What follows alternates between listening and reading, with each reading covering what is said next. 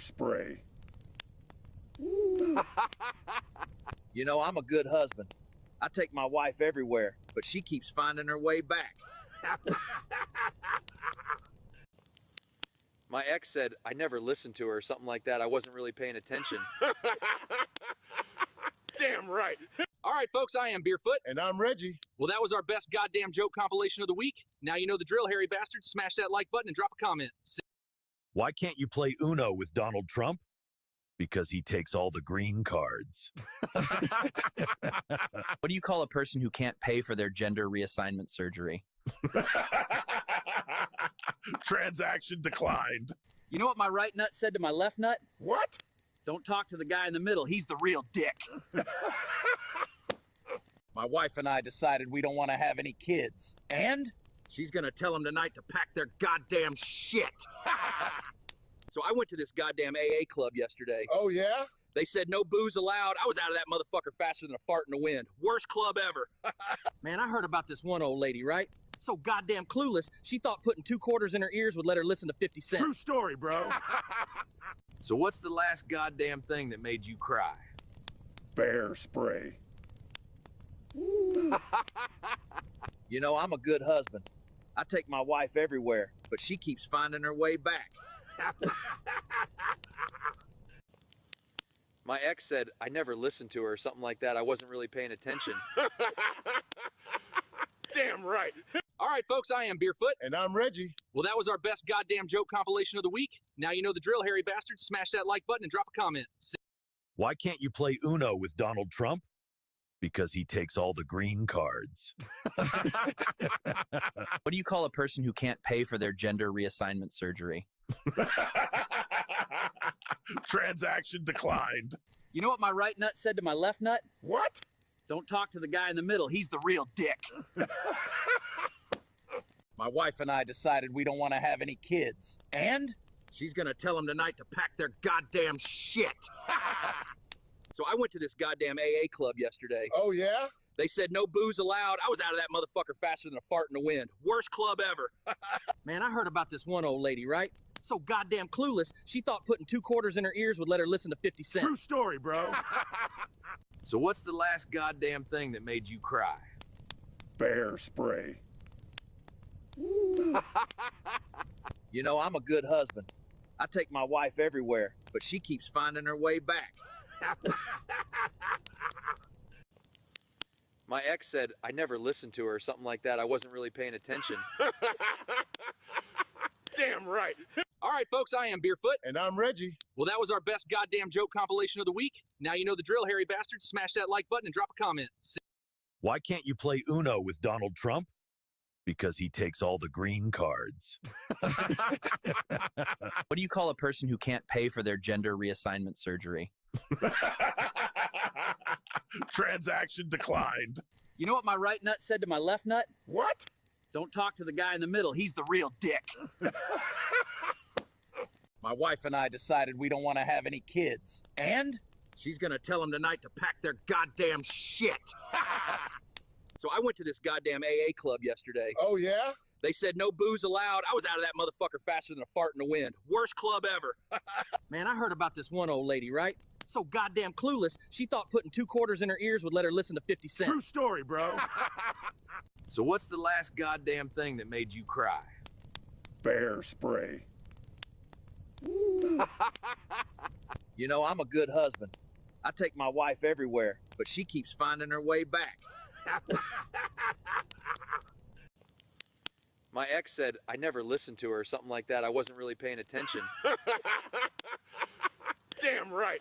All right, folks, I am Beerfoot. And I'm Reggie. Well, that was our best goddamn joke compilation of the week. Now you know the drill, hairy bastards. Smash that like button and drop a comment. Why can't you play Uno with Donald Trump? Because he takes all the green cards. What do you call a person who can't pay for their gender reassignment surgery? Transaction declined. You know what my right nut said to my left nut? What? Don't talk to the guy in the middle. He's the real dick. My wife and I decided we don't want to have any kids. And she's going to tell them tonight to pack their goddamn shit. So I went to this goddamn AA club All right. Do believe we're live. I want to say hello all to everybody out there. And yeah, I just saw Wendy. Yeah, send massive prayers out to Wendy's mom that just fell, and her mom's in ER getting checked out. That would be great. And so today's going to be a fun-filled day. We have 2.5 hours of just crunching stuff in, and then afterwards, we are going to watch President Trump's speech in Iowa. It's at 7:30, so, and there's something else that's bothering me. So I looked to see what time the parade was on Sunday, right? Big parade. There's no parade scheduled in New York City. So what parade was he talking about? Because we have it written down there, July 6th. And I think they're still debating about the bill. I'm not sure. I haven't checked on anything, but because we have got some mind-blowing shit. Might as well call this Dark the Light, Commie Thursday. Because what we found, ooh, child. This is going to get so brutal for them. It's not even I mean, it's amusing to me. Should be amusing to you. But it's the good thing about the internet is that number one, if they see your screen name, they automatically know who you are. It's just a proven fact. But what have we been saying the entire time? What is this war about? This nuclear war. It's the nuclear family. So, this came out yesterday. The timing has been impeccable on a few of these videos, and you're not going to believe why.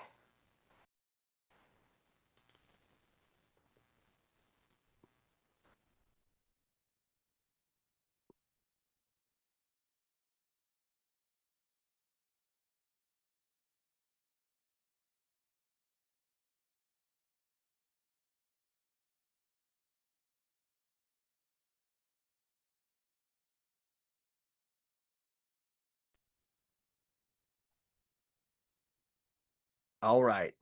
So this is, believe it or not, this is communists openly discussing abolishing the nuclear family. Shall we? Queer and trans people is a threat to the social narrative that the ruling class uses to uphold the structure of the nuclear family, an exploitative structure they created for their own ends. They attempt to uphold that structure by propagating narratives that women and men are inherently different from each other by nature, that sex and gender are the same thing, and that people who transgress these fabricated boundaries are at best sick and at worst predatory. In a word, bullshit.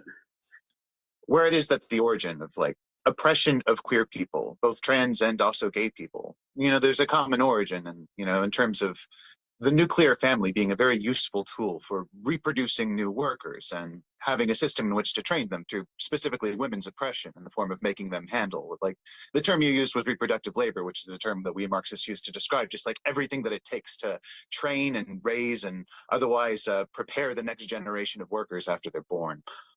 I hear a lot of rhetoric online, and especially, in right-wing circles, of like abolition of the nuclear family, and they want to come after traditional gender roles and traditional nuclear family, and like one man, one woman, and the kids and the dogs and the 2.5 fences or whatever it is. And they kind of paint it as if that husband, wife, 2.5 kids, and a golden retriever is like how it is, how it's always been, and how like it's just human nature. It's just the way it is. But when I first kind of started, exploring Marxism and read Engels' book on the origin of the family, it really is, you think about the nuclear family, and it was essentially created to send men to work in factories for low wages and high output, and then was meant to keep women home, isolated, so that they can't independently organize, and then also, raising the next generation of workers so that they basically have a complete endless flow. And when you look at the nuclear family like that in an honest lens, abolition of the nuclear family doesn't sound so big and scary. And it's these little pieces and these little, specific phrases that get taken out of context to make Marxism seem like this kind of evil, scary thing. But in reality, like, yeah, abolition of the nuclear family is part of liberation for women, liberation for queer people, liberation for trans people. So yeah, I think that's a really interesting topic. Thanks, y'all. Thank you very much, Katie.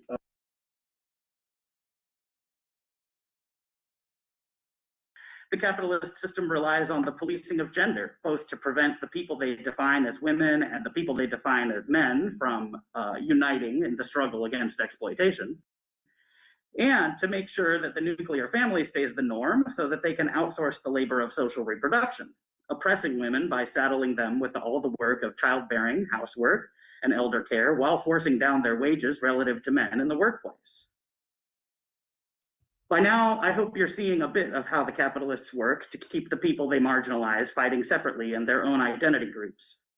And I hope you're also moving toward the conclusion that our struggles are deeply connected, if you're not already there, and that trans and queer people need to fight back alongside women and Black people against our respective oppressions under capitalism. I also want to argue that we need to stand with immigrants against the terror campaign that is currently being unleashed on them, and with Palestinians against the outright genocide being carried out by the State of Israel and their imperialist allies around the world, and especially in the US.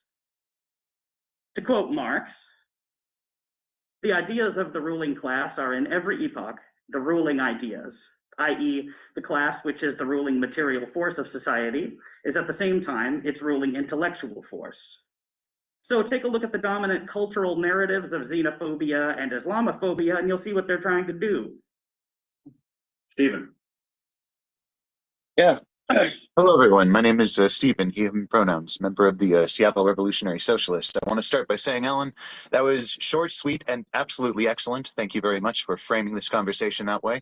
But the point that I kind of wanted to raise, relating to something that you brought up and, talking about, the thing about the ruling class is that there is a bit of division as to how much they're willing to tolerate this. It's not as though the ruling classes have one mind on everything.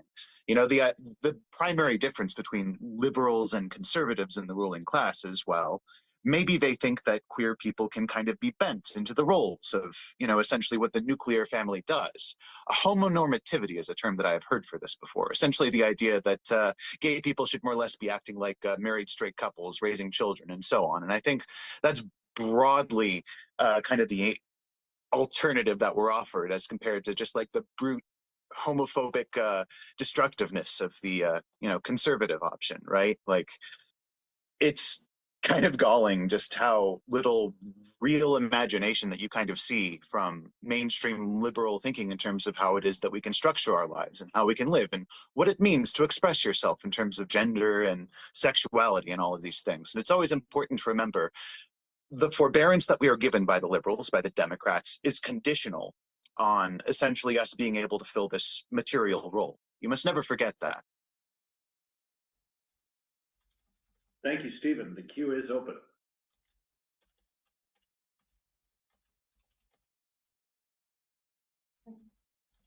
I didn't get your name. Oh, my name is Haley. Haley, thank you. Yeah, I often think about how our history is written through the pinch point of the 19th century and the industrial age and that kind of thing. A lot of historiography began then. So because of the motivations of the industrial age, which was kind of the start of our contemporary capitalism, they wrote things down in their way. Say, I study a lot of Catholic saints. There's Saint Marinos, who's the patron saint of trans parenthood. Saint Marinos was honored as a man for most of Catholic history until the Victorians came around, and then all of a sudden they went in there and redid the shrine, the burial site of Saint Marinos to express that this was a woman.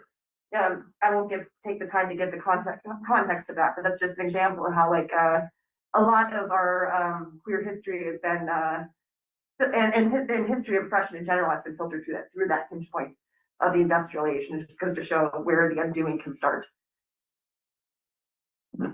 Thank you very much for that, Haley. Katie. Yeah, hey y'all. My name's Katie. She, her pronouns, member of SRS and Firebrand. And yeah, such a good presentation, Alan. I was like fist pumping and chanting on mute over here on Zoom. But yeah, I wanted to kind of build off a comment you had made in the beginning, and also to build off Stephen's point.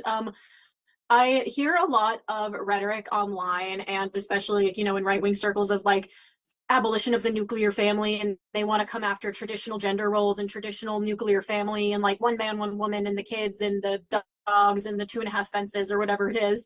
And they kind of paint it as if that husband, wife, 2.5 kids, and a golden retriever is like how it's always been, and how like it's just human nature, it's just the way it is.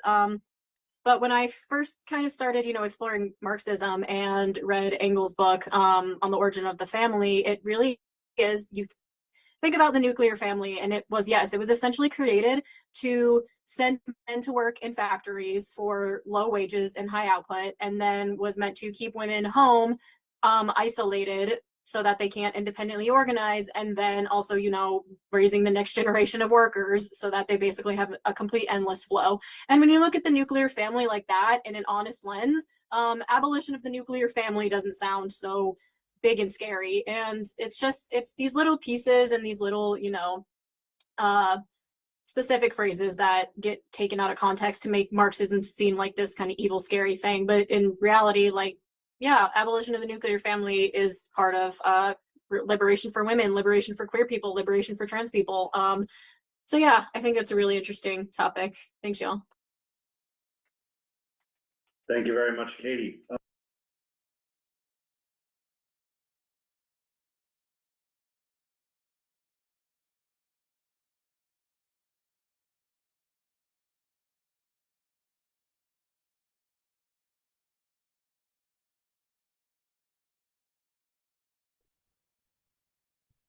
All right, now, I know a lot of people be like, oh man, this is bullshit, right? This is hands down one of the greatest times to be alive. Because, guys, socialists, communists, right? So, let us go over something, shall we?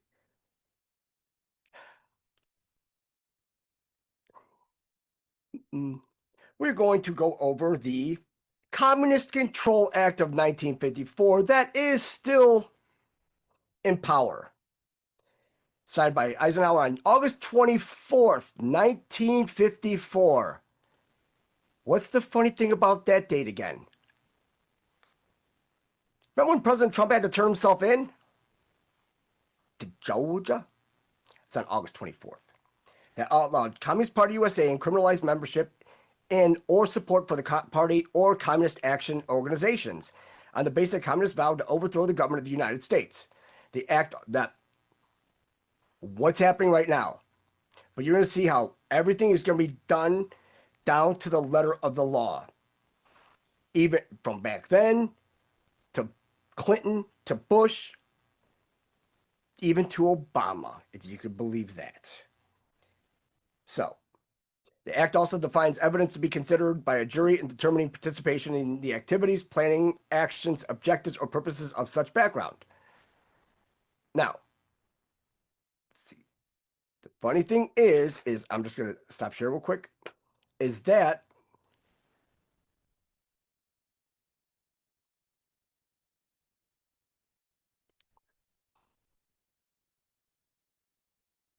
here.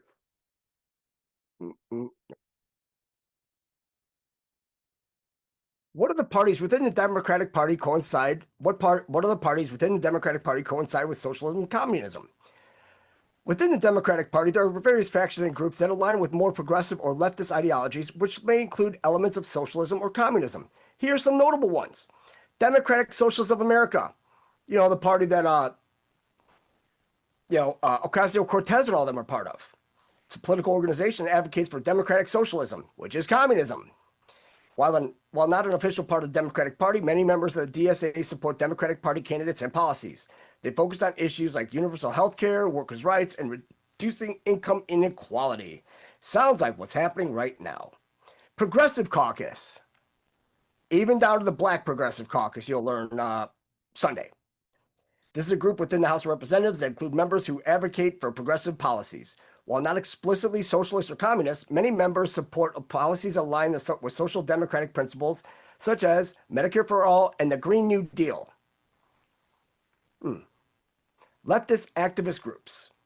Various grassroots organizations and activist groups within the Democratic Party advocate for socialist policies, including labor unions, environmental justice groups, and racial justice organizations. These groups often push for more radical reforms than the mainstream Democratic Party.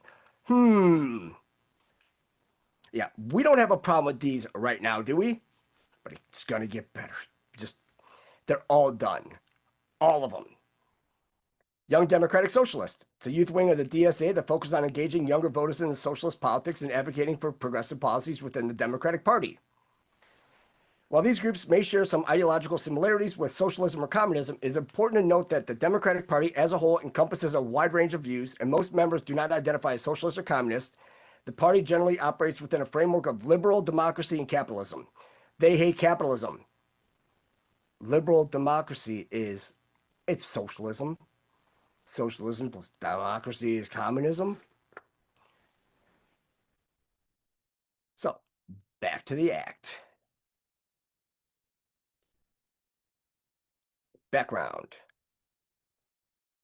Created during the period of the Second Red Scare in 46 to 54, the act of one of many bills drafted with the intention of protecting the American government from the threat of allegedly posed by international communists. During this time, some argued that the pursuit of subversive aims, even by peaceful means, should be outlawed. Thus, many opposed communism because of its explicitly declared and historically demonstrable goal to undermine liberal democracy. In the words of Ernest Van de Haag, there was no place in democracy for those who want to abolish it, even with a peaceful vote. The Communist Control Act of 1954 was originally proposed as an amendment to the Internal Security Act of 1950, which had sought to combat the spread of communism in labor unions. We'll go over the Internal Security Act as well.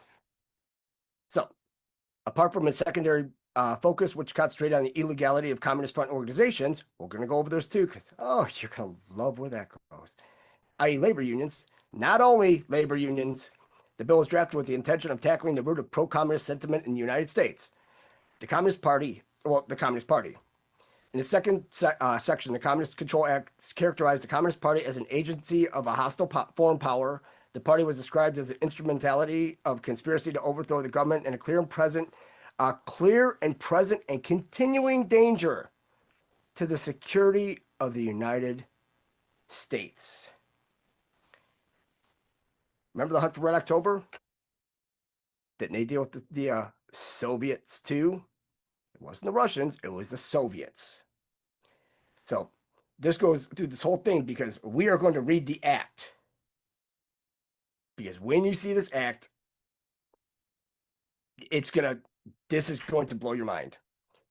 So the overwhelming support provided by liberals has attracted much attention from historians such as Mary McAuliffe, the Journal of American History. McAuliffe argues that the perceived gravity of the threat of communism during the Cold War led some liberals to ignore the fact that the CCA, which is Communist Control Act, suspended the citizenship rights of the Communist Party members.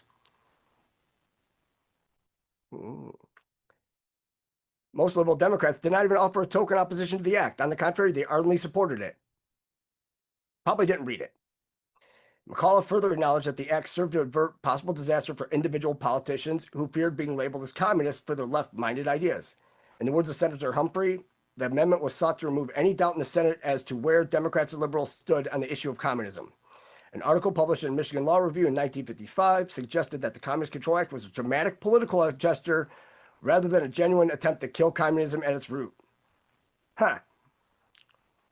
Of course, universities already by then, they've already been infiltrated. McAuliffe underlines the anomalies surrounding the act, and particularly the act was unorthodox since it bypassed the usual process of committee hearings and deliberations and was immediately introduced to the Senate floor.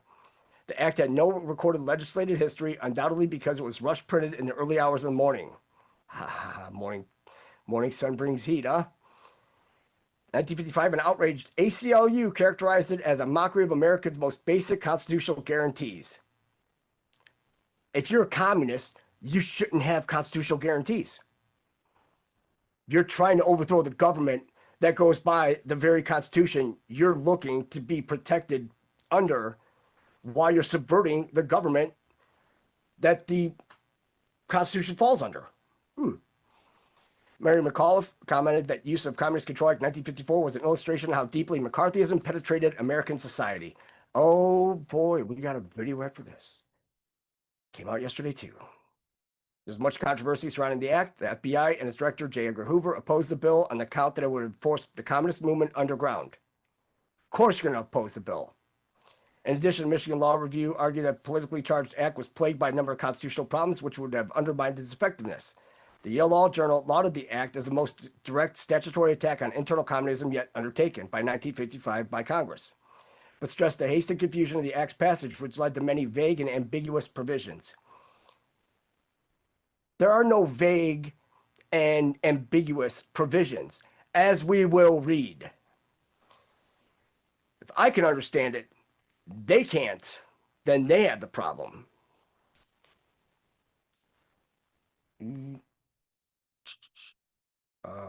McAuliffe notes that because of these complications, the act was never used as a major weapon in the legislative arsenal against communism, apart from two minor cases in the states of New York and New Jersey. And at that time, where was the highest population of Jews in the nation? It was in New York and New Jersey, just like it is now. Litigation, 1961, which is a 17. Supreme Court of the United States ruled that the act did not bar the party from participating in New York's unemployment insurance system. Oh. So the Communist Party USA could still have control over the New York's unemployment insurance system. Great. Now you see how they could fund themselves.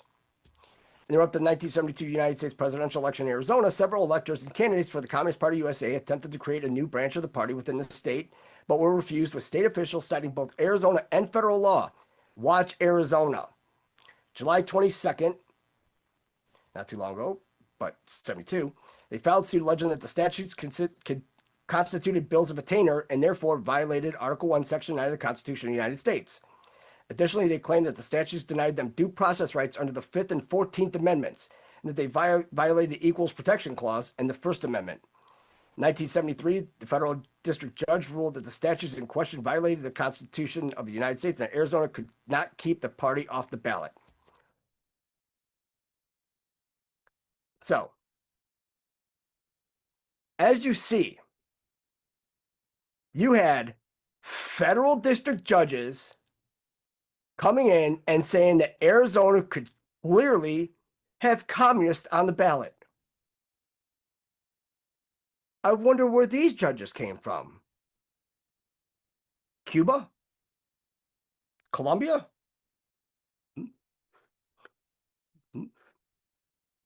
But now, this is where it gets so enlightening.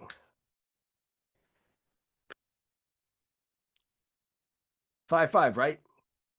It's 50 U.S. Code, Chapter 23. 23 being pain, internal security. Subchapter 4, communist control.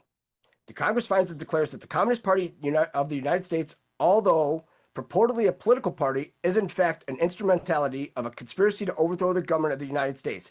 And guess who was a devout follower of the Communist Party USA? John Brennan. So what did he swear upon when he swore with Obama and all that shit? He's like, oh, I swore upon the Declaration of Independence. No, you didn't. You probably swore upon a communist doctrine. It constitutes an authoritarian dictatorship within a republic, demanding for itself the rights and privileges accorded to political parties, but denying to all others the liberties guaranteed by the Constitution. Unlike political parties which evolve from their policies and programs through public means by the reconciliation of a wide variety of individual views and submit those policies and programs to the electorate at large for approval or disapproval, the policies and programs of the Communist Party are secretly prescribed for it by the foreign leaders of the world communist movement. Started by the Jews, guys. Can't even say Zionists anymore. It was all done by them. Its members have no part in determining its goals and are not permitted to voice dissent to party objectives. Unlike members of political parties, members of the Communist Party are recruited for indoctrination with respect to its objectives and methods and are organized, instructed, and disciplined to carry into action slavishly the assignments given to them by their hierarchical chieftains. Slavishly. Slav. That's where they got the term slave from, by the way. Unlike political parties, the Communist Party acknowledges no constitutional or statutory limitations upon the conduct or upon that of its members. The Communist Party is relatively small numerically and gives scant indication of capacity ever to attain its ends by lawful political means. The peril inherent in this operation arises not from its numbers, but from its failure to acknowledge any limitation as to the nature of its activities and its dedication to the proposition that the present constitutional government of the United States ultimately must be brought to ruin by any available means, including resort to force and violence. Now you see why the Democrats always have that force and action. We need to take action. We need to take actions. You can't even say it's just a couple in the Democratic Party anymore. The Democratic Party hates America. Simple. Holding that doctrine, its role as the agency of a hostile foreign power renders its existence a clear and present and continuing danger to the security of the United States. It is the means whereby individuals are seduced into the service of the world communist movement, trained to do its biddings. Whereby individuals seduced into the service of the world communist movement, where are they seduced? The universities. Hello, liberal universities. Liberal democracy. Catching on. It's the means whereby individuals are seduced into the service of the world communist movement, trained to do its bidding, and directed and controlled in the conspiratorial performance of the revolutionary services. Therefore, the Communist Party should be outlawed. Editorial section was enacted as part of the Communist Control Act 1954 and not as a part of the Internal Security Act of 1950, which comprises subchapters 1 and to 3 of this chapter. Statutory notes, they just go over simple notes. And it says, severability. It says, if any provision of this title or the application thereof to any person or circumstances is held invalid, the remainder of the title and the application of such provisions to other persons or circumstances shall not be affected thereby.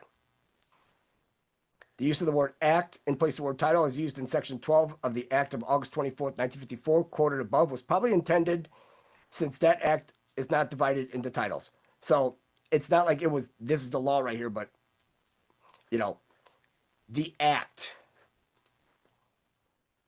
Prescription of Communist Party, its successors, and subsidiary organizations. This gets good. Wait till you see how good this gets.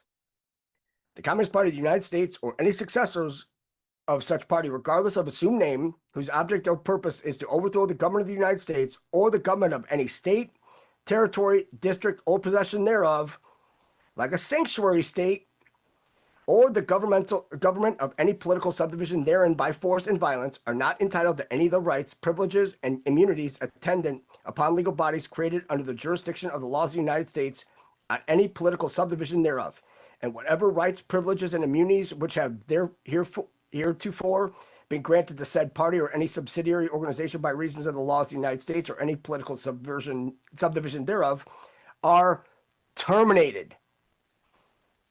You lose your rights. You tried to subvert the whole Constitution. You can't claw back and say you need due process when you're trying to subvert the same Constitution you're trying to cover. No. So, application of Internal Security Act of 1950 to members of the Communist Party and other subversive organizations. Communist Party defined. Whoever knowingly and willfully becomes or remains a member of the Communist Party or any other organization having for one of its purposes or objectives the establishment, control, conduct, seizure, or overthrow of the government of the United States or the government of any state or political subdivision thereof by the use of force or violence with knowledge of the purpose or objective of such organization shall be subject to all the provisions and penalties of the Internal Security Act of 1950 as amended, as a member of the Communist Action Organization. Knowingly.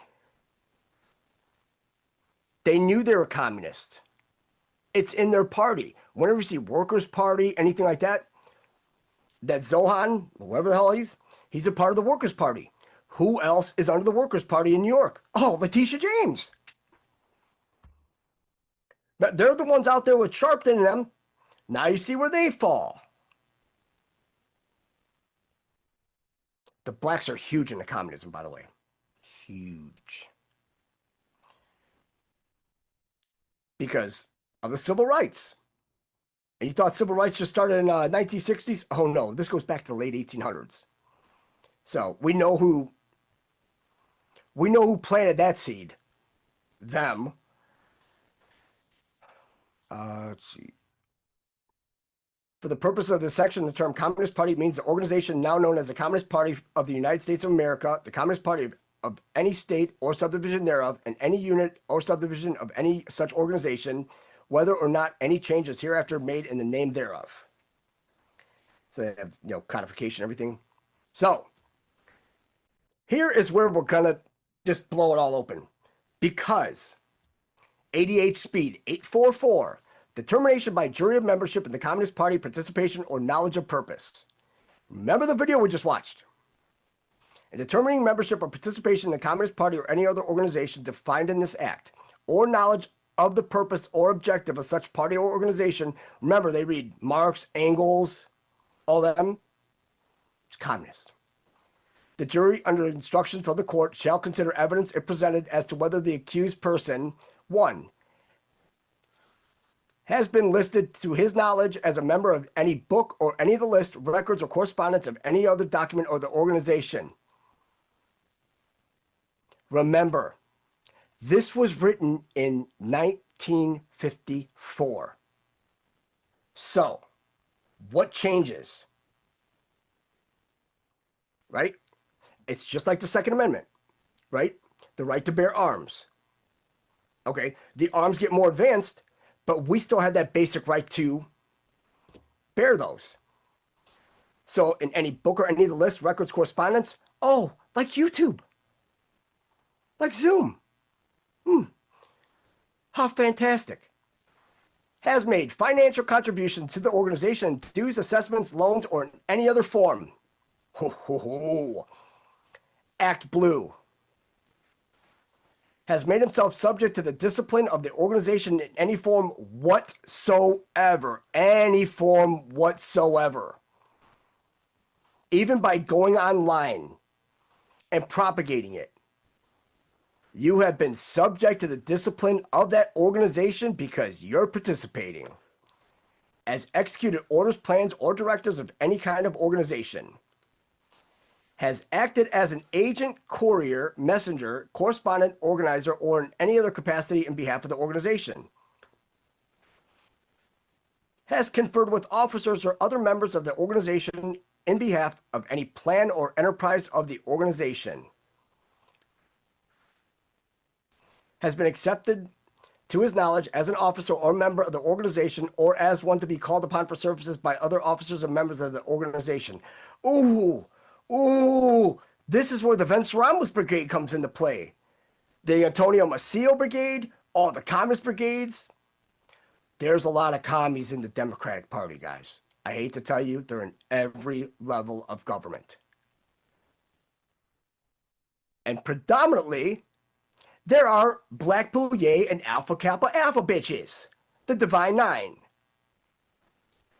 Because remember, they used slavery as a vehicle to promote communism through them, for them to hate Whitey, but Whitey didn't do the slave trade. They did.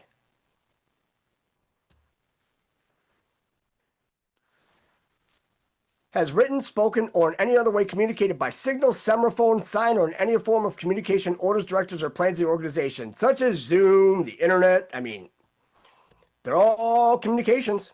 They're all comms. Has prepared documents, pamphlets, leaflets, books, or in any other type of publication in behalf of the objectives and purposes of the organization. Ooh, you mean all those books that Karlyn got, huh? Well, she went and she got them from those assholes. But the funny thing is, isn't it funny that they're hiding like their little LGBTQ bullshit? Remember, oh, we just want to get married, and We knew that they were going to come for the kids, but it wasn't even just the kids, it was the Constitution as well. Because they're so fucking retarded, they don't know which hole to stick their dick in. Or if they want to cut it open, spin it inside out, and... But hey, who started that shit? They did. Again. Has mailed, shipped, circulated, distributed, delivered, or in any other way sent or delivered to others material and propaganda of any kind on behalf of the organization. Has advised, counseled, or in any other way imparted information, suggestions, recommendations to officers or members of the organization or anyone else in behalf of the objectives of the organization. You mean giving them marching orders?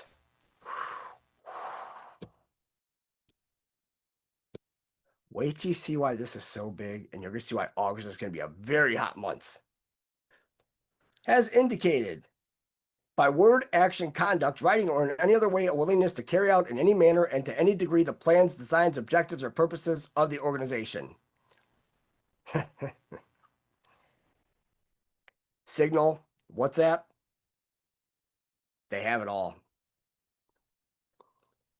Has in any other way participated in the activities, planning, actions, objectives, or purposes of the organization. And the enumeration of the above subjects of evidence on membership or participation in the Communist Party or any other organization as above defined shall not limit the inquiry into and consideration of any other subject of evidence on membership and participation as herein stated.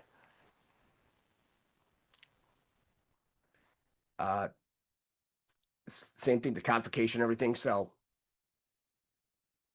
yeah, we've got that going for us.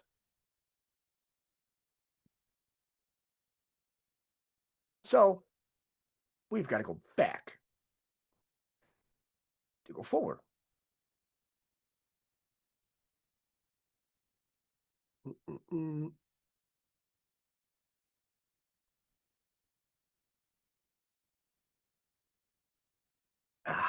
Why was Vegas mentioned so many times?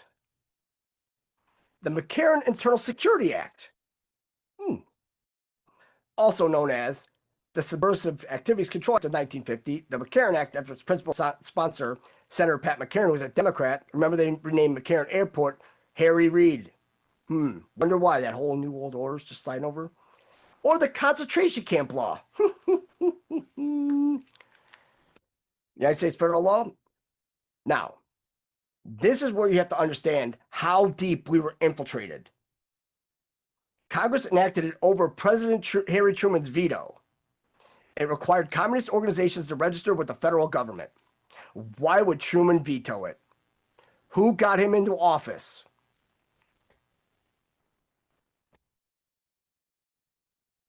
They did.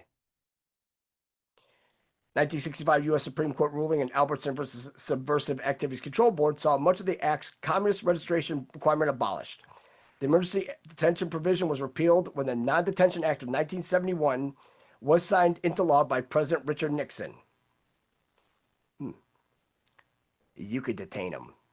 The Act's Subversive Activities Control Board, which enforced the law's provision calling for investigations of the persons engaging in subversive activities, would also be abolished in 1972.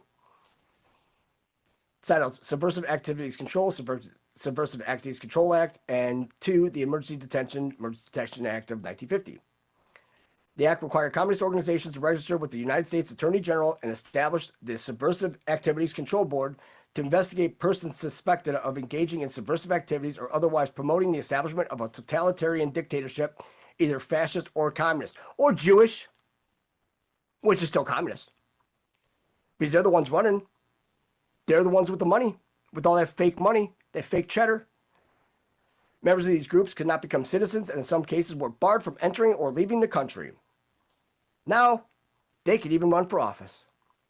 Immigrants found in violation of the act within 5 years of being naturalized could have their citizenship revoked. This is still active. United States Attorney General J. Howard McGrath asked the CPUSA provide a list of all members of the United States as well as reveal its financial details. Furthermore, members of the Communist Action organizations, including those of Communist Party in the United States of America, were required prior to a 1965 Supreme Court case mentioned below, to register with the U.S. Attorney General their name and address and be subject to statutes applicable to such registrants. Example being barred from federal employment, among others. But what happened? In addition, once registered, members were liable for prosecution solely based on the membership under the Smith Act due to the expressed and alleged intent of the organization. The act also contained an emergency detention statute giving the president the authority to apprehend and detain each person as to whom there is a reasonable ground to believe that such person probably will engage in or probably will conspire with others to engage in acts of espionage or sabotage. Ho, ho, ho, ho, ho. Because remember, why is that so big? The emergency detention provision was repealed when the Non-Detention Act of 1971 was repealed. But thing is that it gets a lot deeper. Because when you see how September 11th played a huge part in this too. Oh. The act also contains an emergency detention statute. Oh, we already went over that one, sorry. It tightened alien exclusion and deportation laws and allowed for the detention of dangerous, disloyal, or subversive persons in times of war or internal security emergency. It tightened deportation laws. You don't have due process because you are an alien. That's why they're migrants. No, they're not. They're illegal aliens. Use the proper terminology, how it was written under the law. The act have implications of thousands of people displaced because of the Second World War. Because, you'll see why. In March 1951, chairman of the United States Displaced Persons Commission was quoted as saying that 100,000 people would be barred from entering the United States that otherwise would have been accepted. By March 1st, 1951, the act had excluded 54,000 people of German ethnic origin and 12,000 displaced Russian persons from entering the United States. Why? German ethnic origin, Jews, displaced Russian persons, Ukrainians, filth. Not all of them, just, in general. Notable persons barred from the United States include Ernest Chain, who was declined on a visa on 2 occasions in 1951.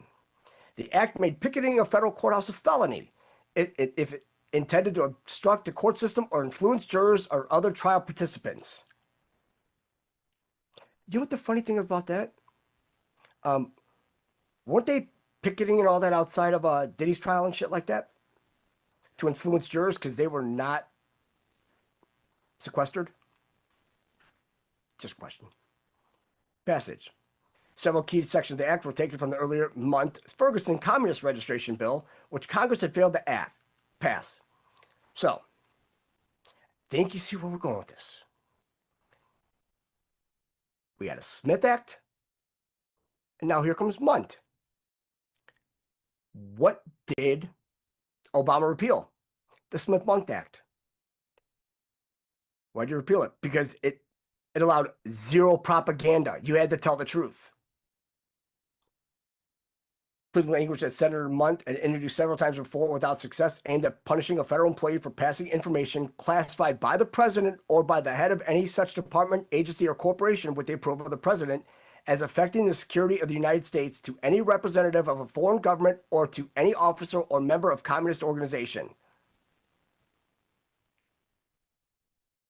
So, why did Congress fail to pass it? Because you already had the Zionist Organization of America, you had AIPAC, you had all those assholes in there. Not AIPAC, but Zionist Organization of America, because AIPAC came during Kennedy, right after Kennedy. He told the Senate hearing that it was response to what the House Un-American Activities Committee had learned when investigating the so-called Pumpkin Papers case, which that it falls under the, we discussed them, the Ware Group that we discussed, the Whitaker Chambers, Alger Hiss, and all that. They're all communist. The espionage activities in Chambers Hiss case, the Bentley case, and so-called others. What's 3 days after the 28th, October? Thanksgiving. Or, not Thanksgiving, Thanksgiving. Halloween. The Pumpkin Papers, huh? Pee-pee. President Harry Truman vetoed it on September 22nd, 1950, and sent Congress a lengthy veto message in which he criticized specific provisions as the greatest danger to freedom of speech, press, and assembly since the Alien Sedition Laws of 1798, a mockery of the Bill of Rights and a long step forward totalitarianism. Well, guess what? Without debate, they overrode the veto 286-48 the same day. They said, fuck you, commie. The Senate overrode his veto the next day after a 22-hour continuous battle by a vote of 57-10. 31 Republicans and 26 Democrats voted in favor, while 5 members of each party opposed it, 5-5. Democratic Senator Hubert Humphrey led the outnumbered opposition in the Senate despite having voted in favor of the law the first time. Part of the act was repealed by the Non-Detention Act in 1971 after facing public opposition, notably from Japanese Americans. President Nixon, while signing the repeal bill, referred to the internment of Japanese Americans during World War II for the historical context as to why the bill need to be repealed. You know what the funny thing about that is? Why was that Japanese American internment under Roosevelt? Why was that put into place? We discussed this a while ago, but we're going to go back on it. So what happened was, you had all these Japanese farmers and everything. They came over to the U.S. They assimilated with the American life. Had no problem with it. It was all in California. Well, the Jews got pissed. So they were like, oh, you have to lock them up because of what happened to Pearl Harbor. Even though FDR is the one, him and Churchill are the ones that orchestrated Pearl Harbor. But everybody needs a boogeyman. So they locked them all up. Over 100,000 of them. They seized their property, their land, everything. Who did it go to? I think you know where we're going with this. Them. For example, violation of 50 U.S. Code 797, Section 21 of the Internal Security Act of 1950, which concerns security of military bases and other sensitive installations, may be punishable by a prison term of up to 1 year. The part of the act codified in 50 U.S. Code 798 has been repealed in its entirety for violating the First Amendment. It's funny that they hide behind the First Amendment when they're trying to subvert the damn Constitution. No. There's freedom of speech, and then there's revolutionary speech. It was abolished by Congress in 1972. Let's see. 1 second here. Here we go. This is where we're going to get. Military is the only way. The constitutionality. Supreme Court of the United States was initially deferential towards the Internal Security Act. For example, in Galvin versus Press, the court upheld the deportation of a Mexican alien on the basis that he had briefly been a member of the Communist Party from 1944 to 1946, even though such membership had been lawful at the time, and that been declared retroactively illegal by the act. Even though it was lawful at the time, they deported him. As McCarthyism faded in history, the court adopted a more skeptical approach towards the act. The 1964 decision in Aptheker versus Secretary of State ruled unconstitutional Section 6, which prevented any member of a Communist Party from using or obtaining a passport. Passport's canceled, huh? Starting to put us all together now. 1965, the court voted 8-0 in Albertson versus Subversive Activities Control Board to invalidate the act's requirement that members of the Communist Party would register with the government. It held that the information which party members were required to submit could form the basis of the prosecution for being party members, which was then a crime and therefore deprived them of their Fifth Amendment rights against self-incrimination. So, they used the Fifth Amendment rights so that they can't incriminate themselves about exposing themselves of being a communist that wants to take over the U.S. government and turn it into Bolshevism that the Jews were a part of. Skip the Zionism, go straight to Judaism. The good Jews know who they are. The rest of them, they'll find out. Sooner than later, because, well, when Space Force hits that button, the bite that has no cure. 1967, the Act's provision prohibiting communists from working for the federal government or at defense facility was also struck down by the Supreme Court as a violation of the First Amendment's right to freedom of association. Yeah. Yeah. So please tell me again, this whole federal government has got to go. Not just the old judiciary. Because remember, they're sitting here thinking that the executive and the legislative, they're the ones bickering back and forth. It's the judiciary that was infiltrated. Because you had all these shithead presidents that got to put all these federal judges on. Remember, Trump made a point. He's like, I can't believe, Obama left all these judges for me to nominate. Huh. I mean, you would have thought that you would have wanted to fill them all. No, Hillary wanted her set too. Seal the deal. Use by U.S. military. The U.S. military continues to use 50 U.S. Code 797, citing it in U.S. Army Regulation AR 190-11 in support of allowing installation commanders to regulate privately owned weapons on Army installations. An Army message known as ALCRAT states that senior commanders have specific authority to regulate privately owned weapons, explosives, and ammunition on Army installations. The ALCRAT refers to AR 190-11 and Public Law Section 1062 of Public Law 111383, also known as the National Defense Authorization Act for fiscal year 2011. AR 190-11 in turn cites the McCarran Internal Security Act codified as 50 U.S. Code 797. The ALCRAT reference is truncated version of public law. So I know I really dig at these pricks, right? But what if it's hidden in plain sight? So I know I've criticized them on their spelling, on their grammar, on their punctuation, but this time it's way different. Because dash versus minus military, right? AR 190-11 or minus 11 or AR 190-11.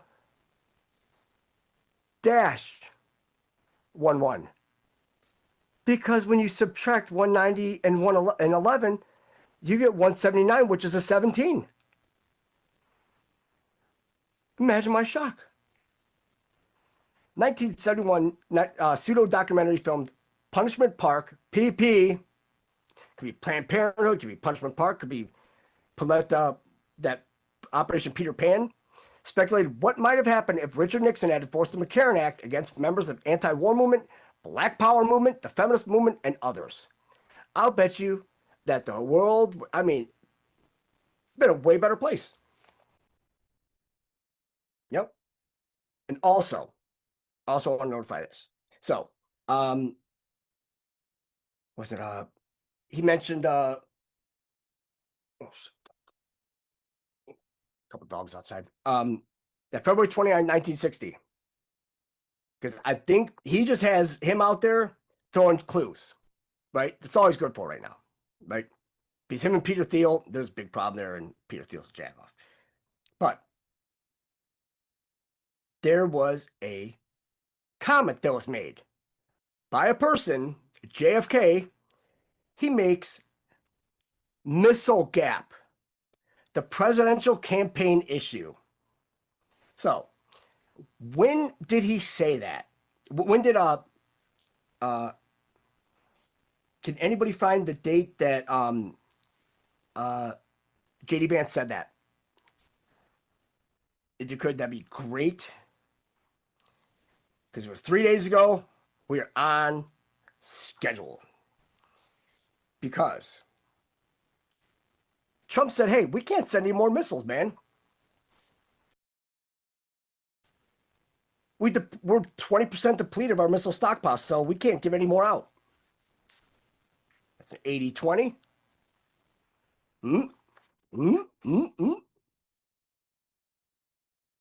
And so, I have got another awesome video for you because this came out 22 hours ago.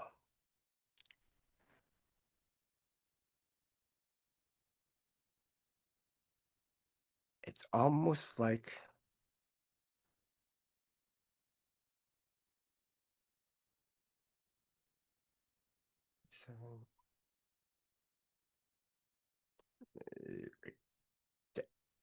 All right, this one's 1955 long, but I'm going to skip through the commercial in the middle. But everything you were taught about McCarthyism is wrong, and so is the phrase naming names in front of a Senate. What you think it means is outing people out of hate and hysteria.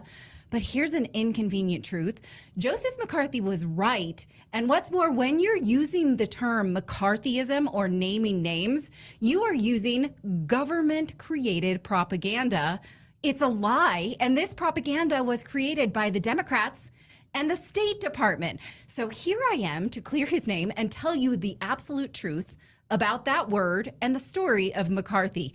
If you ask any high school student what it means, likely they'll say, well, it's baseless witch hunts that ruined innocent lives.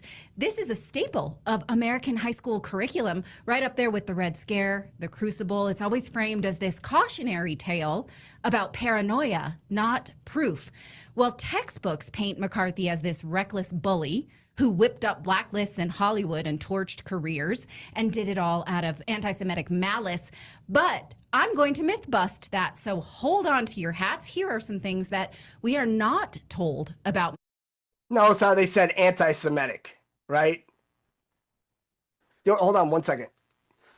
Hold on one second. You know what? Let me fix the audio. Sorry, there's something with the audio, with the video. Let me fix this real quick. There we go. All right. Because I noticed it was like real low. So I know some people are like, yeah, why is it so quiet? McCarthy. Number one is that he was right. And I'm going to tell you how we know this. He actually did not want to name names. He was smeared by the Democrats and the State Department in collusion. He actually had factual reports and intelligence on which to make his accusations, and he was the victim of multiple character smears, all of which I'm going to tell you the truth about. So let's start with the first one. Get ready, buckle up. First of all, he was right. History has shown that McCarthy was absolutely correct, and there were, in fact, communists infiltrating the U.S. government, specifically the State Department, at the policy level, at the highest levels. Well, how do we know this? Well, the FBI knew it all along, but the public knows because when the Soviet Union fell in the 90s, they gave us proof.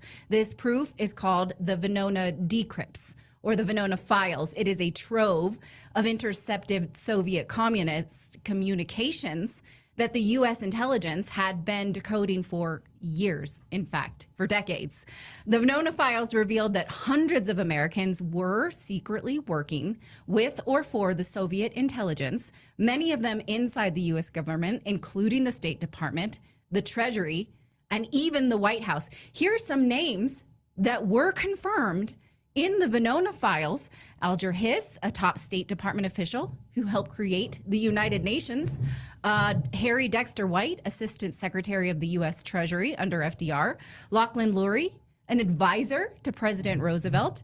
Julius and Ethel Rosenberg, who passed atomic secrets to Moscow, one of the more famous cases. Now, the only one here directly named by McCarthy on this list was Harry Dexter White. He was named in the famous 1950s Wheeling speech. He died of a heart attack just a few days after denying under oath that he was a Soviet agent, but that was a lie. He is, in fact, confirmed in the Venona files as a confirmed Soviet source. The others here, Alger Hiss was exposed by Whittaker Chambers, not McCarthy. Lachlan Lurie was part of a broader network of espionage that McCarthy did reference, but he was not specifically focused on him. The Rosenbergs were prosecuted by the Justice Department, not McCarthy, so I should be clear. But all of these validate McCarthy's assertion that there were Soviet spies in the U.S. government. Now, I should point out the FBI knew this all along. The FBI had the Venona transcripts as well as treasure troves of documents, files and files and files. And in fact, we know that they knew this as early as 1942 because they were investigating Oppenheimer, the father of the atomic bomb. We know this, that he had been investigated as a secret party member. Now, why, you might ask, did McCarthy stand on a limb by himself if the FBI knew that what he was saying was correct. Well, partly because the intel that they had was classified. They were still working these files at the time. And partly because they didn't think that McCarthy would need their help. McCarthy wasn't actually doing these investigations himself. He was asking for investigations, which were in fact happening. And there was no way that the FBI at the time could have known that the Democrats were going to attempt to smear McCarthy, which at the time was so unprecedented. And I'm going to show you this. But it is true that by 1950, when the McCarthy hearings began, the president and the State Department had already been given volumes of information proving that Russian spies were working in the State Department, and they did nothing about it, which is another broader question. Why did that happen? This brings me to my point about McCarthy not wanting to name names. This is my second point.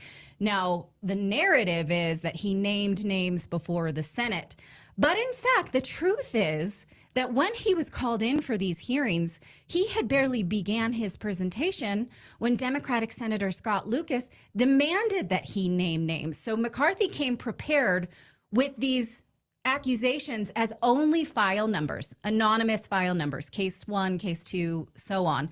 He had said repeatedly that he was not prepared to name names publicly in front of the TV cameras, but the Democrats pushed him. Here's when he first began his speech, and Senator Lucas said, I want him to name those communists. The senator is privileged to name them all in the Senate, and if those people are not communists, the senator will be protected. He said, all the communists he's going to name, I want to remain here until he names them. So there are many exchanges like this where Democrats push and push and push, and McCarthy repeatedly refuses to name names. He says, I will hand these names over in closed door sessions. That is on the record many times. Here's just one of those times where he says, this is a quote from McCarthy, which you will not find if you look it up on YouTube, but it is in the record. He says, the names are available. The senators may have them if they care for them. I think, however, it would be improper to make the names public until the appropriate Senate committee can meet in executive sessions and get them. I have approximately 81 cases. I do not claim to have any tremendous investigative agency to get the facts, but if I were to give all the names involved, it might leave the wrong impression. If we should label one man a communist when he is not a communist, I think it would be too bad. However, the names are here. I should be glad to abide by the decision of the Senate after it hears the cases. But I think the sensible thing to do would be to have an executive session and have a proper committee go over the whole situation. He didn't want to. We have many exchanges like this where he says over and over, I do not want to do this. And he never claimed to have conducted investigation himself. He was a senator, not a prosecutor. His aim at showing up for these hearings at all was to ask the Justice Department and the State Department to investigate these things. But once he named names, most of the accused were brought to testify. They denied everything and were promptly cleared by the Democratic-controlled committee, often without further inquiry. Many were never seriously investigated at all. In fact, some just walked free on nothing more than a denial, despite credible questions about their records. So this idea that McCarthy named names, that's a smear. That was a trap that he walked into. He resisted doing so many times. It was the Democrats who demanded that he name names publicly, pressuring him under the guise of transparency, and then turning around and weaponizing that disclosure against them. So they laid the trap, he walked into it. So how many innocent people were dragged into this? We can't really know, since so many of them just asserted their innocence and then walked away. The system clearly wasn't interested in the truth. They were interested in discrediting McCarthy. And there is evidence that that is what happened. And I move on to this next myth. We're all feeling it. Costs are still rising. Inflation is slowing, but still a thing. Prices are still going. The smear campaign was run very intentionally by this man here, Millard Tydings. He was a Democratic senator from Maryland. He threatened to play a speech that McCarthy had made in West Virginia at the hearings. but it was pure theater. There was never a recording of that speech. It was mysteriously erased. Tidings colluded with the State Department. He later admitted under congressional testimony that he didn't even have that speech. He was just threatening it for the cameras. Now, Tidings colluded with the State Department to smear McCarthy in these hearings, and there is proof of that. In fact, the magazine Newsweek covered this smear campaign extensively in 1950, although the archives are nearly impossible to find online. They exist. Tidings convened meetings with the State Department's own lawyers with the aim of, according to Newsweek, the total and eternal destruction of McCarthy. Now, let that sink in for a second. The State Department was allowed to interfere in an investigation of itself, helping Democrats engineer a smear campaign against the one man who was calling for accountability publicly. And that's then where we get the term McCarthyism. They came up with it. So how can we use this when it is, like the term conspiracy theory, was used to discredit those asking questions? Conspiracy theory itself is a conspiracy. So is McCarthyism. So let's move on. Where did McCarthy actually get his information, if not from the FBI? Well, from the U.S. State Department itself. In August of 1946, a State Department official named Samuel Klaus wrote a classified 106-page memo flagging over 120 U.S. employees as security risks. This internal document directly informed Truman's 1947 loyalty program and later McCarthy's 1950 speeches. Now, here's something odd about that memo, though. It has since disappeared from public record. The author of this fantastic book called Blacklisted by History, which is a fantastic read. It almost reads like a spy novel, but it's real. Creation of American Propaganda. M. Stanton Evans, he went looking for it, and the Klaus memo is missing from public record. He looked in the National Archives. He looked in the Tidings Panel archives. He found a notice of where the memo had been, but it was withdrawn in 1993. So this important information, this important document that informed the McCarthy hearings is gone. That's weird, right? But McCarthy definitely read it, and that is what prompted him to speak publicly about the need for investigation and communist infiltration into the U.S. government. As a senator, that's kind of what you would hope they would do. See weird things, call for government investigation. It is also useful, though, that Democrats went on to smear his character. And here are just a few things that they used to smear his name, which are not true. The first thing, they called him un-American. Well, you be the judge of that. I would like you to know about his background. He was one of 7 children from a hardworking family in Wisconsin, and he had to work several jobs as a teenager. So he did not get to complete high school at age 18 when normal teenagers do. So at the age of 20, he enrolled in an accelerated course to finish high school, and he finished in 9 months. He went on to get a law degree, and then he ran for office as a local judge, and he won, becoming the youngest judge in Wisconsin at that time, 1939. Then came the draft, which he would have been exempt from because he was a sitting judge. But he gave up his position and enlisted voluntarily anyway. He joined the Marines in World War II. He flew combat missions in the Pacific and earned the Distinguished Flying Cross.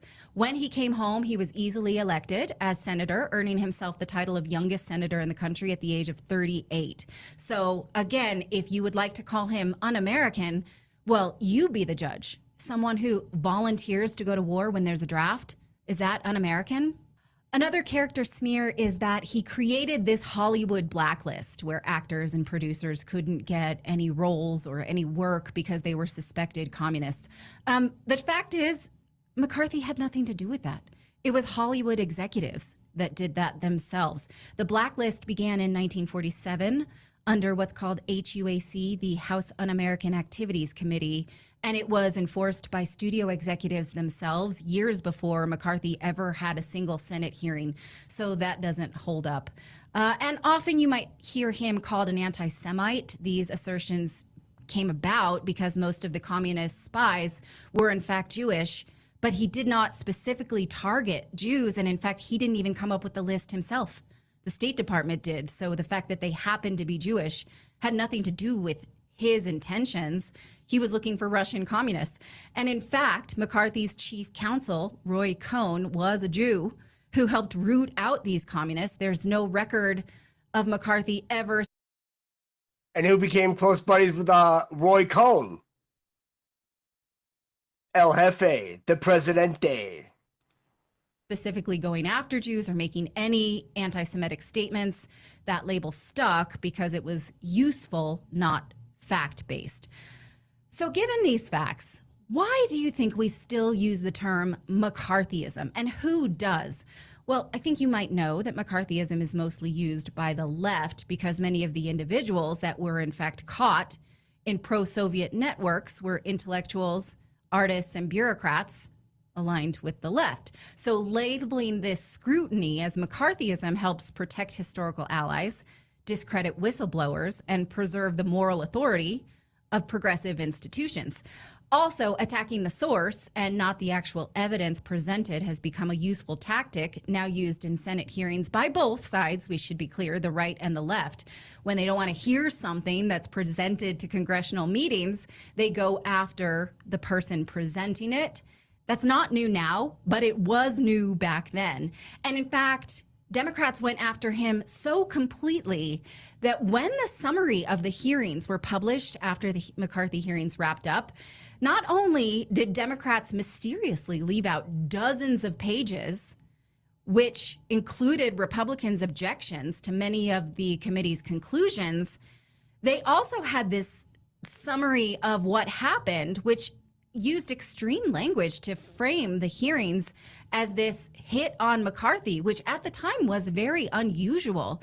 Evans says that this memo had these scathing accusations of McCarthy himself: hoax, fraud, deception, nefarious, vile, big lie, distortion. Think projection.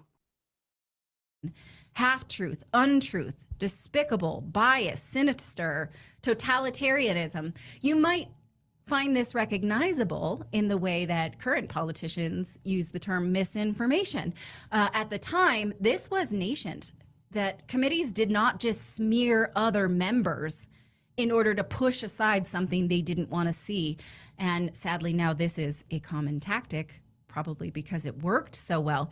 It proves that the main purpose of the McCarthy hearings was only to smear McCarthy, not get to the truth, which now is incontrovertible, that the US government was actually infiltrated.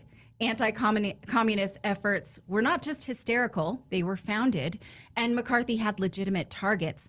And again, it wasn't the people himself that he was after. He wanted the government to launch investigations. He wanted to keep the people's names out of it. But now, sadly, when politicians use the term McCarthyism, they just sling around propaganda. This was government propaganda, turning the accuser into the accused. And they have invoke McCarthyism. And where did that all come into play? That Frankfurt School. It's all das Juden. As a warning sign against state overreach, which obviously is valid in most contexts, but they ignore the real subversion that did exist. And it's such a useful lie. It lets those in power rewrite history, discredit investigations, and brand their opponents as paranoid fanatics. And even when these opponents are pointing to documented truth. Now think about the whole thing in Israel with Hamas, right? Just what she said. They control the narrative, all this. They think they're doing nothing wrong.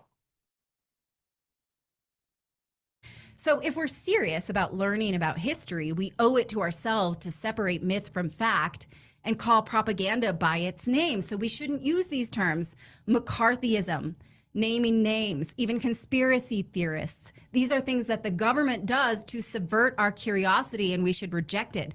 And perhaps we even, instead of McCarthyism, we should use this. Millard Tydings was the guy who started it. We could use Tidyism.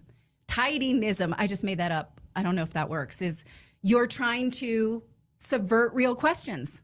Tydingism. I don't know. You want to use that? Let's start a hashtag.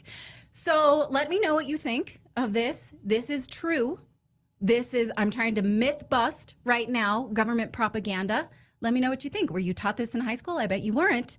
And the next time someone accuses you of McCarthyism, you can say thank you, because that guy was right.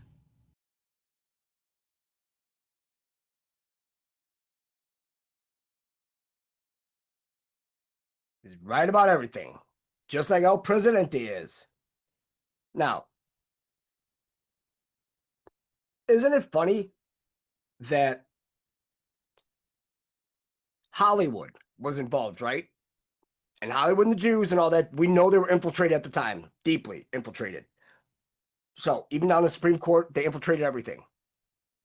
But then, remember, as soon as they were called communist, shit, we need a way to get back in the people's good graces, right? To make us the victims.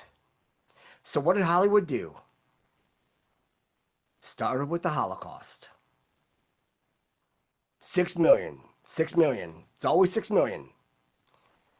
Always 6 million for them. I do have another video by Karlyn, because she came out with some bangers. Now this one has to do with these far left social groups and how they're funded. I did put in the chat. And this one's only 8 minutes long.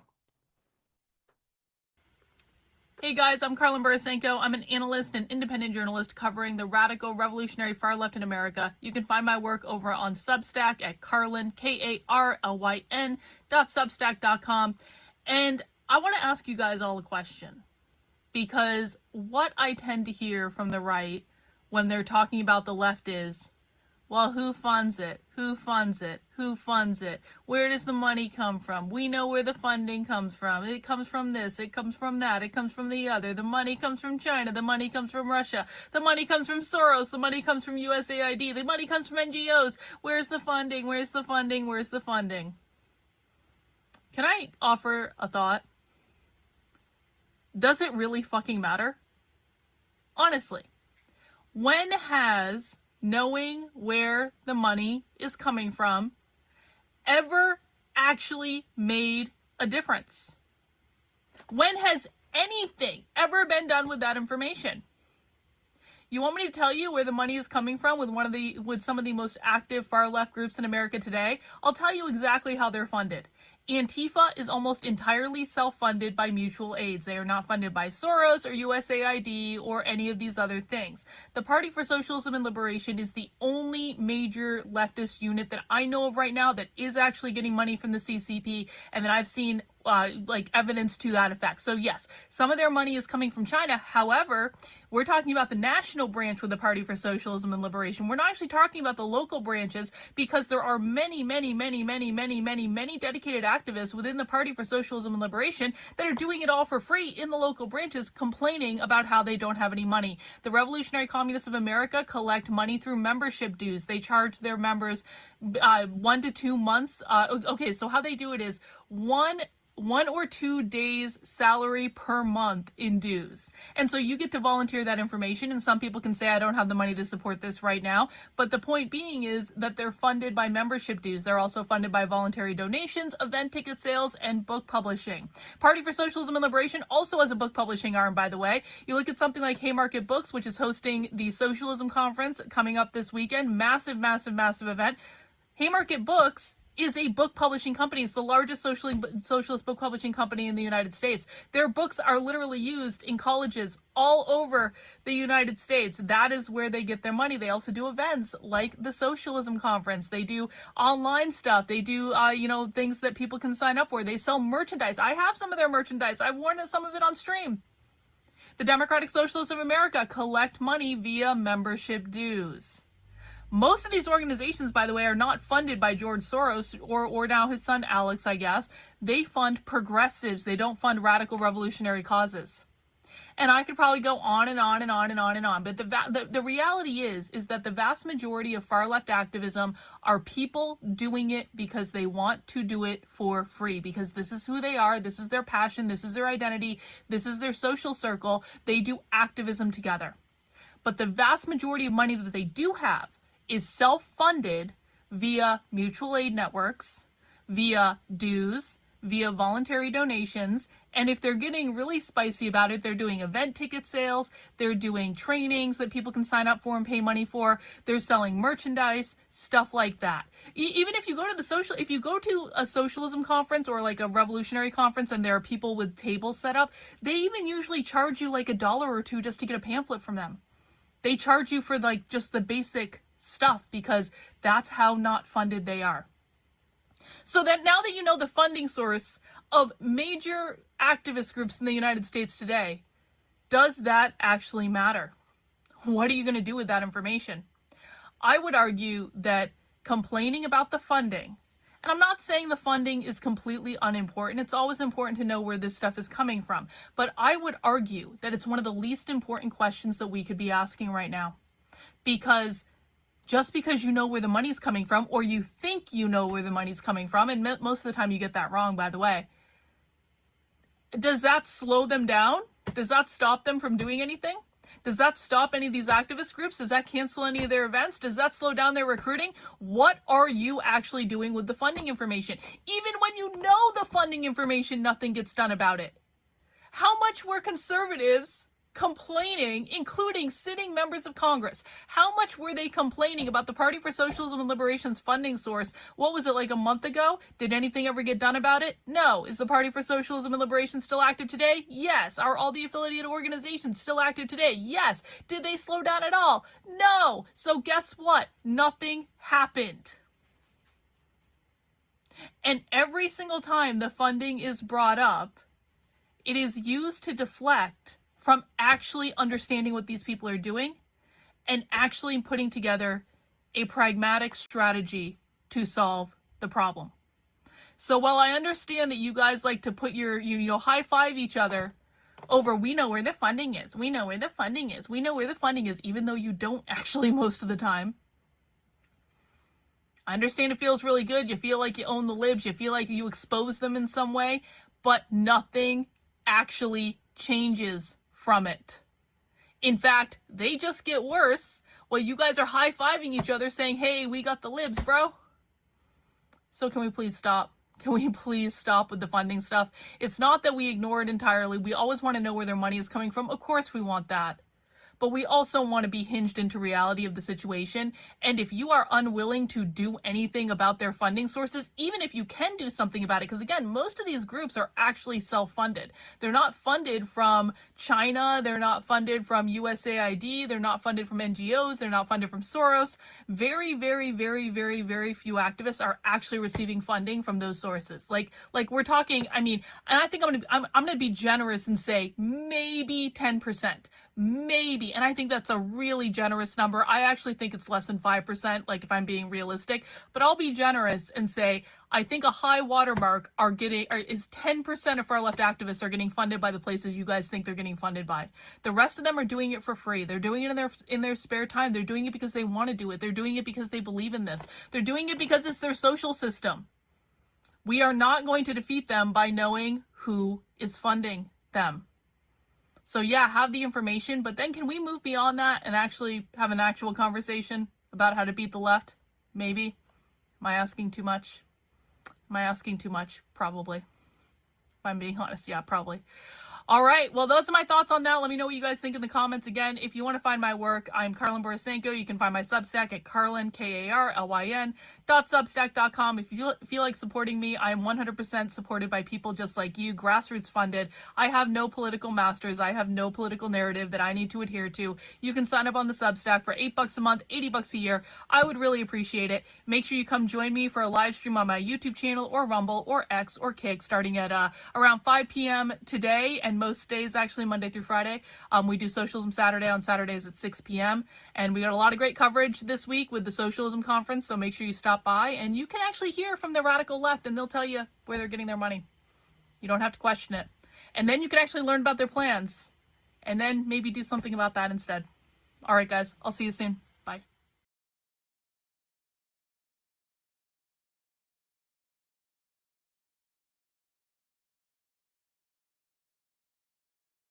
So,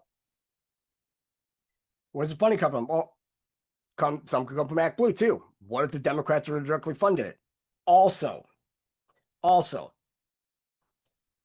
how else could it have been funded in plain sight by them wanting to pay off all their college? That'll fund a lot of people, wouldn't it? Also, this week at a socialism conference. Let's see where that is going to be located. Oh boy, it is in. We've got some interesting stuff. I mean, we found a video that came out 10 days ago.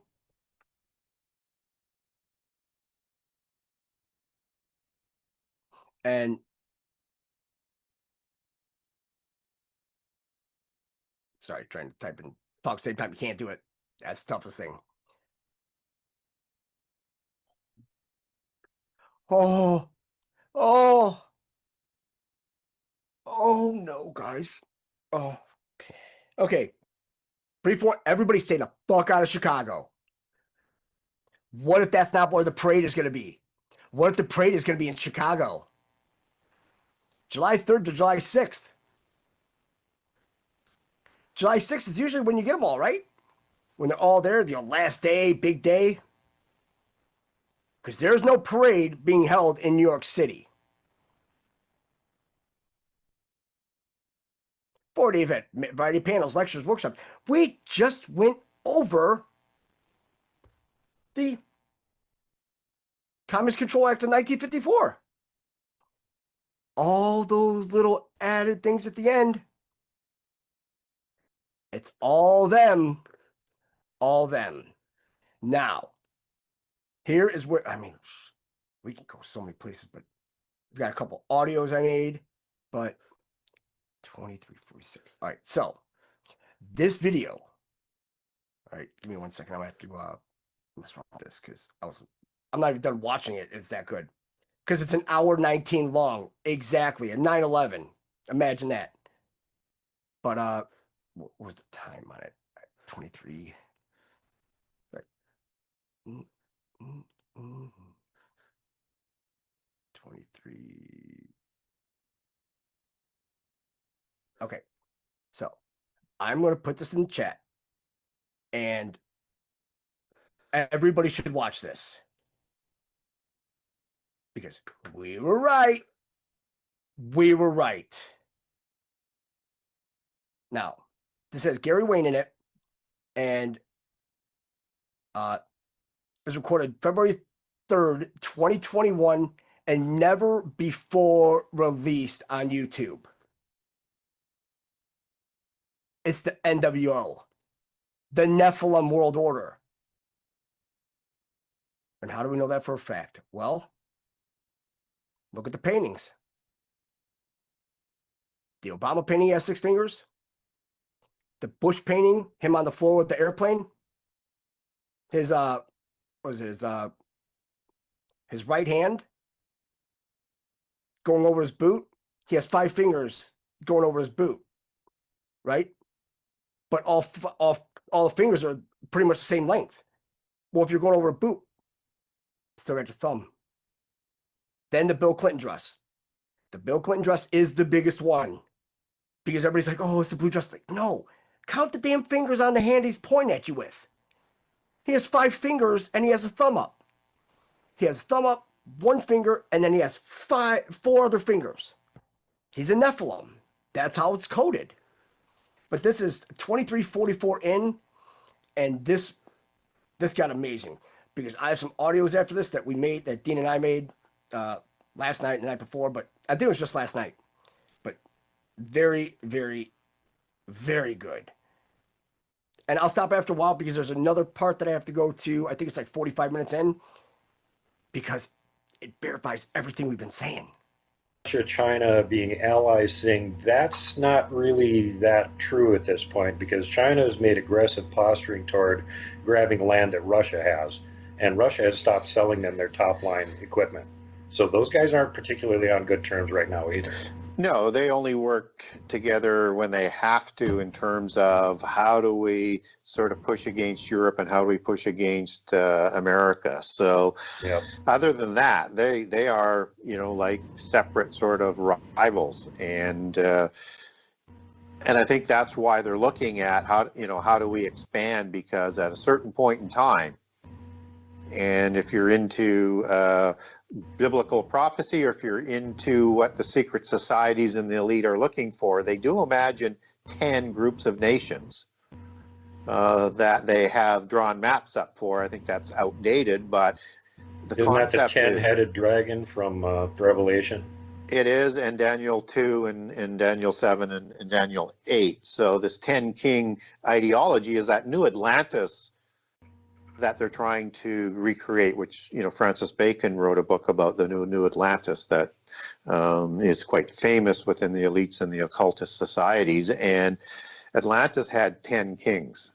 And it was known as the helm of world government and sort of the pinnacle of antediluvian society as it's talked about. And so that's kind of what they would like to see set up again as they move into this period where they want to engage with the gods or the aliens, whichever belief system that you're coming from. And from a Christian perspective, that would be a fallen angel and demon and their creations that they made likely before and after the flood. So that's what they're imagining. Now, how that comes about are always two different things, but in terms of how they planned it to how it actually comes about. But directionally, they're all moving in the same direction. And at the end of the time, there's going to be more powerful of the 10 than not. And then again, if you understand prophecy, Antichrist is going to be the one who takes over. And the 10 kings are actually going to hand him the power. And it's that dynasty that's going to rule. So there can only be one, sort of like the Highlander mythos. Right. Who do you think is going to be the head on that one? Do you think they're going to set up the evil Jesuit-controlled Vatican as their puppet for that, and have the new leader of the Vatican be the Antichrist, or do you think it'll be an outsider? It'll be an outsider. So, and actually, from a biblical perspective, Babylon is destroyed. Now, I just want to stop right there because they said it was going to be an outsider, right? Now, you have to think about this, right? Isn't it funny that didn't Trump repost a picture of him and the papal guard? Huh. Remember how he said that Baron was the king of Atlantis? He's playing right into their hands the whole time. By the 10 kings and Antichrist when Antichrist comes to power. So that what we need to understand then is there's two sort of pieces to the component. So Babylon is going to come first. And Babylon is a universal religion. It is a geopolitical organization because it controls the 10 kings and actually brings about this Nephilim world order and is the avenue. Judaism. That's it. Judaism and Catholicism. This is going to come out through the universal religion, and it's a city, and it is also a commercial business that will probably, at least according to the conspirators, take a tribute on every transaction that takes place. That's why in Revelation 18, all the merchants and the kings are horrified at the destruction of Babylon because they can't trade anymore. But the thing to keep in mind is that there's two components, and it's not to say that the Jesuits and the changing of Catholicism completely over from within isn't part of it, because it is. But it is more about to bring about the whole scenario. And Antichrist will sort of come up in that geopolitical network and actually negotiates, according to Daniel 9:27, the covenant for the world that also secures the peace for Israel. And so he won't be Antichrist at that point in time. You actually will be someone the great man unknown. of peace. Yeah. Yeah, but and the mask falls off. Well, he's not even in power at that point. That follows 3.5 years later. So also keep in mind there's many Antichrists, but there's only one that's going to be sort of at the top. And he's going to have a counterfeit Armageddon to be a counterfeit Jesus. So, and everything they do is a counterfeit. So there's going to be an Armageddon-like war that he's going to take credit for. That's towards the midpoint of the last 7 years, but just before. and he's going to then offer peace. But he is this guy who negotiated the peace for the world that doesn't last long at all. And then he's going to offer permanent peace as Antichrist, but of course it's not going to be smooth rolling there either. But that's how he comes in. So it's sort of a two-stage peace platform. So look at it that way. Well, one thing that strikes me is that however this plays out, it requires massive amounts of death and destruction. If you go look at the globalist 10 commandments, the Georgia Guidestone, it talks about keeping the world in harmony with only a population of 500 million, 500 million. Yeah. So that means like what, 7 billion need to be wiped out for them to execute their plan? It's a lot of... Apparently, yeah. Sorry, I just want to interrupt here. So this is where we have to look at the Greater Israel Project. Because what land are they trying to seize? What land is within the Greater Israel Project? Babylon. So now you have the Highlander, there's the Antichrist, but what if the whole anti isn't against Christ, but what if it's an antichrist? A-N-T-E. Because E is before I, and you think about Christ and Trump and how he's playing them all, how he's playing the whole board. But I have an audio after this that I don't know. It's just I only said it once, so multiple ways that they're planning on doing this. The nuclear war option, the pandemic option, the fake alien invasion option. There's a whole bunch of different things that they can do. They got the technology to create. And who had the fake alien stuff? That was all going to be done under Hillary Clinton. Remember, if she didn't win the election, they were going to use that Project Bluebeam. And we actually have the documents on that. I could pull it up later and I could show it Sunday. But we actually have the document that at the bottom, it's the from some Bergen Institute. But it's a whole poll. And I'll make sure to bring that up maybe after the speech tonight. Weather mayhem now, which I think is what's been going on over in China this summer, where it's been raining every day for months and months and months and months, and it's breaking their economy, and they're being forced to make giant grain purchases and rice purchases, and one of the biggest corn purchases, second biggest ever, just came out of the U.S. here a couple days ago because they're starving. They don't have anything. 27 provinces underwater. So it makes you wonder. Keys of Enoch, China will suffer nemesis upon nemesis because the CCP, the China, they've been doing a lot of this bad stuff because there's the good side of China, bad side of China, just like the good side of U.S., bad side of U.S. How they're going to execute the depopulation plan? Are they going to do a combination of a whole bunch of things, or what do you think? Well, from my perspective, I would go with the prophetic side, where you have something that they call birth pangs in the fig tree generation, which is the last generation.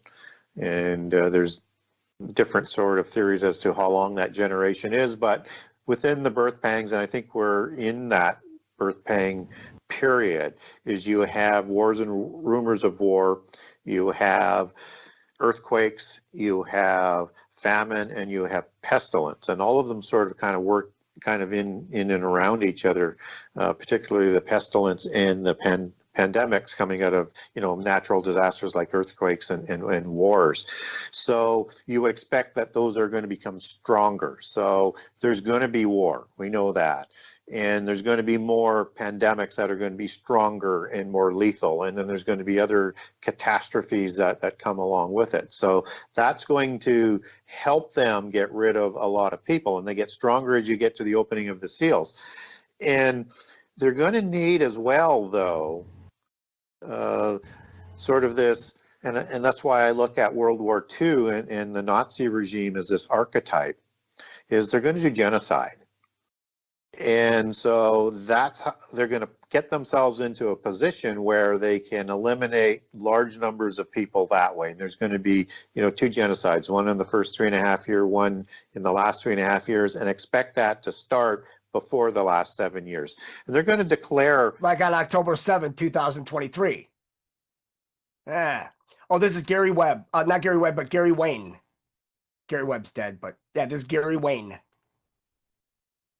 people as enemies of the state in large swaths. Hey, they're already doing that here in the U.S. Sounds They're familiar. already doing that, and it'll be more morphed into enemies of the global state, because these are the people that would have us destroyed from the face of the earth and all sorts of other things that they're going to talk about. And if you look at all of the things that the globalists are doing in terms of trying to scare people in, it's those apocalyptic terms. Like global warming is an existential threat. Everything is an existential threat. It's apocalyptic. And the globalists are the #1 existential threat. Yeah, exactly. And they're going to scare people into their open arms. They're going to cattle herd them in there. And the people that don't, they'll just kill. And they don't care about the number of people who maybe... Now, what he just said there, right? There's some that go, the Christian Zionists, and then there are those that they just want to kill. Now go back to the no-hide laws. Now, if somebody can tell me that it's not the Jews, I'm all ears. Other than that, nope. Jews and Catholics, they've all been in this. Carrying water for them that are going to get hurt as well, because this is only about the elite.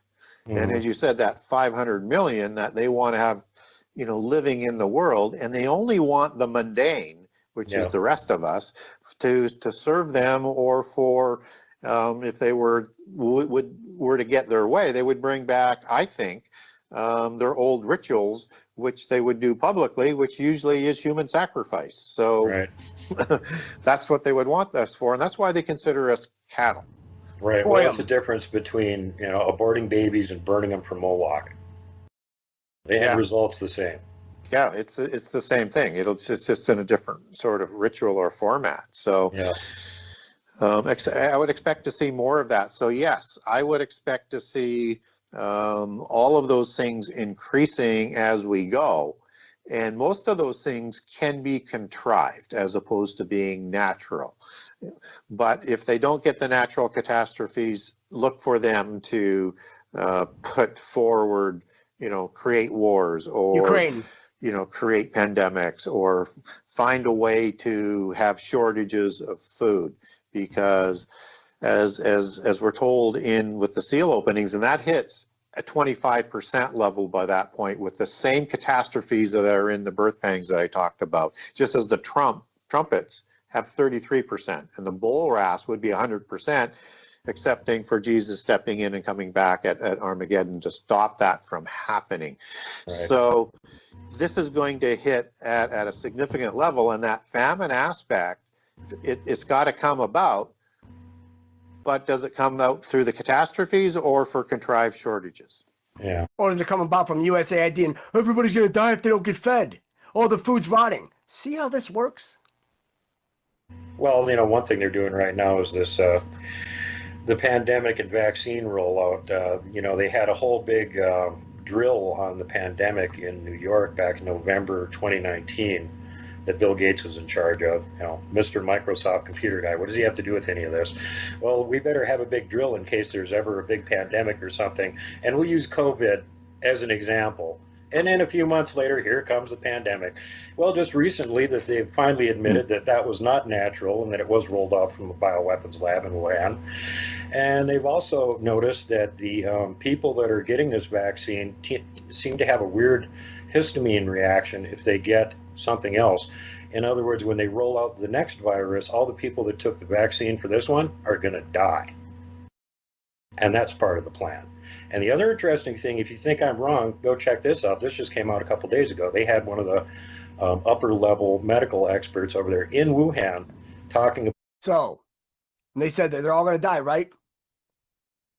Who created the vaccines?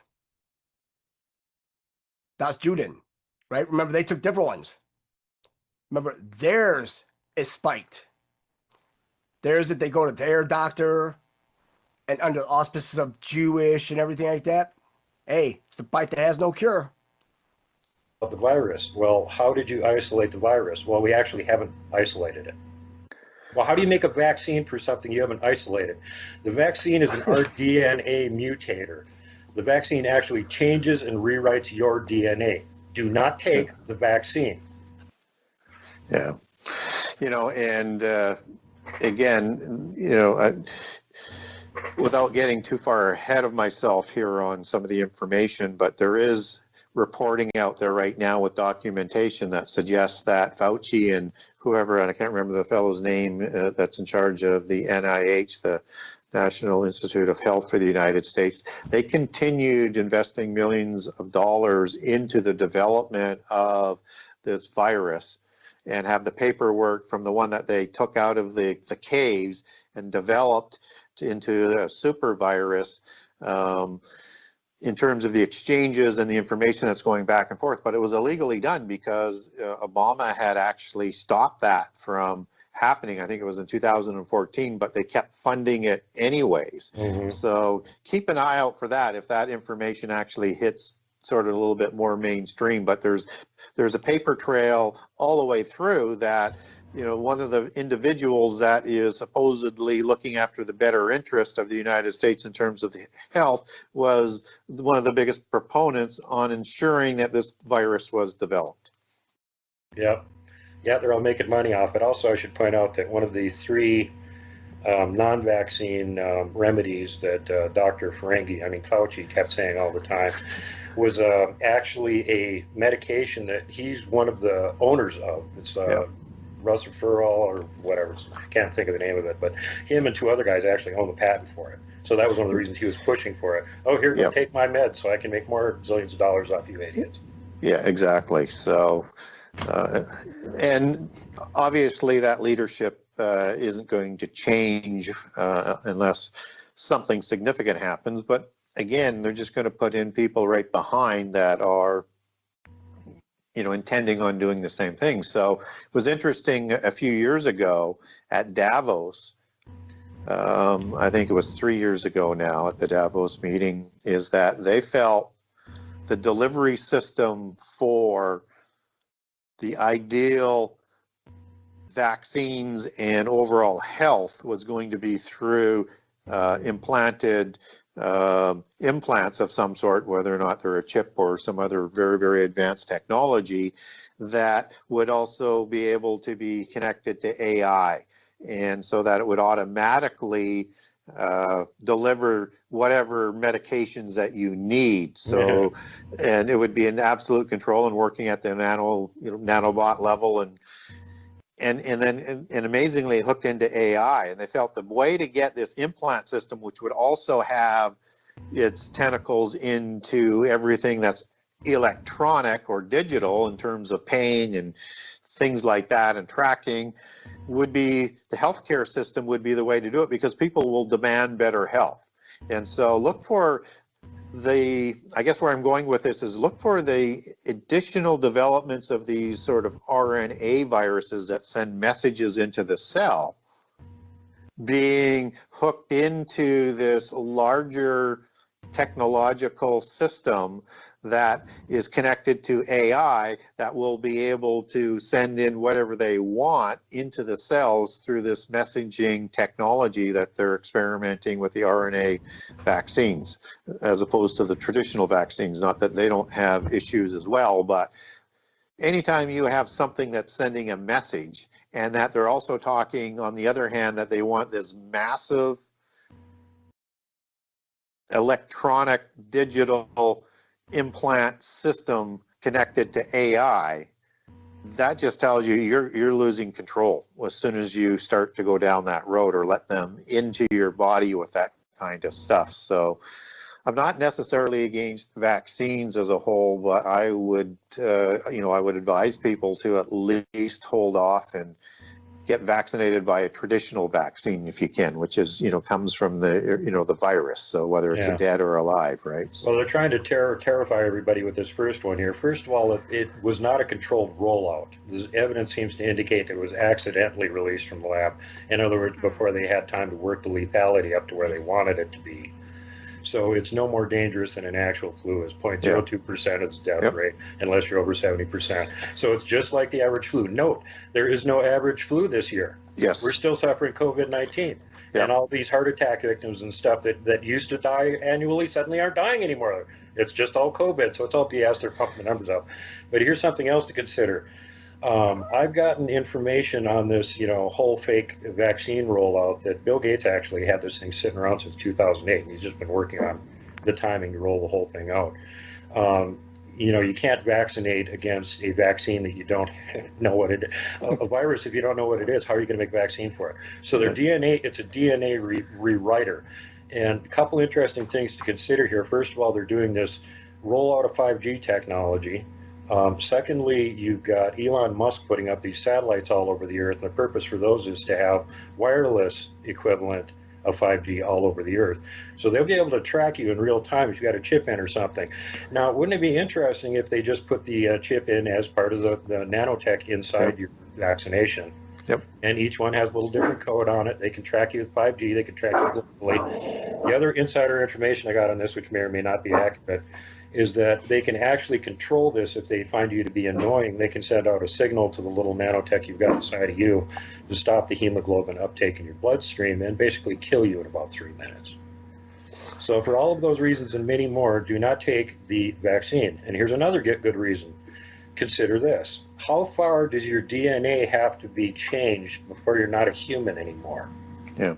Because that's the mark of the beast. If you take the mark of the beast, God can't talk to you because you're not a human anymore. Your DNA has been rewritten. That's where it's all headed. So I think we're a bit of a ways away from that. But what we're seeing is that technology that's going to be coming and how it's going to be coming as it links up into high tech. So I think one of the things that is part of the mark of the beast is also swearing your oath of allegiance as well to Antichrist and to Satan. And I agree, because that's the pattern for the way they do everything. They literally have to warn you what they're doing in advance, whether you pay attention or not. But they always warn you what they're going to do. They do. And so every time that you're hearing. And think about all the movies, all the music, they're the ones that put it out.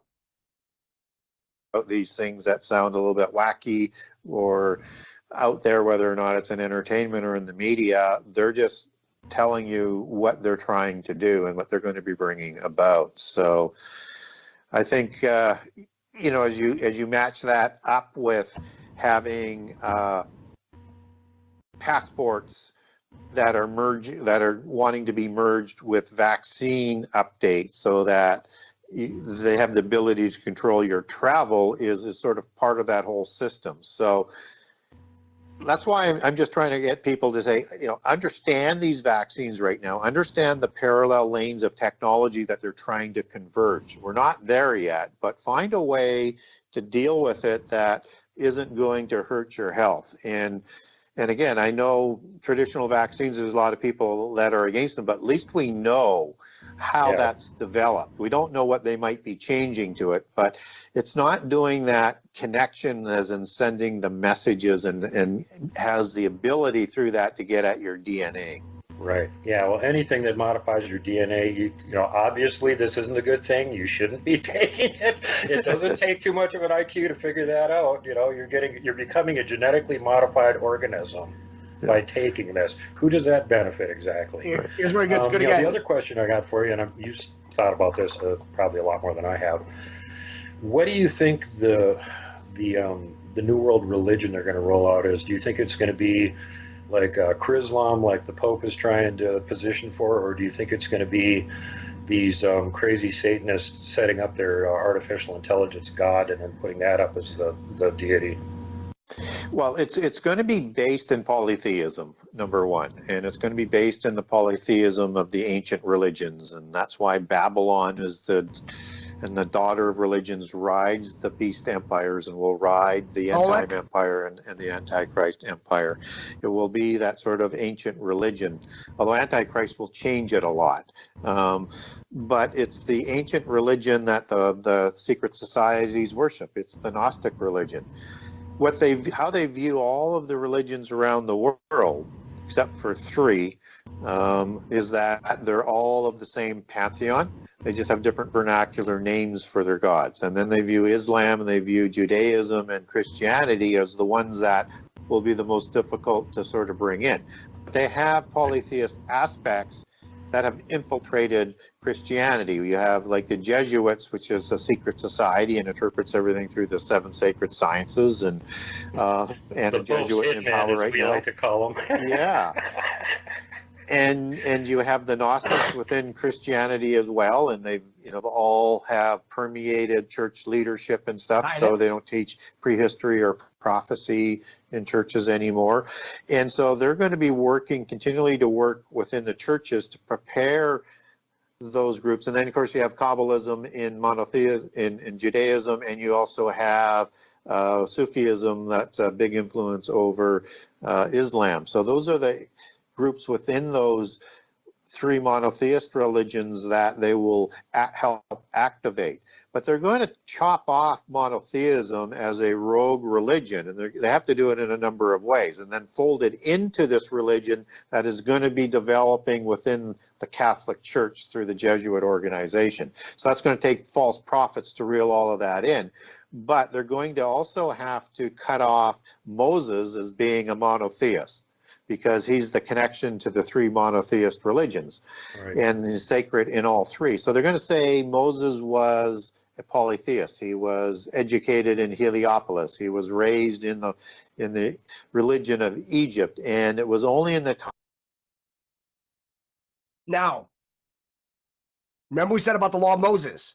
Who goes by the law of Moses? Right? They do. They. What? The rest of this is insane.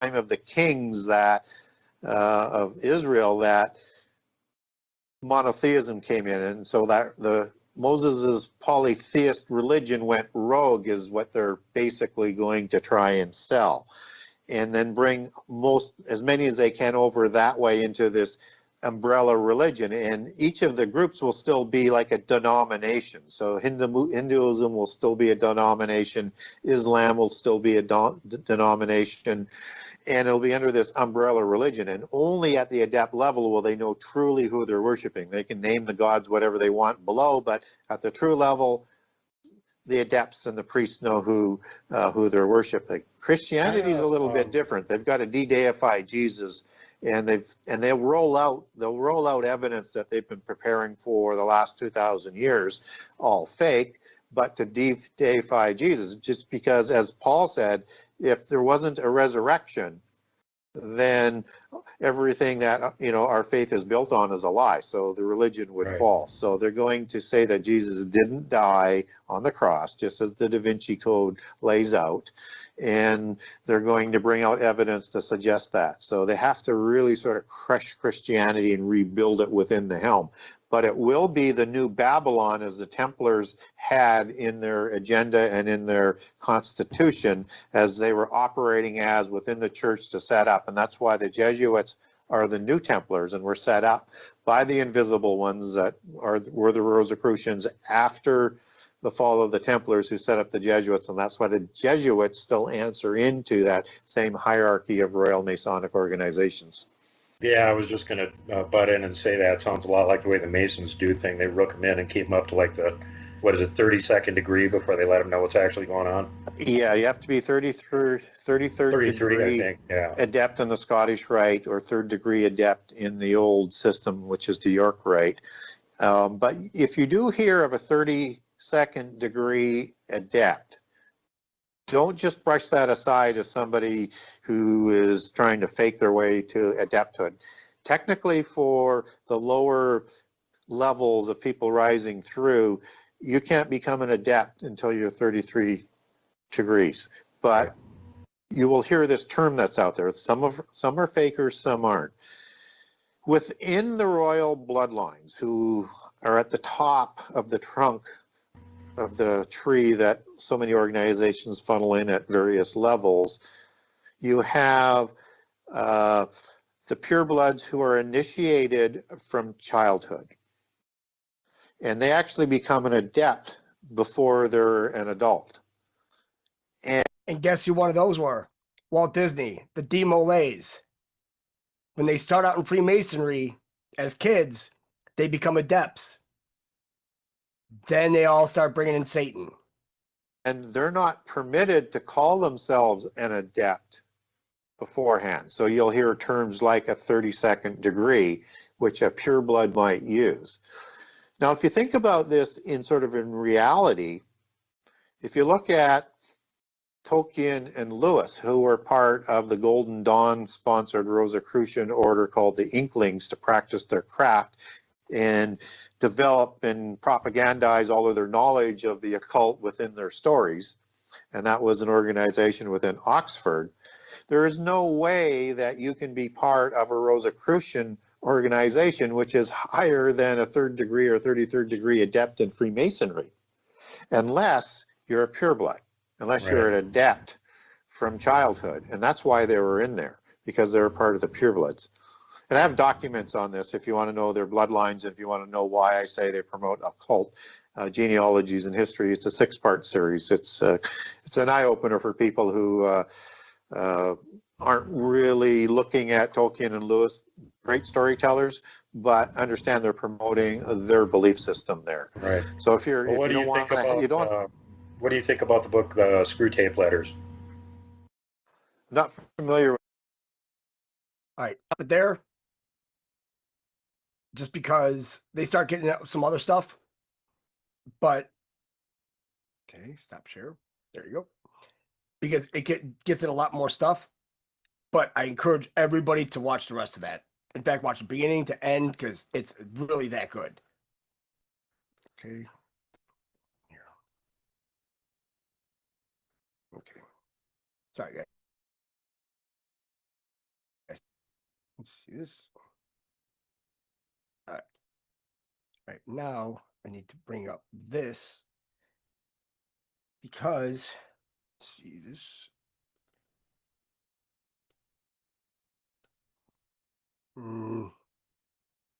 Shit. Yeah, I don't know how that's gonna work. Shit. Let's see. The hell? Come on.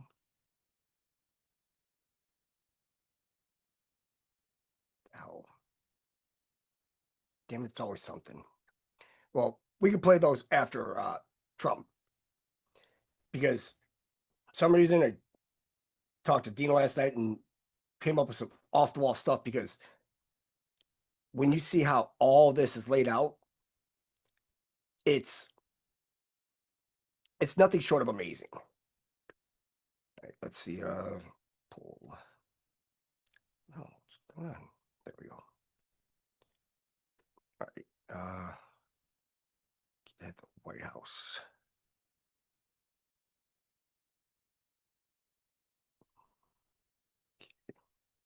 I had this brought up already. Oh, I got it right here. Let's see. Because we get dinged if because we use that right side broadcasting and we got dinged on YouTube for that, for using their stuff as well as going live. So it's kind of pointless. It really is. This streaming service so lagging. Damn. All right. Okay, let's see. If anybody out there in the chat, if you can get the White House feed on the thing tonight, it starts at 7:30. That'd be great. That'd be awesome. If you could just put in the chat and I'll go ahead and get out of the chat. Because yeah, this is there's gonna be some fun stuff coming up. 1 second. Let's see. What the hell's going on with this? Why is it lagging?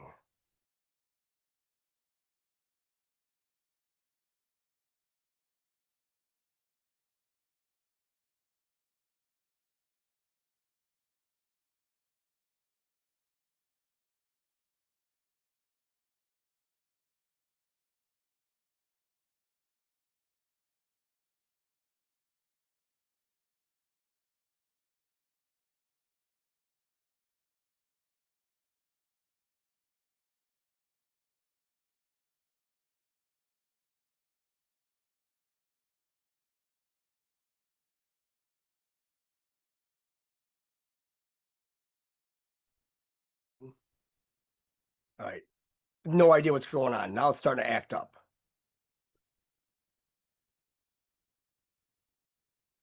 Oh, sweet. All right. All right, we got that.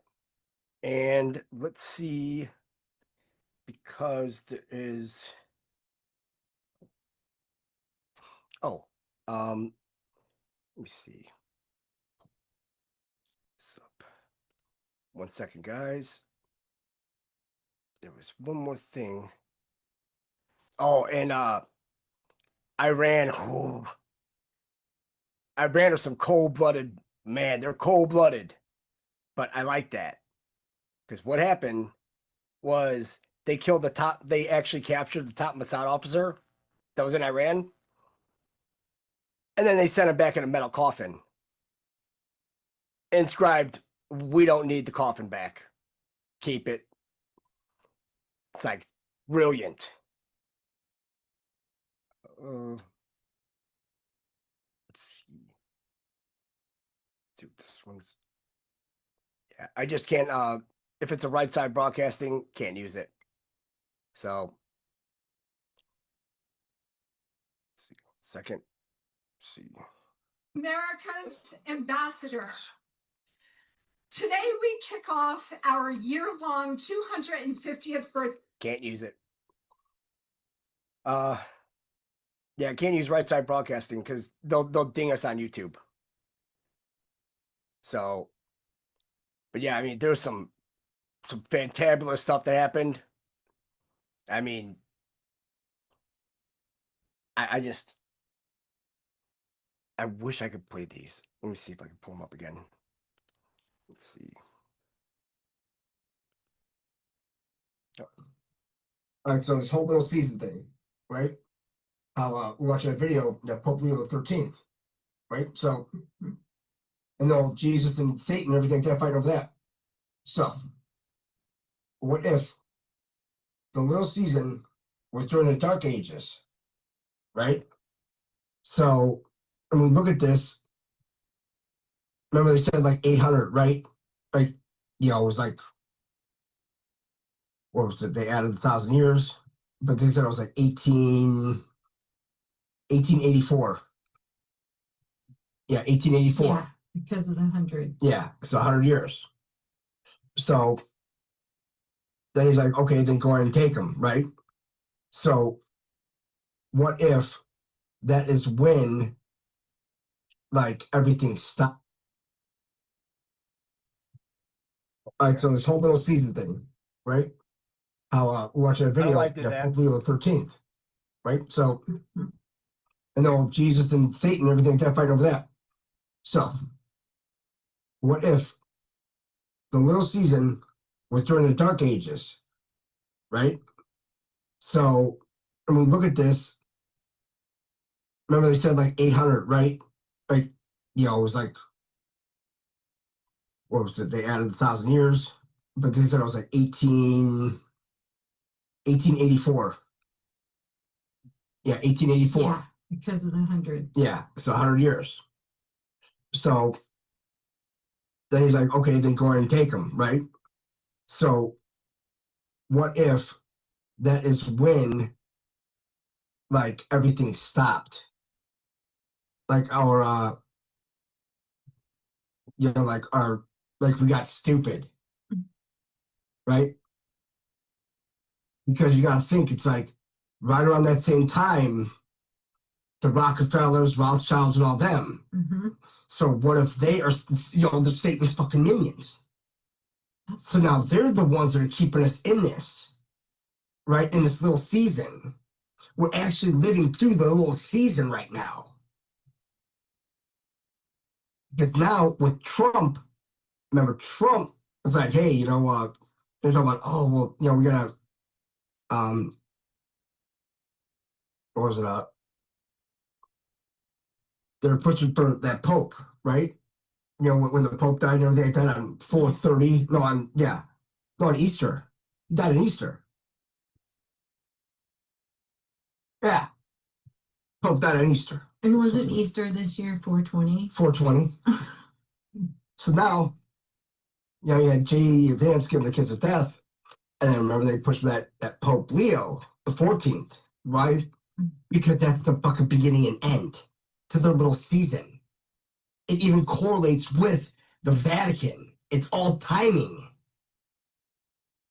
Because there's only one disc left up in the Vatican, and that's Pope Leo the 14th. Trump won. Because it's all about the timing. They knew the cycle of the little season from 1884 and then the 1984. Right. But then you think about Orwell, right? But then it's 100 and, what is it? 150, 141 years, or something like that? Yeah. 84, 4. Yeah. 141 years. You know? Maybe they just want to punish us. You know? Because remember, I mean, everything happened, and then that's when, you know, the viruses started coming in, and the wars, and, you know, I mean, it could have been like, all the history before that. It's like everybody were like, I mean, what if, you know, you look at the founding fathers and shit like that, it's like, but what if some of these guys, after watching my lunch break, and they had them all carved in stone? And it's like, well, what if we were really that? Well, we know we're that good, but remember that little season, what did it take away from us? Gifts. It took away every gift and everything like that, dumbed us down. You know, then you got the medicine, then you got the oil and shit like that. It's like in the 1880s, they had fucking flying airships. You know? And then now you look at all these pictures and, you know, now the vanilla sky and everything. It's like, come on. Yeah. It's a joke. So now Trump had to get in there, you know, just to get, you know, because Cardinal Dolan, remember, he was in the running to be Pope too. But this guy just became a fucking cardinal a couple years ago.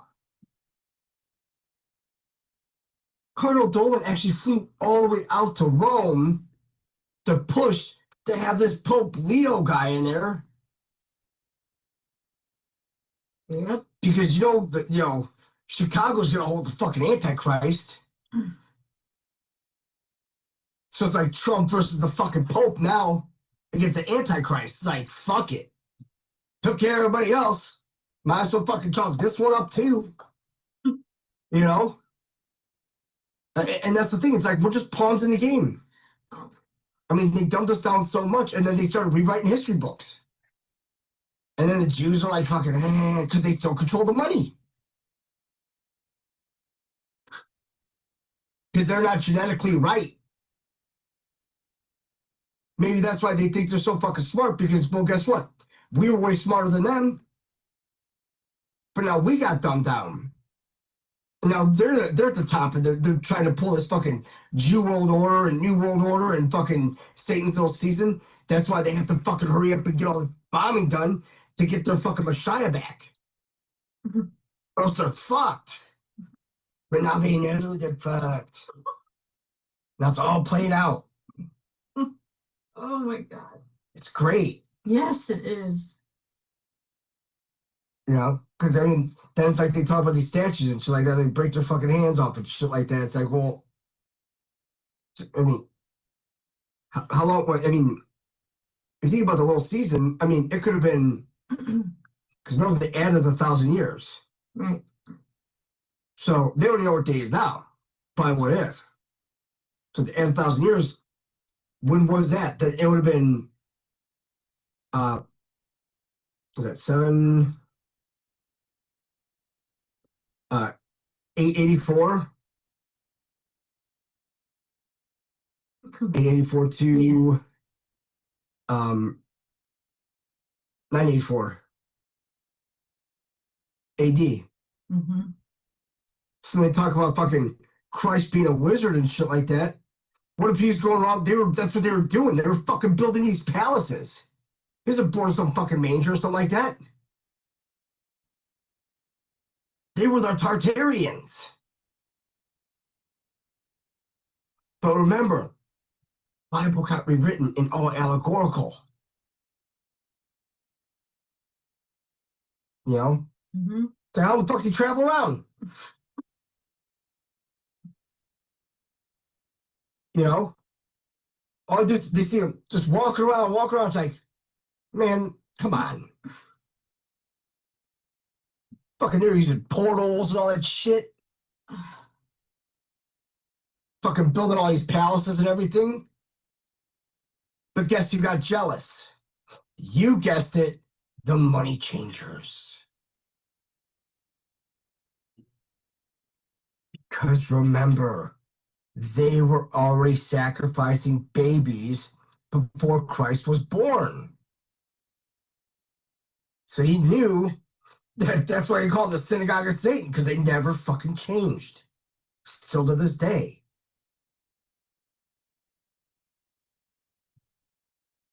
So all this shit would see Jesus' sandals and shit like that. Fuck.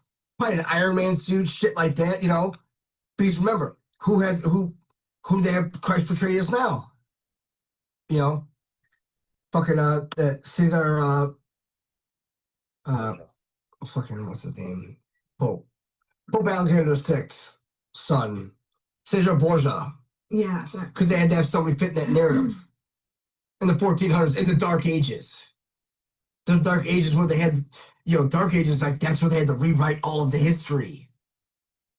That's why it's dark. There's no fucking history. It's like, because they're too busy fucking with the past and then rewriting it, rewriting the past so that we're fucked up from then on.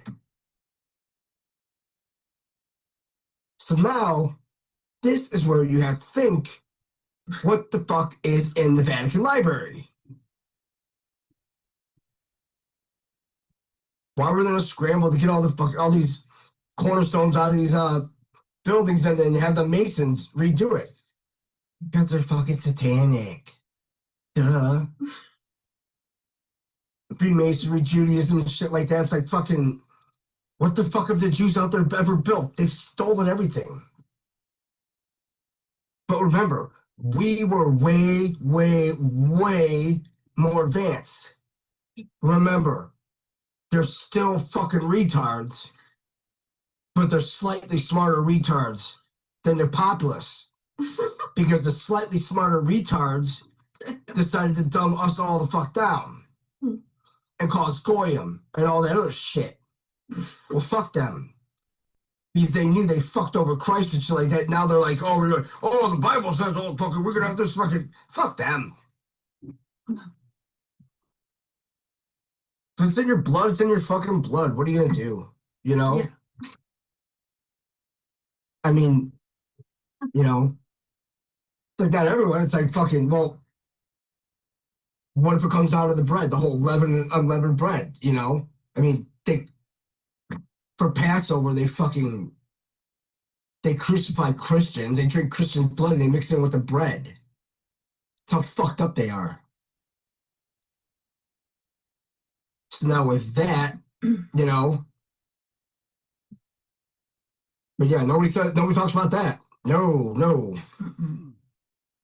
It's like that's why they're fucking psychotic. Do you think God created schizophrenia? Hell no. He's like, hey man, everybody just fucking chill, all right? Just fucking exist. Just mind the place. I'm with someone fucking bored to check on you motherfuckers. Something fucking happens. It's gonna be fucking hell to pay. So in comes Christ. We know how that ends. So fuck these fuckers. That's it. All they do is just, and then they lie and play the victim card and all that, when that's all they've done their whole fucking life, because they're too busy rewriting everybody else's past to fucking go back and rewrite their own fucking past. That's why the blood libel all that's still out there, because they're too fucking stupid. They want to capitalize on the Goyim, on, you know, Christ is in fucking hell and semen, burning in semen, whatever the fuck. What? Excrement. Excrement. Jeez. It's like, fuck these guys. That's what they believe. Now you see where the Schofield Bible comes into play. The Schofield Bible is literally the Talmud of the Holy Bible. Because which one did God write? The Bible or the fucking Torah? Which is it? So now you see how the Schofield comes into play. Right around the fucking hi-ho, fucking let's go terrorist. He goes, we need to go to that land and we need to, they don't even know what fucking land they need. All they want was Babylon. However they could get it, they had to go for land that was next to a water, so they'd have a port. Because why would you? That's why they want to go to Uganda. It's like, okay, it's landlocked. You're fucked. You can't expand. But they wanted to make sure they got to Babylon any which way possible. There's your greater Israel. They're the motherfuckers.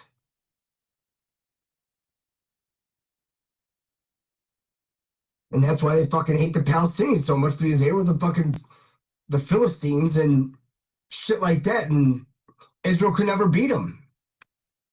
Not Israel, but the fucking Das Juden. Can't say Zionists or anything like that, because what else are you supposed to call them?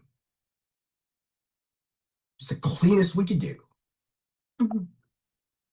So that's just it. Just they rewrote everything with the Masons and shit like that because they're all in with Satan. And all right, we're gonna pause that, guys. We're gonna go to El Trumpo. Let's see.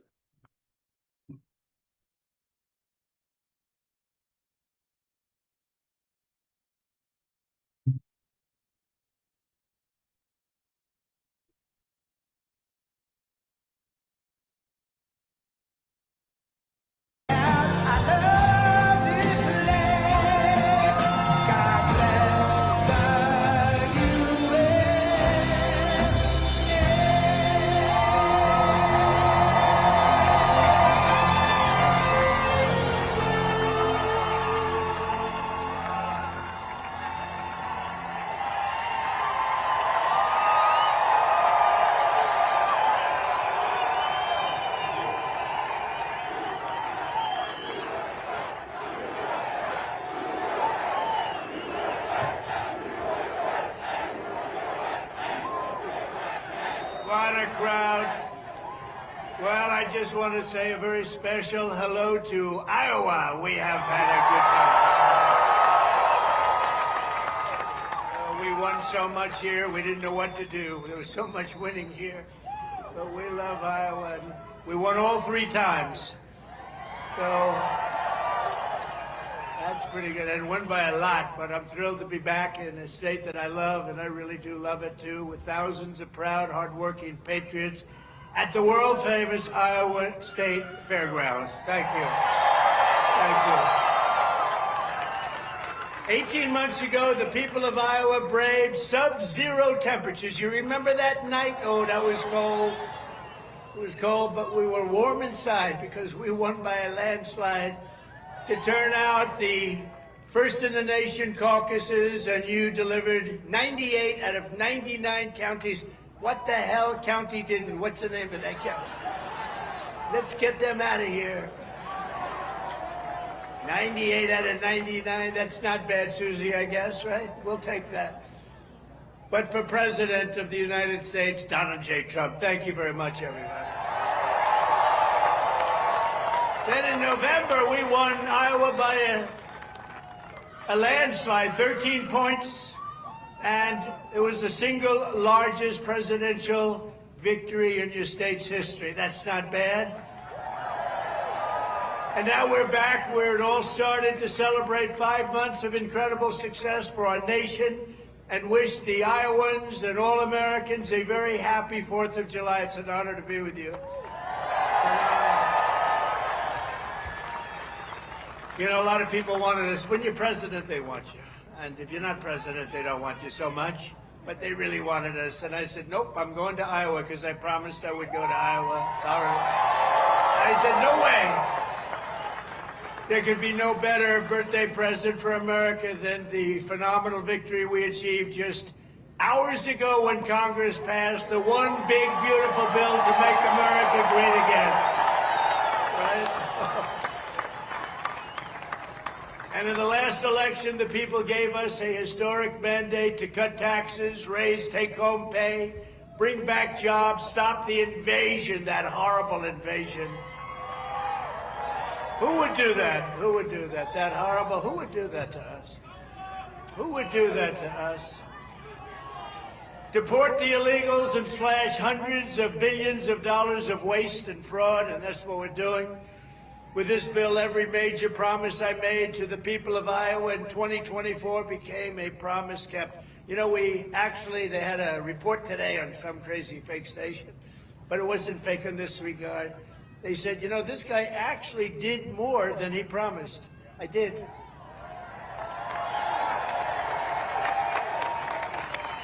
And I have another hat back there. It says, Donald Trump was right about everything. And I said, no. That sounds a little too conceited, but it happens to be true, I must say. This bill includes the largest tax cut in American history, the largest spending cut in American history, the largest border security investment in American history, although I must tell you, if you saw last month, they had 0 people coming through our borders. 0. I'm not sure that's even possible. You know, I'll take it, but somebody must have got to. The other character had hundreds of thousands of people every time. Sometimes in a day, they'd have over 100,000. We had 0, I don't know, for the month. So it must be a little wrong. Maybe they had 2 or 3 or something, but I'll take the 0. And the group that makes up those stats, you know, they're radical left Democrats, so it's probably true. We did a great job on the border. The largest welfare reforms and military upgrades in modern times, that's what we're doing. We rebuilt our military in 2016 in their first term. We rebuilt it. They gave some of it away to Afghanistan on the most embarrassing day in the history of our country. We remember that? We remember that? We don't have days like that. We have days like we just had in Iran. That's the kind of days we have. Complete obliteration. It turned out that was complete obliteration. Think of these guys flying way up in the air in a dark night, no moon, no nothing, and they hit every single target. It's the size of 1/2 a refrigerator door, a little size, 2 by 2. But this is a declaration of independence from a really national decline. We had a national decline. We were a laughing stock all over the world. We had a man as president who shouldn't have been there. You know that. Shouldn't have been there.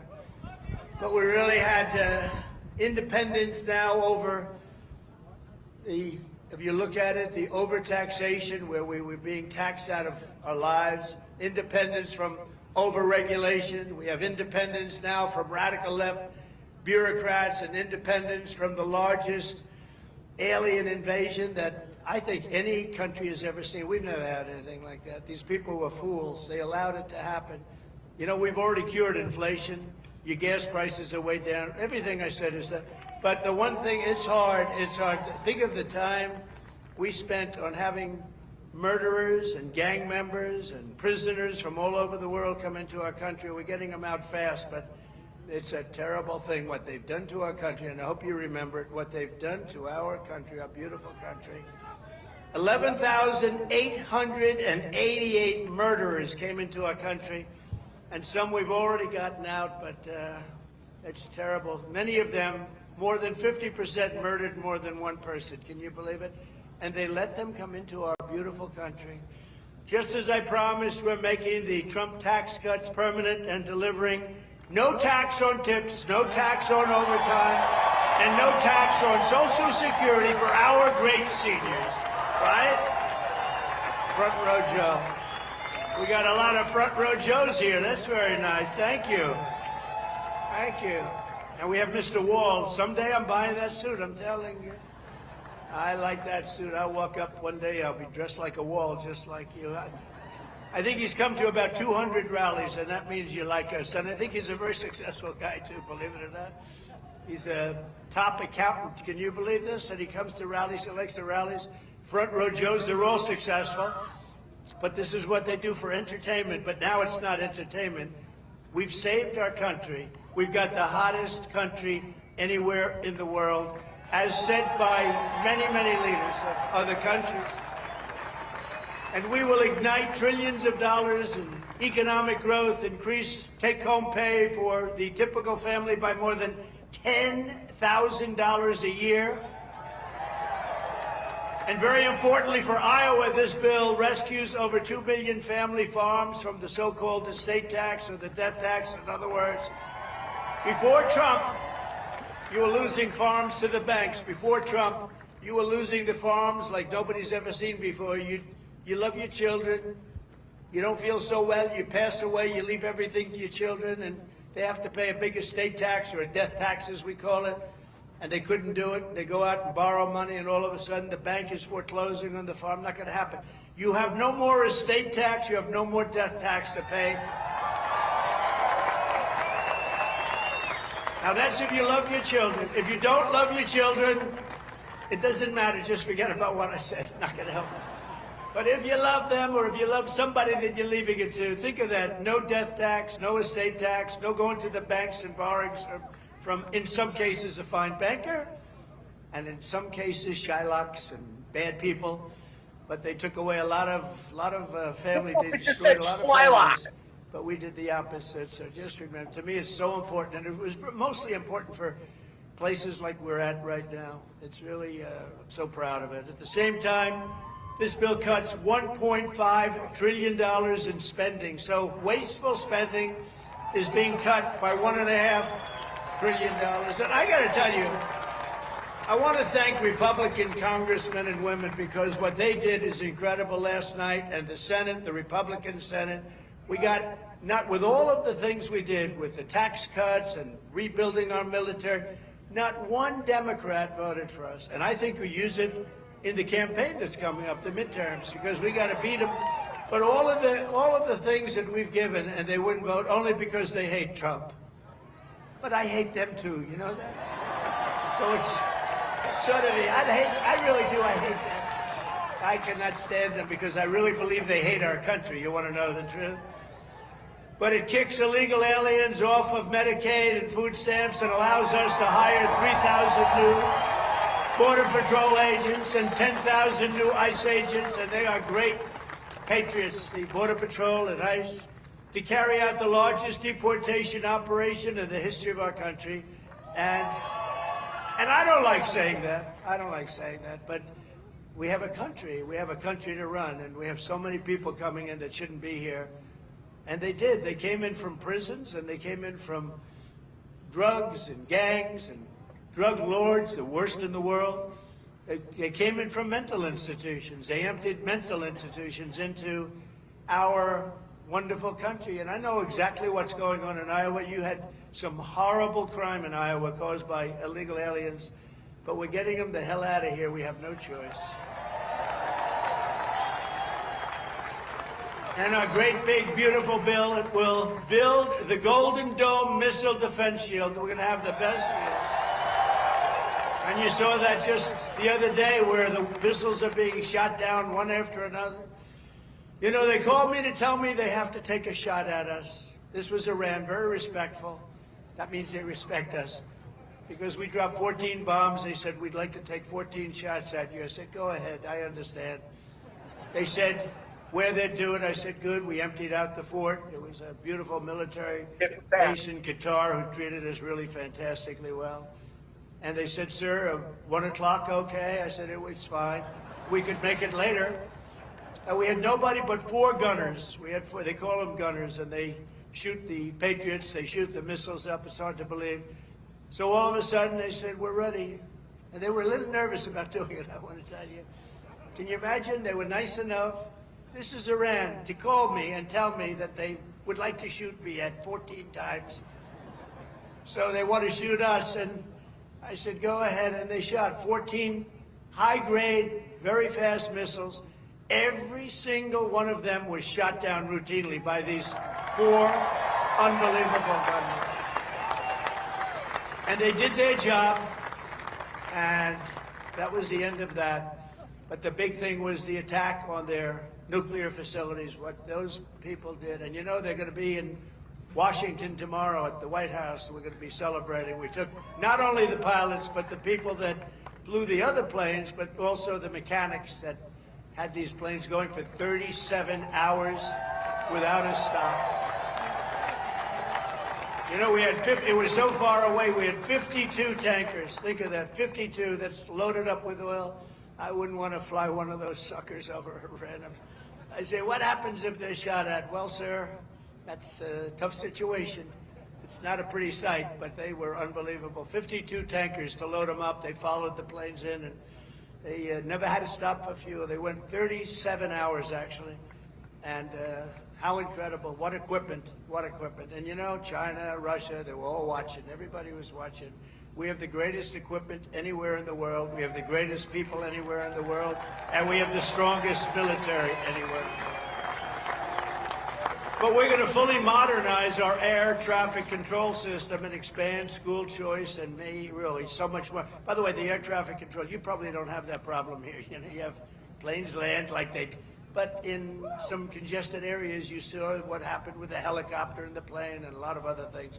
If we had great equipment, and we should have had, it was all set up to go, and then Biden canceled the order when he came in, but he canceled a lot of orders because he didn't know what the hell he was doing.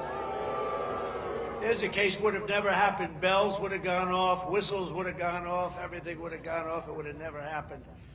Very simply, the one big beautiful bill would deliver the strongest border on earth, the strongest economy on earth, the strongest military on earth, and ensure the United States of America will remain the strongest country anywhere on this beautiful planet of ours.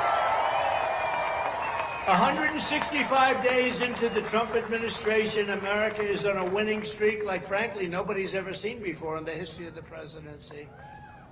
I said, they said, you know, sir, you're going to go down as one of the greatest presidents ever. I said, really?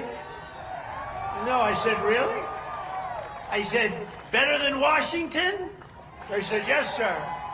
I said, better than Honest Abe Lincoln? They said, yes, sir. I said, I like this guy that said that. That's a smart guy. He's up for a big promotion right now. But just a few months ago, our country was cold as ice. We were laughed at all over the world. We were laughed at. Think of it, a year ago, we were laughed at. We were a bunch of clowns. They were laughing at our president. They were laughing at everything having to do with our country.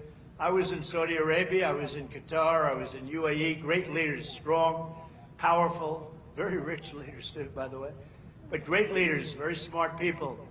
And they said to me, the king of Saudi Arabia, but the three said the same thing essentially. They said, you know, a year ago we thought your country was finished. We thought it was dead. Dead. Horrible word, dead. And they were right. The country was close to death. And he said, and you know what? You've been in there. At that time it was 4.5 months. It was a couple of months ago. He said, right now, you're in the hottest country anywhere in the world. There's no country in the world. You're talked about all over the world. You got the hottest, smartest, sharpest country. And by the way, look at our stock market. We're taking in hundreds of billions of dollars on tariff with no inflation. And today we just set another record, the highest stock market in history. No inflation. And one of the great economists from the Wharton School of Finance, where I happen to go, he apologized. He says, you know, I think Trump outsmarted us all. And yesterday was the poll, and out of 77 economists, I came in second. I want to find the guy that came in first. Somebody came in first, can you believe it? But we said what was going to happen, and it's happening. And I'll tell you what, we had the greatest economy in the history of my first term. This is going to blow it away. You watch, this is going to blow it away. For the first time in years, this 4th of July, the economy is roaring, incomes are soaring, wages are up, prices are down. Gasoline, you see what's going on with gasoline? It's way down. See what's going on with eggs? Eggs are way down, eggs. Remember I came in my first week, the fake news, those guys right there, look at all of them. Wow, that's a, wow. No, a lot of fake, no, but we like them. It just shows you, when you can get every story, 100% of the stories, no matter what you do that's good, they make it as bad as possible, and then you win in a landslide. There's something wrong. But the fake news hit me with eggs. Remember, the first week, 4 days, eggs are through the roof. I said, I just got here. What's going on with eggs? Tell me. I didn't hear about it. They're up 5 times higher than they should be. They were going through the roof, but they were blaming me. I said, I just got here.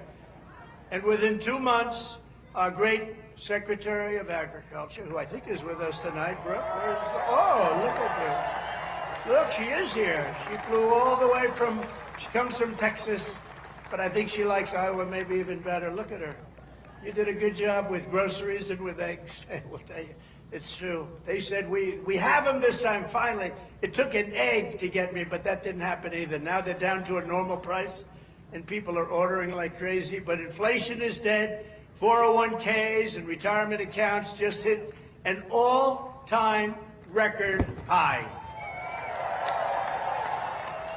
Did I hear what I think I heard? But we've achieved the lowest level of illegal border crossings in U.S. history, 0 illegals. Think of it, we had 0. And as I said, and I'll say it again, I love it because I have never seen any country suffer. No country has ever, there's never, don't worry, it's only fireworks, I hope. Famous last words. My famous last words, Trump said, don't worry, it's only fireworks. You always have to think positive. I didn't like that sound either. But last month, American-born workers gained 830,000 new jobs, a record. That's American. While the illegal aliens lost 340,000. And we don't want bad for them, but look, we have a country to run, and we want to have them come in, and we want to have them help our farmers. You know, you probably saw I got myself into a little trouble because I said, I don't want to take people away from the farmers. And we're going to do something I think that's going to be good, because we want all the criminals out. Everybody agrees that we're finding the criminals, the murderers, the drug dealers. We're getting them the hell out of here. But the farmers, some of the farmers, many of you sitting right here, I have 4 friends right in the 5th row. But some of the farmers, you know, they've had people working for them for years. And we're going to do something. We're working with Christie. And we're going to do something that we're going to sort of put the farmers in charge. And if somebody, if a farmer's been with one of these people that work so hard, they bend over all day. We don't have too many people can do that, but they work very hard and they know them very well. And some of the farmers are literally, you know, they cry when they see this happen. If a farmer's willing to vouch for these people, in some way, Christy, I think we're going to have to just say that's going to be good, right? You know, we're going to be good with it, because we don't want to do it where we take all of the workers off the farms. We want the farms to do great like they're doing right now. So Christy Norm has done a fantastic job, and Tom Homan. And we're working on legislation right now. Susie, right? We're working on legislation right now where farmers, look, they know better. They work with them for years. You had cases where, not here, but just even over the years, where people have worked for a farm, on a farm for 14, 15 years, and they get thrown out pretty viciously, and we can't do it. We got to work with the farmers and people that have hotels and leisure properties too. We're going to work with them, and we're going to work very strong and smart, and we're going to put you in charge. We're going to make you responsible, and I think that that's going to make a lot of people happy. Now, serious radical right people, who I also happen to like a lot, they may not be quite as happy, but they'll understand, won't they? Do you think so? Madam Secretary, look at you with a white hat on. Do you think they'll understand that? You're the one that brought this whole situation up. Brooke Rollins brought it up, and she said, so we have a little problem. The farmers are losing a lot of people. And we figured it out, and we have some great stuff being written, and let the farmers be responsible. And then if the farmers don't do a good job, we'll throw them the hell out of the country. We'll let the illegals stay, and we'll throw the farmer the hell out, okay? Get ready, farmer, I'm telling you. But okay, so the fake news will write that. Donald Trump will throw farmers out of our country. They will write it. Because whenever I'm sarcastic, you know, when you can't be sarcastic as a politician. Well, if you're me, you can be if you're so I want to say I was only kidding. No, the fake news will write it. Donald Trump wants all farmers thrown the hell out of our country. The audience booed the hell out of him. There was no boo. No, they're fake news. That's why nobody watches them anymore. Violent crime is plummeting, and we're on track to reach the lowest murder rate ever recorded by the end of this year. It looks like we're doing way good. And that's knowing that we have a lot of people in the country that we didn't have in the country 4 or 5 years ago. I mean, we have a lot of people that they allowed into the country that are serious criminals. A lot of them are on their way out, however. Iran's nuclear enrichment has been obliterated. Remember when CNN said, it wasn't obliterated. It was maybe damaged or damaged badly, but obliterated is too strong a word. No, it was obliterated. That's now been proven. The Atomic Energy Commissions, everything that's been obliterated. And they were trying to demean me by saying that, but they were really demeaning those great pilots and people and mechanics that got those planes over there and were able to shoot from high up in the air going very, very fast with potentially a lot of things being shot at them and hit every single one, they're trying to demean me, but to me they were demeaning them. And they got out of the plane and they said, what the hell, we hit every single target. They know better than anybody, but now that's been proven. It's CNN fake news and scammers that work for them, scam writers that work for them. But we understand it and we fight it back, and a lot of people say, sir, don't criticize it because they're beneath you. No, they're not beneath me. Nobody's beneath. You got to put it, otherwise people don't understand. If you don't say something about it, you got to say it. These people did one of the greatest military hits and maneuvers in the history of our country, and I want them to be appreciated for it. So they're coming to the White House tomorrow night, and I'm signing the bill with the Speaker of the House. And by the way, Mike Johnson did a great job. John Thune did a great job. Everybody. This whole 2 weeks has been incredible, hasn't it? You know, when you think of all of the victories, we stopped 5 nations from going to war, and somebody else will get the Nobel Peace Prize for their writing about Donald Trump. A professor at some school that you've never heard of has received the Nobel Prize for his writing about Donald Trump and what Donald Trump did. I'll say, what about me? I don't get it, but that's one of those things. But think of it, we stopped India and Pakistan. We stopped Kosovo and Serbia. They've been fighting for a long time. And a lot of it was trade. I said, you're not going to trade with us if you're going to go to war. And India and Pakistan was big, very big, for a different reason. I mean, they have little things called nuclear weapons. You would have had pretty soon a nuclear war. We stopped that. In Africa, you look at what was going on in the Congo with Rwanda. That war was going on for 30 years. 30 years, and we stopped it, and it was vicious. 6 million people killed, and it was a bad one. It was killed and killed badly. Machetes. A machete. You know what a machete is? You don't want to know. And we just did a really great job. And then, of course, you cap it off with the hit, the perfect hit in Iran, where they were talking awfully badly. You know, death to America, death to Israel. They were talking awfully badly, and they're not talking badly anymore, to be honest with you. And we might even meet with them and see if they want to meet. They want to meet, and we'll see if we can do something. But they want to meet. I think they want to meet very badly. But our allies have agreed to pay over $1 trillion a year for our defense. You saw what happened in NATO. In fact, we have our ambassador to NATO here. Where's our, you know that guy? In Iowa, they know him. Big Matt Whitaker. We have Matt Whitaker from Iowa. I wasn't going to hire him, but then I said, Matt, you come from Iowa, don't you? Yes, sir, I do. Okay, you're hired. Anybody comes from Iowa, I'd hire. And every branch of the U.S. military is setting records for new enlistments. You know, remember a year ago, it was embarrassing. They couldn't get anybody to go into the military. They couldn't get anybody to go into the police or fire departments. They couldn't get anybody to go into government. And now we just set a record, a new record of enlistments in every single branch of the military and in all police forces. 1 year. 1 year ago, I remember saying to our great First Lady. I said, you know, First Lady, I call her First Lady because it makes me feel good. First Lady, isn't it terrible? Saying good night, First Lady, my darling. Because it reminds me that I'm president. That's all. Now, I said, First Lady, it's terrible. Nobody wants to join our military force. And you know, that was very demeaning to the people that are in there, that have been in there for a long time doing a good job. And then all of a sudden, like, we get elected and there's a spirit in the country and we start doing well. We have victory after victory in so many different things, especially economically. We're doing so good. We have hundreds of billions of dollars flowing in from other countries. We have plants being built all over. I mean, a little less here because you have enough with your farm. Oh, by the way, but I did get beef and I got ethanol into Europe. You saw that. You saw that.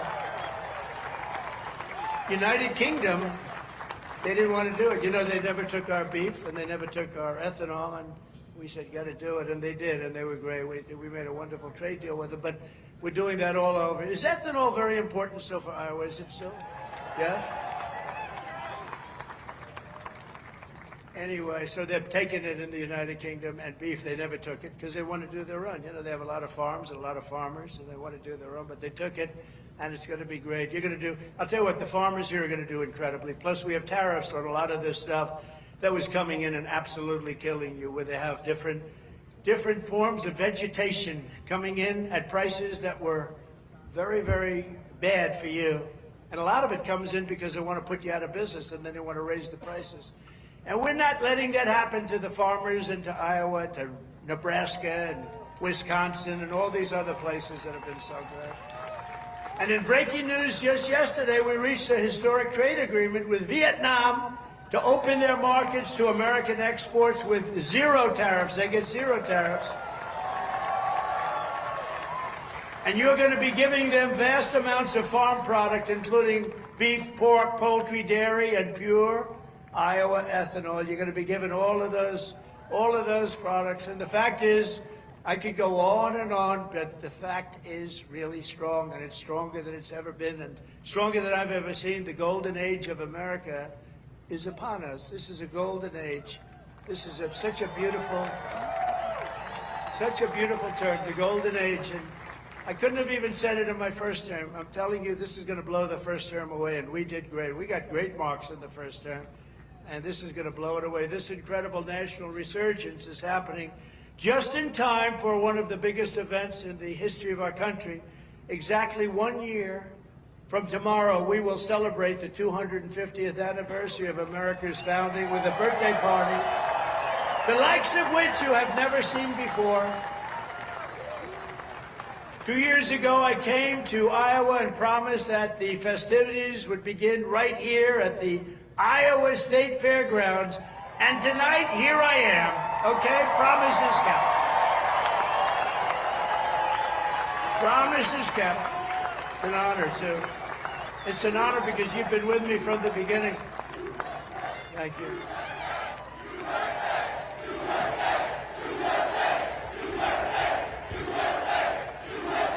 Thank you very much. No, it is an honor. You've been with me from the beginning. It was without doubt.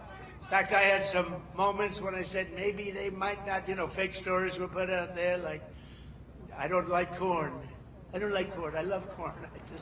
But they give you fake news. I said, do you think that's going to hurt me in Iowa? My numbers went up. No, I don't know. I can't figure you people out. This evening, we're officially launching America 250, an enormous year-long nationwide celebration of our heritage. It's really also a celebration of our flag, our great American flag, and our glorious American freedom. Did anybody see the beautiful flag I put up in front of the White House? Right? Everyone's liking it. Everyone's liking it. I actually put two up. I put one in the front and one in the back. I didn't want to go too crazy. I thought that would be enough. They're big.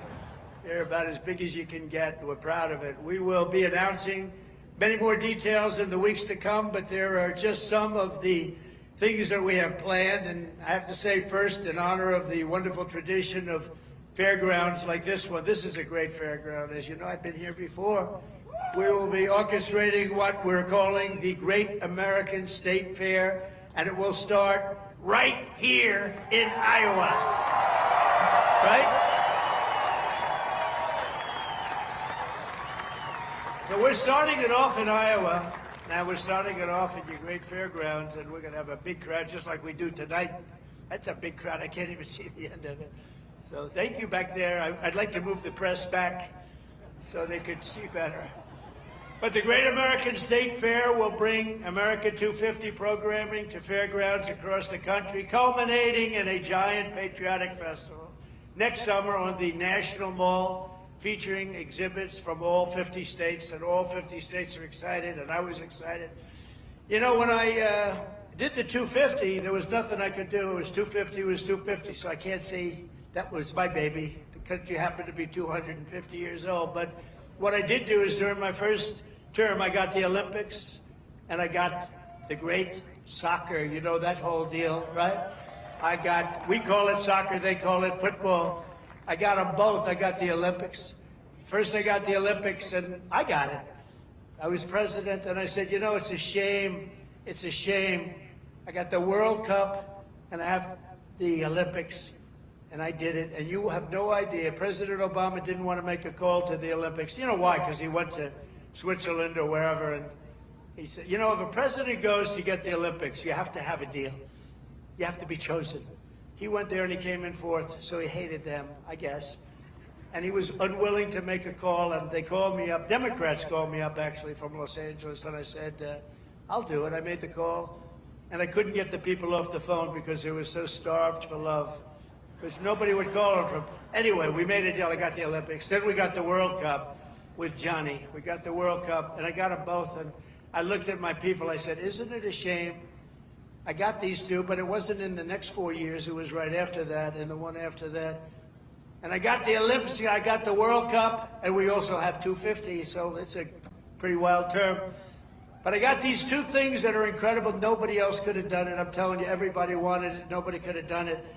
And I said, and I won't be president, because I'll be president for 4 more years, but it won't be. And then they cheated and rigged the election. They rigged. You know, they don't even turn off the cameras when I say that now, because now they know it's true too. But they knew it was true before. Remember, the cameras used to immediately turn off. You see all those beautiful red lights go off. Now I can say whatever I want because they know it's true. But they knew it was true before. It's fake news. That's why they call it. But you know what? This term is much more consequential than if I had done it the more traditional way. This was slightly harder, believe me. It's slightly more dangerous because there are criminals on the other side that tried to put your president in jail and went after him, just like they do in third world countries. And we all beat him together. We beat him because our level of popularity was so high. And it was high because I explained the situation. When these thugs came around, I explained it to the people. Unfortunately, I was able to be on a lot of television, I did whatever you had to do. I had to explain it. Then they said, wow, that's fake stuff. It was fake. They're a bunch of bad people, but we kicked their ass and we're going to continue to do well. And I appreciate it. And there was nobody more loyal than Mr. Kaufman, who's fantastic, and Iowa, and his son, who's maybe more fan. Where the hell is he? Where? Stand up. Where's your boy? His son is better than him, I'm telling you. And he doesn't mind. I have a lot of fathers who would be very insulted if I said that, but they're bad people. He's a good guy. He's got a son who's fantastic. You know that. I think he's probably here someplace. Where is he? Oh, he's better looking than you, too. Good. Thank you. Great job. Nobody more loyal than the people of Iowa during that period of time when we had to show our stuff. But we just celebrated the 250th anniversary of the Army at Fort Bragg. You know, they changed the name, and we changed it back to Fort Bragg. The people of North Carolina came up, they said, sir, we want to really have the name of Fort Bragg back. Everybody was saying that. They kept calling it Fort Bragg. I changed it back. You know, these radical left lunatics changed the name of Fort Bragg. So we won World War II. We won World War I. We won other wars. We won everything from Fort Bragg and other places. So we were also changing many of them back. And then we decided to change the name. Now, I tell people, you know, it's incredible. We're the only people. We win 2 world wars from a place, and then we say, let's change the name. So we changed it back, and the people are very happy in North Carolina right now. And we just celebrated, because the 250 was for the Army, was 1 year earlier than the, which makes sense, you know, we had a little Army, we did well, and you know, we have a nation. So it was 1 year earlier than the nation itself. And we had a beautiful parade in Washington, D.C. the other day. It was fantastic. You know, it was amazing because it was so, the weather was so overcast and it looked so bad. And a week before they said, oh, it's going to rain. I said, oh man, we're bringing all these Army tanks. We're bringing all these people, these men and women. They're going to march down Fifth Avenue or wherever. This is terrible. It's going to rain. And then on the day we woke up, rain is projected all night long, heavy. Oh, I'm saying I'll get my hair soaking wet. My hair's going to be soaking wet. I'll be crazy. I'll say, you know, this is terrible. It's going to rain 1 o'clock in the afternoon. The thing was at 8 in the evening, 1 o'clock. Rain is forecast at levels you haven't seen before. I said, oh, this is, and so the generals called me, sir, we could change it, but this is the Army. We're sort of used to bad weather. I said, no, don't change it. I'll wear a raincoat. I'll wear a big fat hat so I don't get totally drenched. I'll be okay. I'm such a tough cookie. And then what happens? We get there, and there's no rain. And we go 1 hour, 2 hours, 3 hours of watching these great guys marching down Fifth Avenue. It never rained. And then I thought to myself, global warming, they're telling us what's going to happen in 250 years to our planet, but they can't tell us it's going to rain 3 hours before the event. In 250 years from now, the planet's going to burn up or freeze up. And you know, remember when they said, they called it global warming, then global cooling. They had all different things.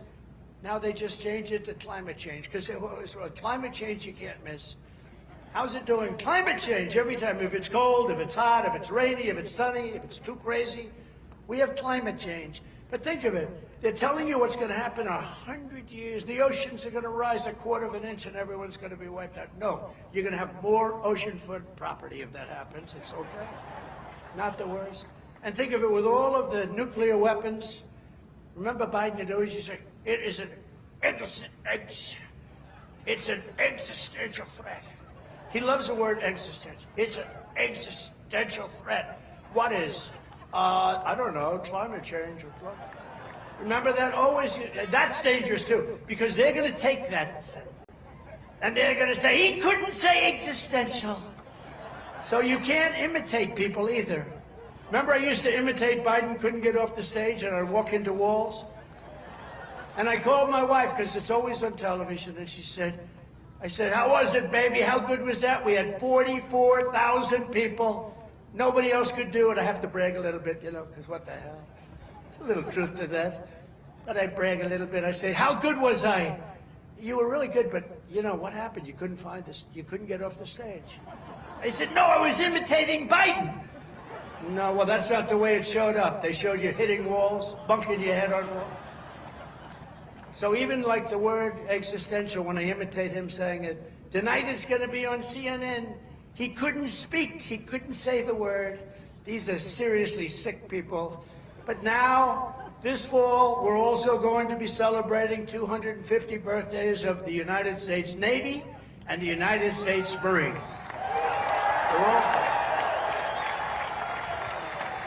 And I'm a little prejudiced, and one of them is going to be really great. It's called Space Force, because that was my baby. Remember, they wanted to terminate it. First year of Biden's administration, they wanted to terminate Space Force, and the military wouldn't let them. And it's turned out to be one of the most important there is. I was very proud of that Space Force, and they're doing great.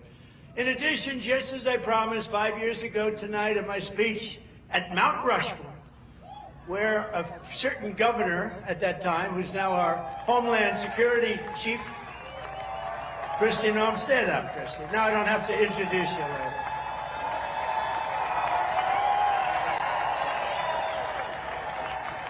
You know, I hired Tom Homan for the border, and I said, Tom, I want you to give me who'd be the best to be the Secretary of Homeland Security, which is essentially his boss.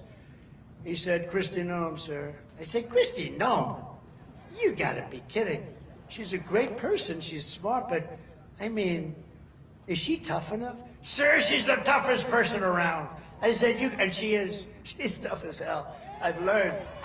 I'll tell you, a lot of bad people have learned it. She's done a fantastic job. Thank you. Thank you. But we're going to be officially opening the National Garden of American Heroes, a vast outdoor park featuring statues of the greatest Americans who ever lived. You know, they took down a lot of our statues. They took down statues of some of the greatest people that we've ever had living. I stopped them from taking down Thomas Jefferson. They wanted to take the Thomas Jefferson Memorial. They wanted to rip the hell out of the statue inside. You can imagine who they were going to put up. Let's get rid of Thomas Jefferson. So we stopped them. We signed a law. Do you remember that night? It was crazy. And they were marching toward the Jefferson Memorial, and I took out an old bill from 1909, and it was a bill that if you so much as touched, old, because today they don't do these things. They don't do it like they used to. Today you could never get it passed. It said if you so much as touch a monument or a statue, you go to jail for a 10-year period. No anything.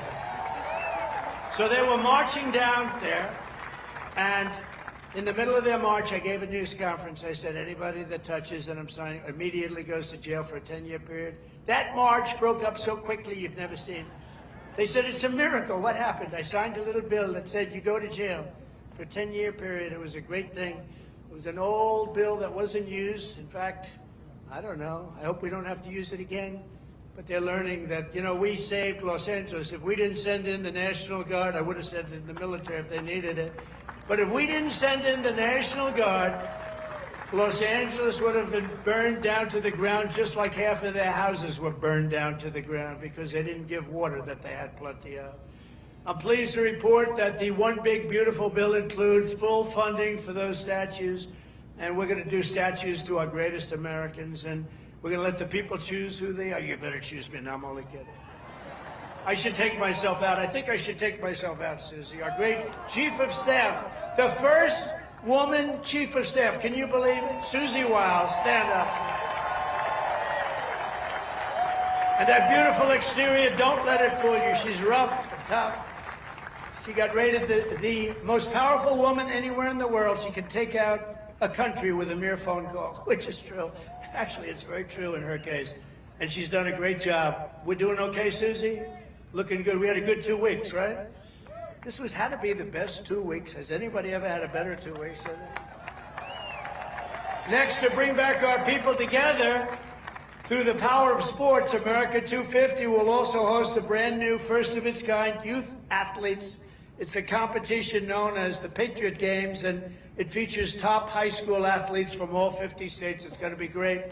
And this phenomenal patriotic sporting event will be nationally televised, and it'll be led by our great Secretary of Health and Human Services, Robert F. Kennedy Jr., who's really doing it. He's great, and he's a little different, right? We needed somebody different.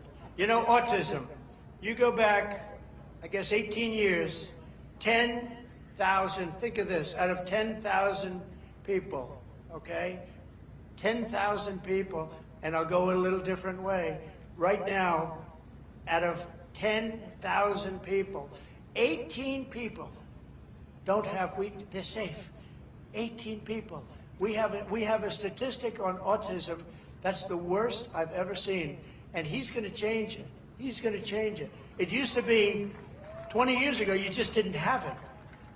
And now it's numbers that are unbelievable, where the numbers are so bad, it's got to be artificially induced, and we're going to find out what it is and when. We're going to find it out as soon as possible. I mean, you think about it, the numbers have increased by 200-fold. And that's really something, and we're going to get to the bottom of it. That's a terrible situation. Likewise, under the leadership of Secretary Burgum, who's here right now, he was a great governor of North Carolina. Great governor of North Dakota. Where is he? Where is he? Mr. Secretary. And he's in charge of energy plus a lot of land. He's the biggest landlord, I guess, in the world. But he was a great governor of North Dakota. And he was very special in so many ways. He became an energy expert. And he came to me and I said, I want you to be the head of energy. He said, no, we have one man that's better than me, and that was Chris, right? And put him in charge, and we merged the two, and he's got all the land with all the oil, and the other one has all the expertise to get the oil out of the land.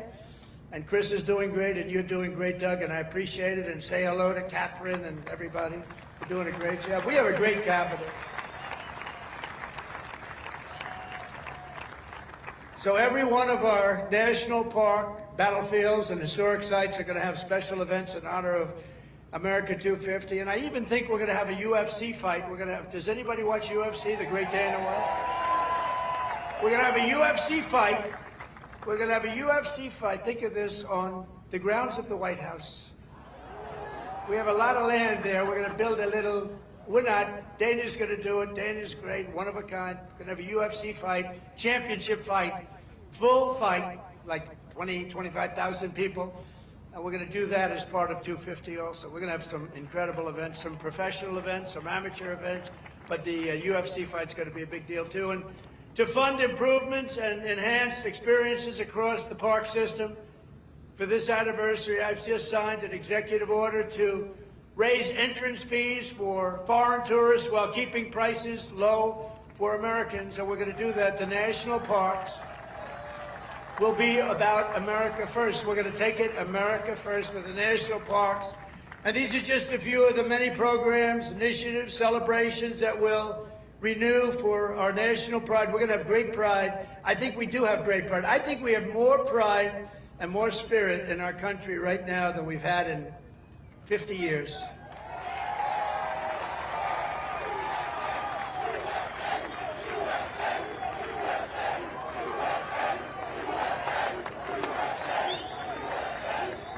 And together we're going to ensure that America's 250th anniversary is the single greatest year in the history of our country. We want to have a lot of great things. A lot of the things that Bobby and Health and Human Services are doing are going to come up during that period of time. And we're going to come up with a lot of tremendous things for health and safety. And economically, we're going to have the strongest country anywhere in the world. And the bill that we just got approved today was, think of that, all of those votes.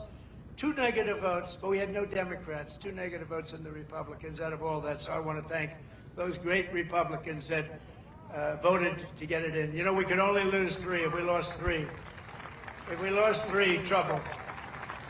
And we didn't lose 3, we lost 2, and I'm sure if I needed the 2, I could have gotten them 2. But we're pleased to be joined tonight by many friends who will help make that possible, including, and I introduced Doug Burgum already from North Dakota, and just great. He was really one of the best. Was he a better governor than you? Would you say, Christy, was he better than you? I don't know. Because they were neighbors, you know? You had North Dakota, you had South Dakota. Brooke Rollins, thank you, Brooke. Great job. She's now the Agricultural Secretary. Christy Noak, great governor also, but she's doing I don't know, this. You like this better than being governor? Don't say. Don't say. They love you in the state, don't say. Maybe the most important guy in this whole place. You know, a lot of projects have stopped using environmental stuff. A lot of projects have stopped. They use it as a weapon. The radical left and others, they use it as a weapon. This man is the greatest. He's doing a job that's incredible. Doug would tell you that. Everybody will tell you that. Lee Zeldin, he's the head of the EPA, the Environmental Protection Agency. He's the head of it. Great guy. He was a great politician, a tremendous congressman. He ran for governor of New York, which is tough. And he almost won. I'm glad he didn't win, actually. I wouldn't have you right now. And I said, Lee, a nuclear power plant, we give you 1 week to get me the approval. So, but he's been done great. And we have factories, that we have plants all over the world right now, and they're being built and they're going up. Also, Governor Kim Reynolds from Iowa. Thank you, Kim. Thank you very much. Thank you for being here. Appreciate it. Thank you very much. And Lieutenant Governor Chris Corner. Where's Chris? Chris Corner. Thank you, Chris, very much. Great job. You have Senator Chuck Grassley and Joni Ernst. Chuck!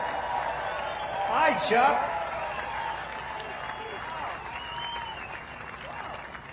That's great. He's doing great too. He's got more energy than all of us.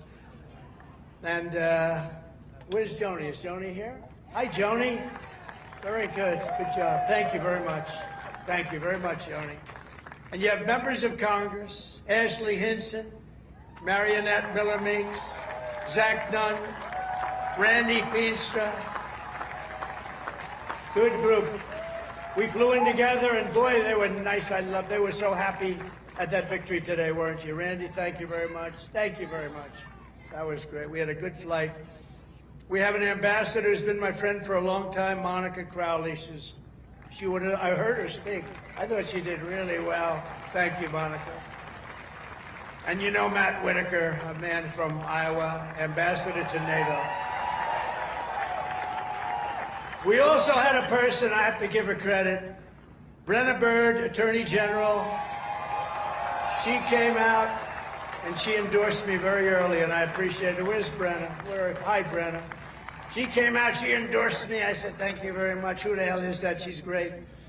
Former State Senator Brad Zahn. Oh, my man, there he is. I haven't seen you. He was the first man in the entire country that endorsed me, right? Not just from Iowa. He endorsed me 3 months before I ran.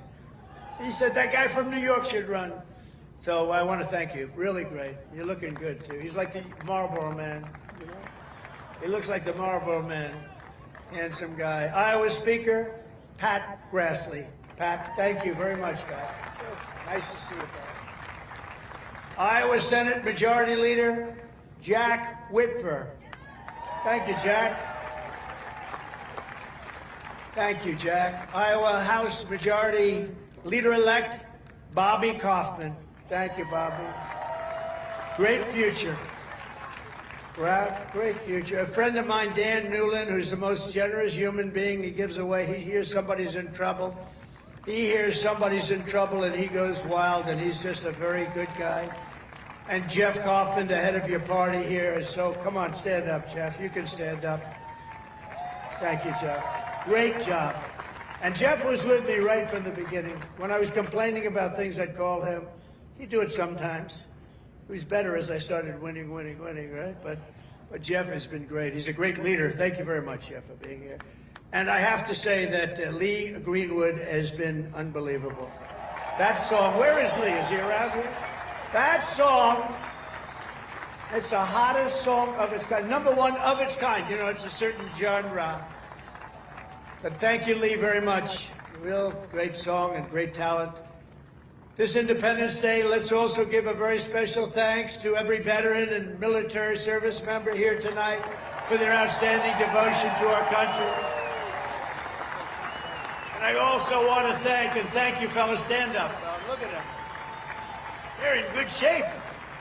Thank you very much. Wow. That's a lot of veterans. Thank you very much. What an honor. I also want to thank the large group of Iowa pastors and faith leaders for their beautiful prayers, including Pastors Joshua Kent, Tammy Hall, Joseph Hall, Corrine Sturtz, Maureen Prakash, Aji Prakash, Dan McCoy, Rose Kessler, Michael DeJong, Jose Rodriguez, and ministry leaders, Virginia Caligari, Sarah Kent, and thanks also to Bob Vanderplatz. Thank you very much, everybody. Thank you. Stand up. You're the people we want to listen to. Stand up. Thank you. There they are. Look at that group. I want to be with them. They have the real power. They have more power than all of us. Thank you. You've been so good and so supportive. We were supported with the evangelicals, 89%. And we're looking for the other 11%. We don't believe it. As we prepare to celebrate 2.5 centuries of freedom, I'm inviting America's great religious communities to pray for our nation and for our people. From the beginning, this has always been a country sustained and strengthened by prayer. So important. If we bring religion back stronger, you're going to see everything get better and better and better. You're going to see it get better and better. So as we chart our course toward the next 250 years, let us rededicate ourselves to one nation under God. Right?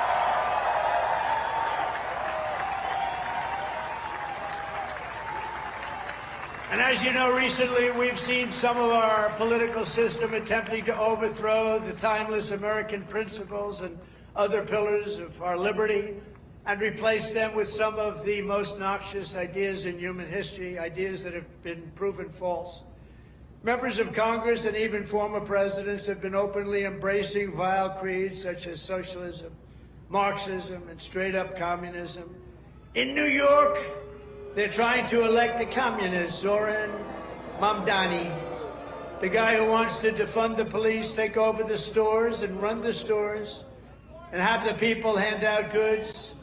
And when everything falls apart, it always does, it always works that way, it never has worked any other way.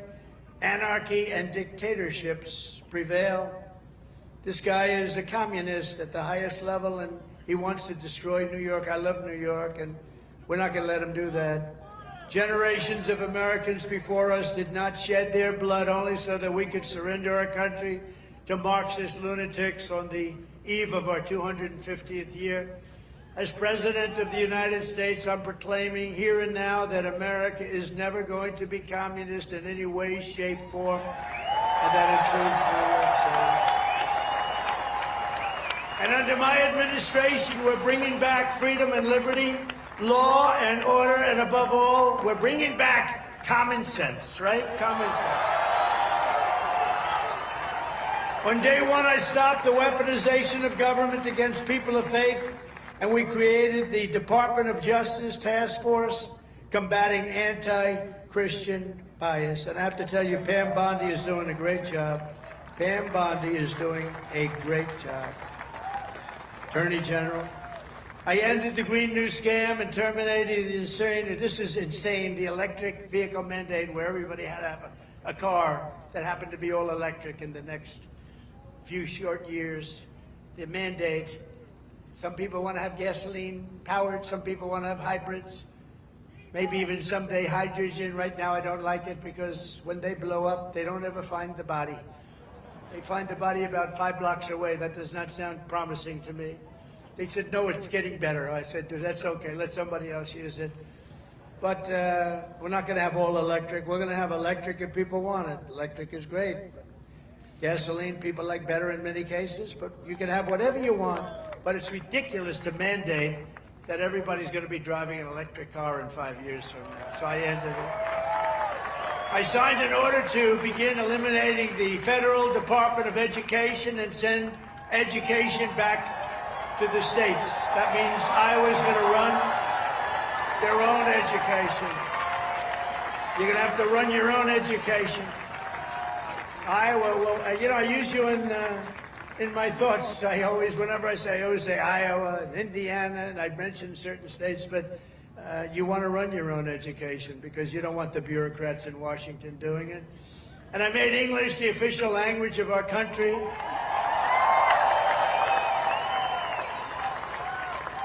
You would think that would be an easy one. It's not as easy as you think. I directed the reinstatement of all patriots expelled from our military by the Biden vaccine mandate, returning them to their former rank with full back pay. And I signed executive orders to abolish critical race theory and transgender insanity from our schools and from our military. And I made it official policy of the United States that there are only 2 genders, male and female.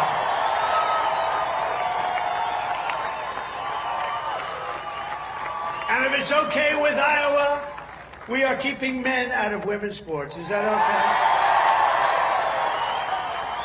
I also renamed the Gulf of Mexico. I renamed it to the Gulf of America. And we're restoring the name of the greatest president, one of the truly great presidents, somebody that made our country very rich, William McKinley, to Mount McKinley in Alaska. So in conclusion, in everything we do, we're once again defending the values, traditions, and beliefs that made every generation before us so very proud to be American. You know that better than anybody in Iowa. And here in Iowa and across this land, we believe that America is an exceptional nation, blessed by God. It's really destined to be the freest, strongest, the greatest country ever to exist on the face of the earth. And we're going to make it that way much more so than it's ever been. We believe in the wisdom of our founders who declared that our rights do not come from bureaucrats in Washington. Our rights come from our Creator in heaven. That's where our rights come from. And we reject government discrimination and so-called diversity, equity, and inclusion mandates. They're just about washed out the window, actually. They're just about over with. We're just about finished. In this country, we believe in hard work and we believe in merit. And by the way, we're allowed to have merit. We're now back to being a merit-based system. We had a decision in the United States Supreme Court. Our country is now a country based on merit. We oppose censorship, price controls, open borders, and sex changes for children. We support our troops, respect our police, and salute the heroes of ICE and Border Patrol. We cherish our Constitution, and we defend free speech, free assembly, religious liberty, and the right to keep and bear arms, our Second Amendment.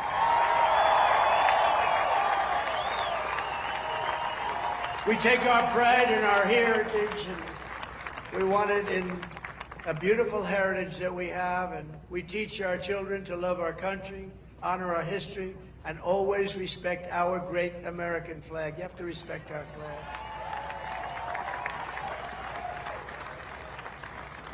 From Philadelphia to Phoenix, from Gettysburg to the Golden Gate Bridge, and from factories of Detroit to the fairgrounds of Des Moines, we stand on the shoulders of heroes and legends who crossed the oceans, blazed the trails, tamed the wilderness, settled the continent, raised up those beautiful skyscrapers, and stood tall and defiant in the face of tyranny and death.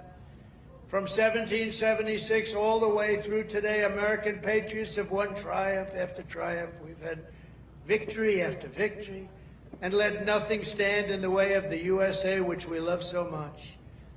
It was hardworking citizens like you who won our independence, secured our liberty, and built this country with courage, grit, and skill. And starting right here in Iowa, such a great place, and I hope you love it, but it's such a great place. You should love it. You should love it. You know, sometimes you take things for granted. This is one of the really great places, but I've been all over. It was hardworking citizens like you who saved our country in November 2024.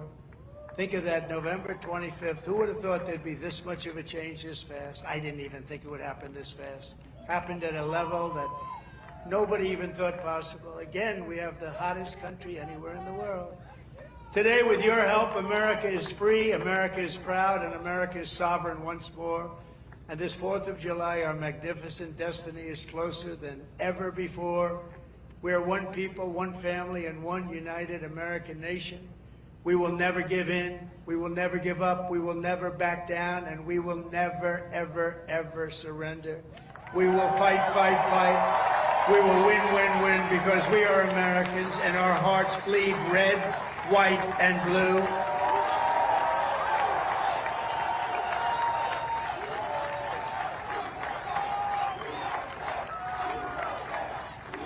And together, as we look forward to the 250th year of American independence, we will make America powerful again. We will make America wealthy again.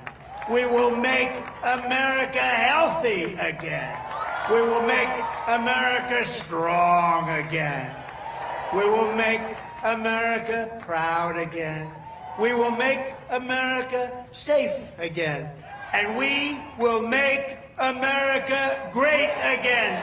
Thank you, Iowa. Thank you. Thank you very much.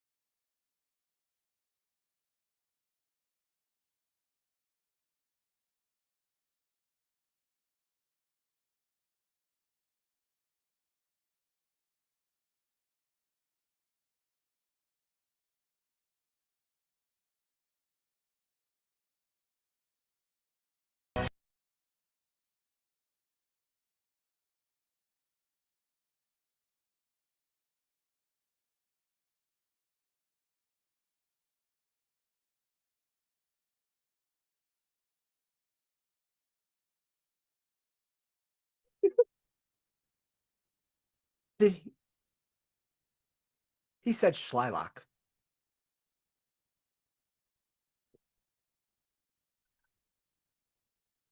That's got to be somebody's corner in a bingo card somewhere.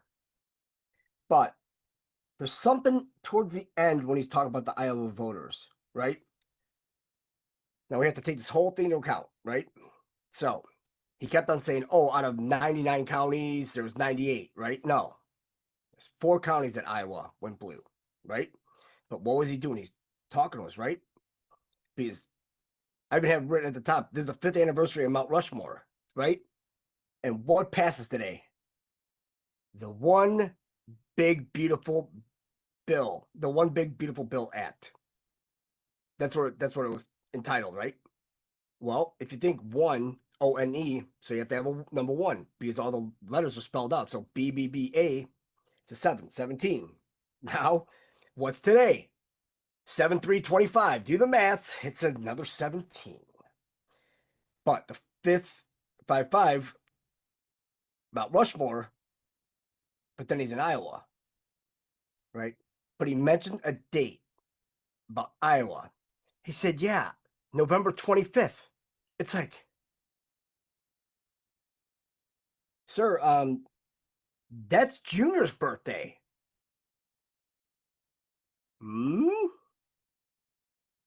Then, what if it's not the big, beautiful bill after all? What are we waiting for?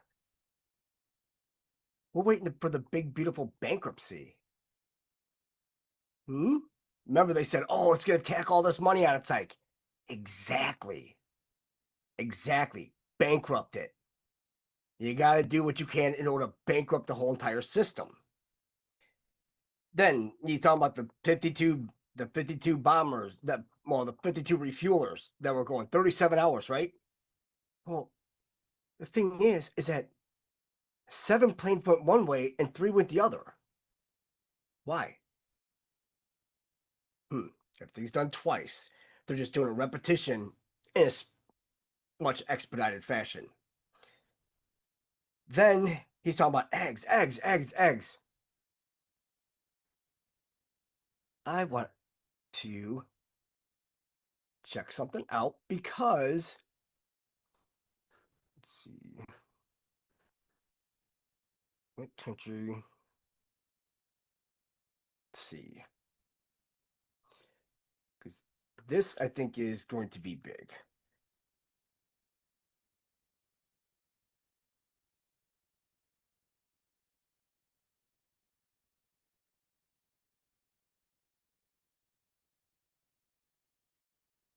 Okay, no.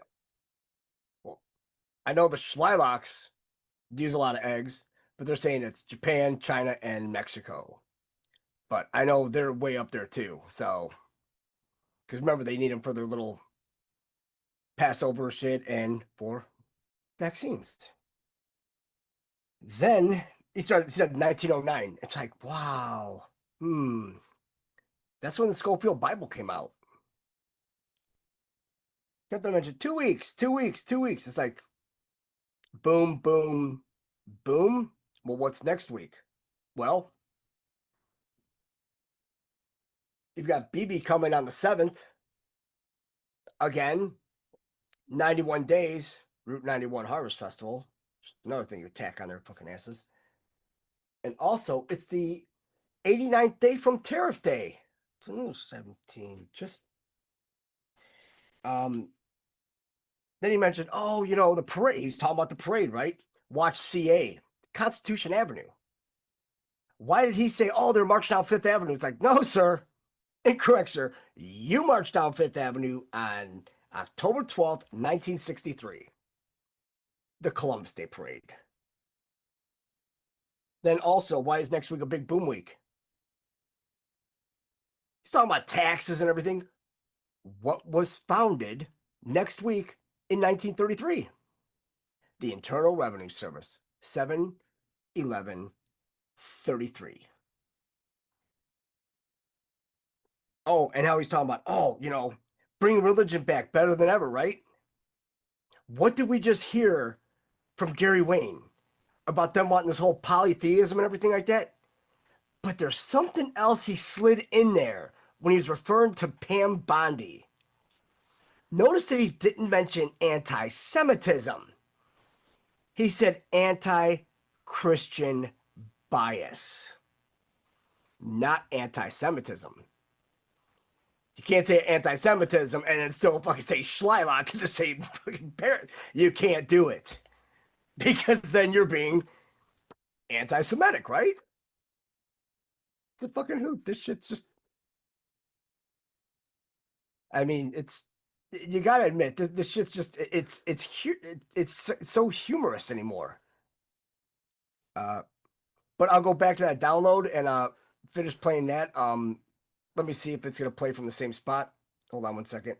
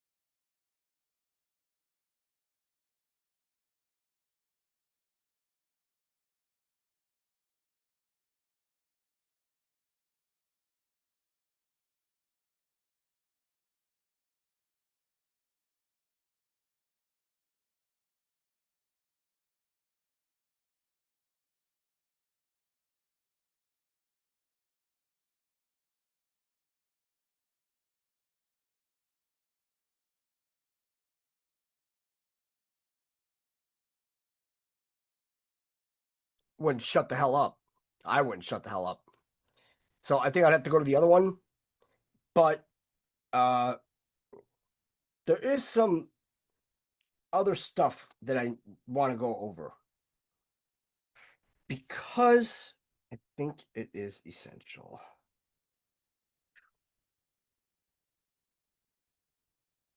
And yes, I know. It goes back to them. Always back to them. Oh, shit. Sorry. This one right here.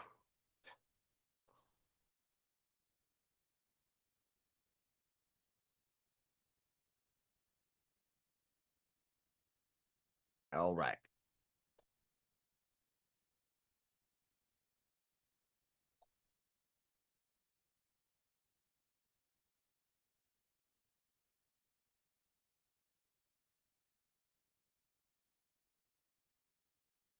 All right. Communist Front.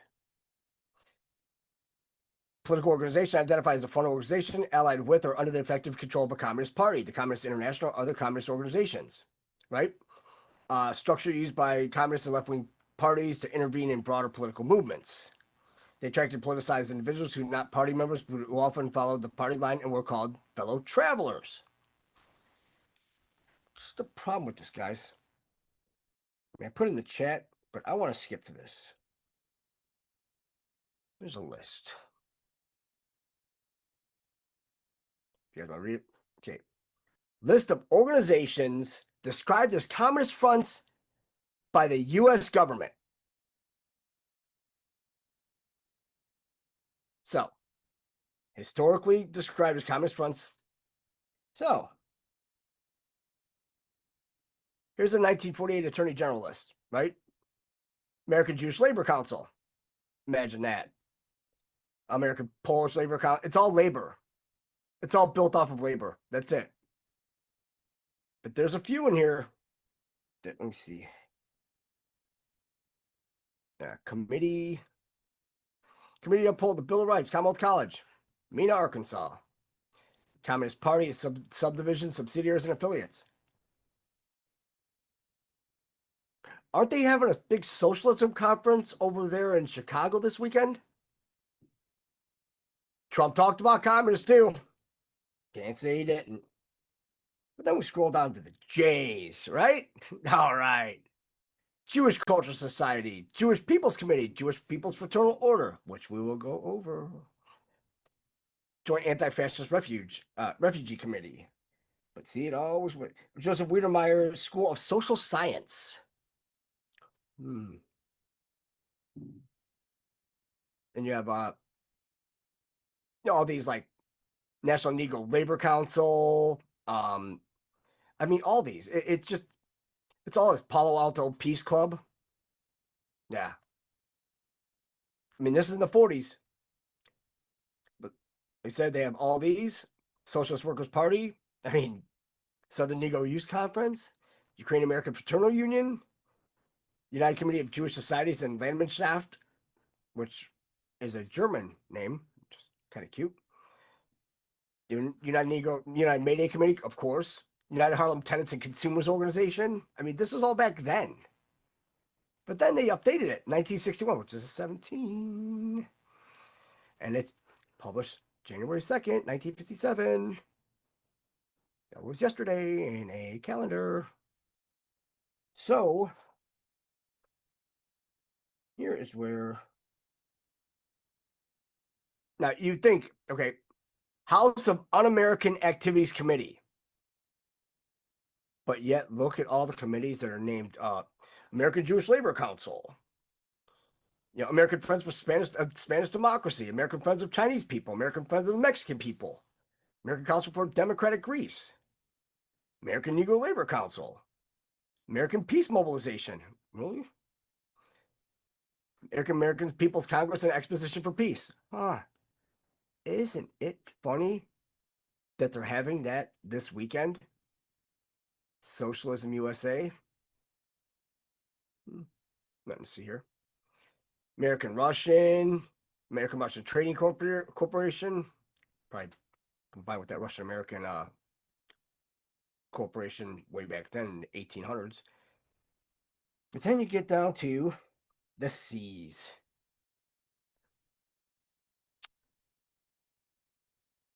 Camp Kinderland. Didn't we just go over Camp Kinderland?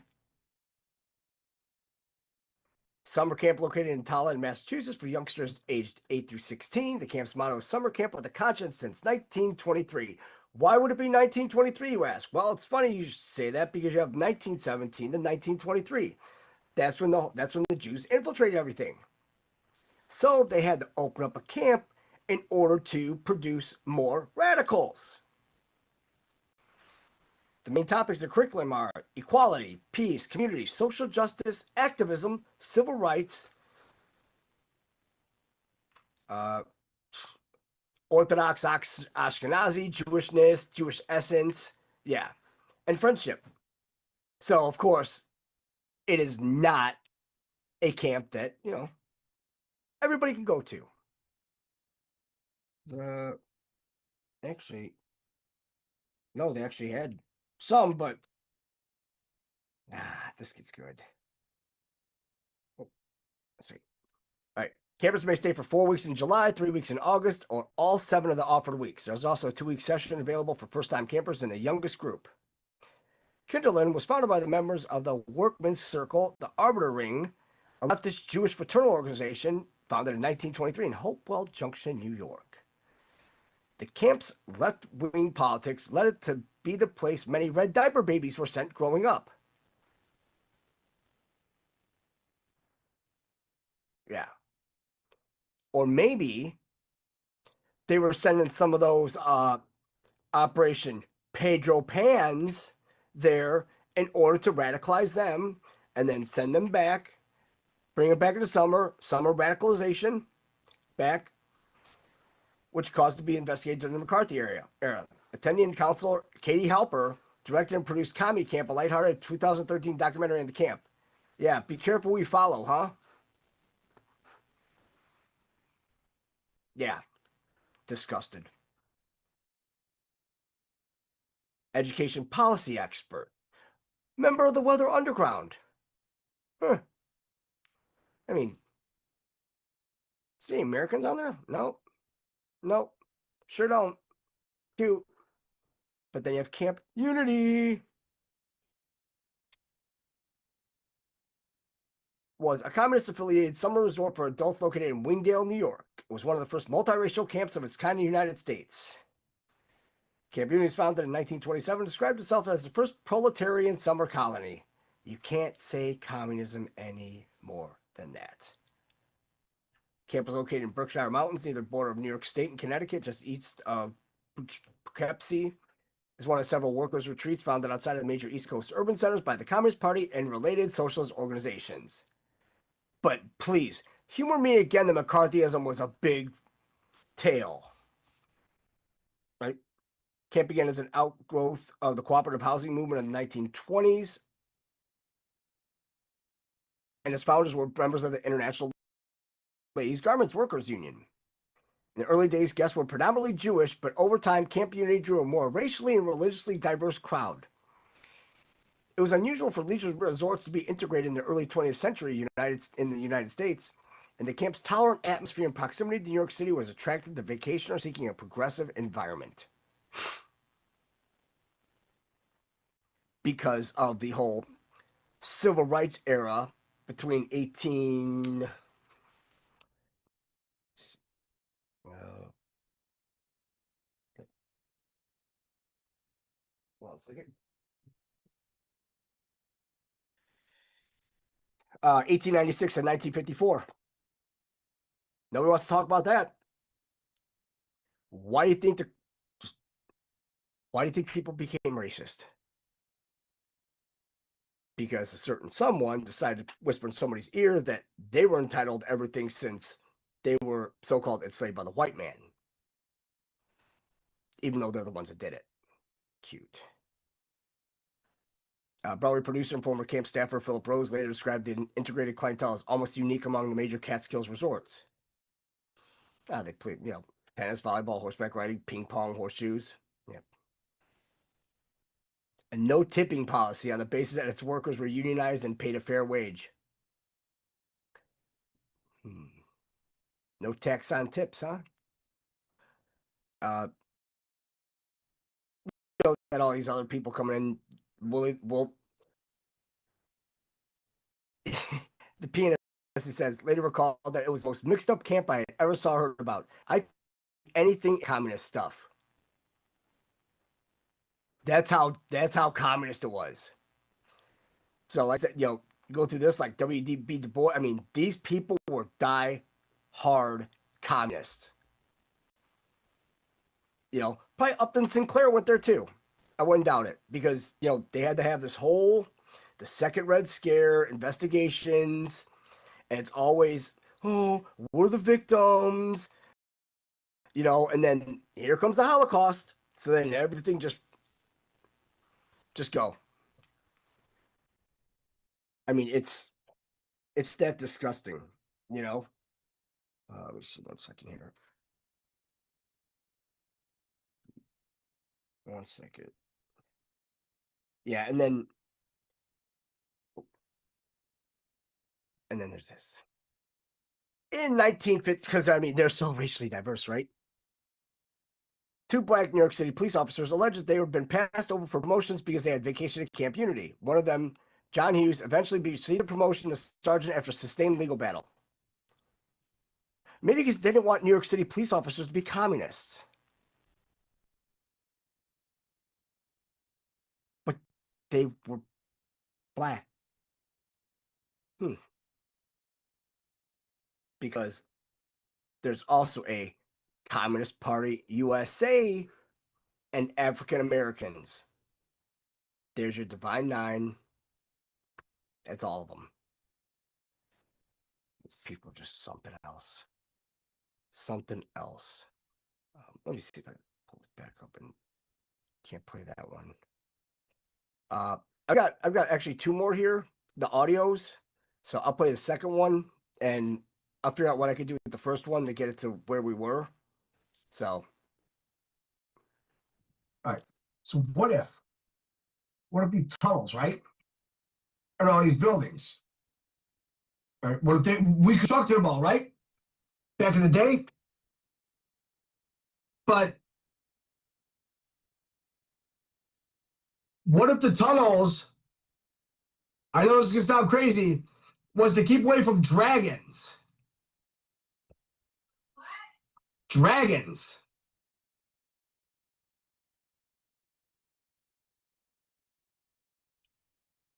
You know, because if all the buildings are connected underground, why would you need to have them connected underground? So what if it was to evade, certain aerial dragons and shit? Because, I mean, all these big castles and shit like that.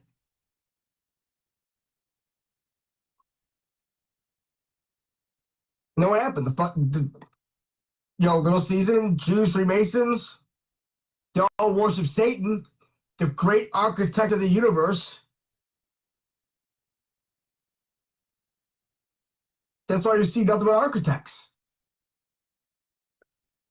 They're all way, way high-ranking Freemasons. They didn't design shit.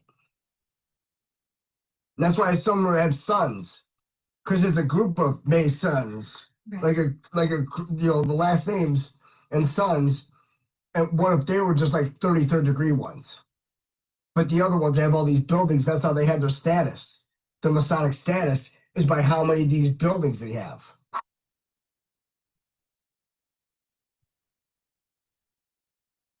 Okay, so what if, like, all these apostles and everything like that, like they talk about in the Bible, right, and all that shit. So what if Christ, because Christ was a creator, right? He wasn't a carpenter, guys. He was not a carpenter. All right? He was not a carpenter. Because when you start looking at this and you start seeing how certain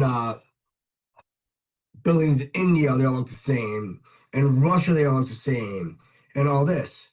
So you think Christ, and then you have Christ, and then you have like the seven kingdoms, right? Because they all have different, different architecture, but then they all deal with bells, right? Yeah. So now the bells, I mean, that's, the frequency, vibration, all that. Mm-hmm. So then you look at like UNESCO and all this shit, and they're like, oh, we're writing all this history, it's all bullshit, But what if it was like all of them, like, Christ is going to see Buddha and all this, and they come out that story. It's like, but what if they were like master, like, they were like wizards where they were actually constructing these palaces and they were showing others how to do it, Yeah. So what if that's the whole point of the Bible too? Is that it's like, hey, they're telling you a story and all this stuff, and it's all running to the end because it's like, everything's gonna come to an end. So it's like, if they're gonna win, or we're gonna win, and we won as soon as Trump got in, because he beat the Antichrist too, the presidency, Right. race to the top.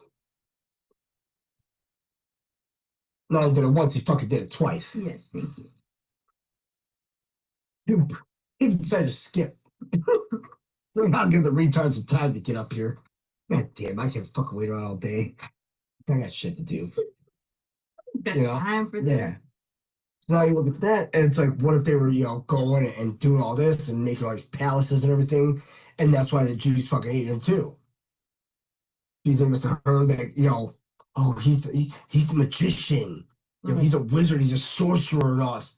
No, he's actually building these palaces to heal ourselves. Because we still had the gospel. We had the Christ did, because those fucking Jews, remember, they started eating baby's blood and shit like that. That's what they did. They never stopped doing that. No.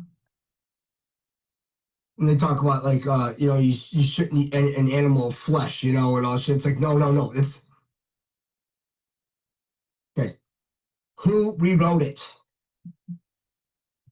Right? Yeah, their interpretation. Yeah.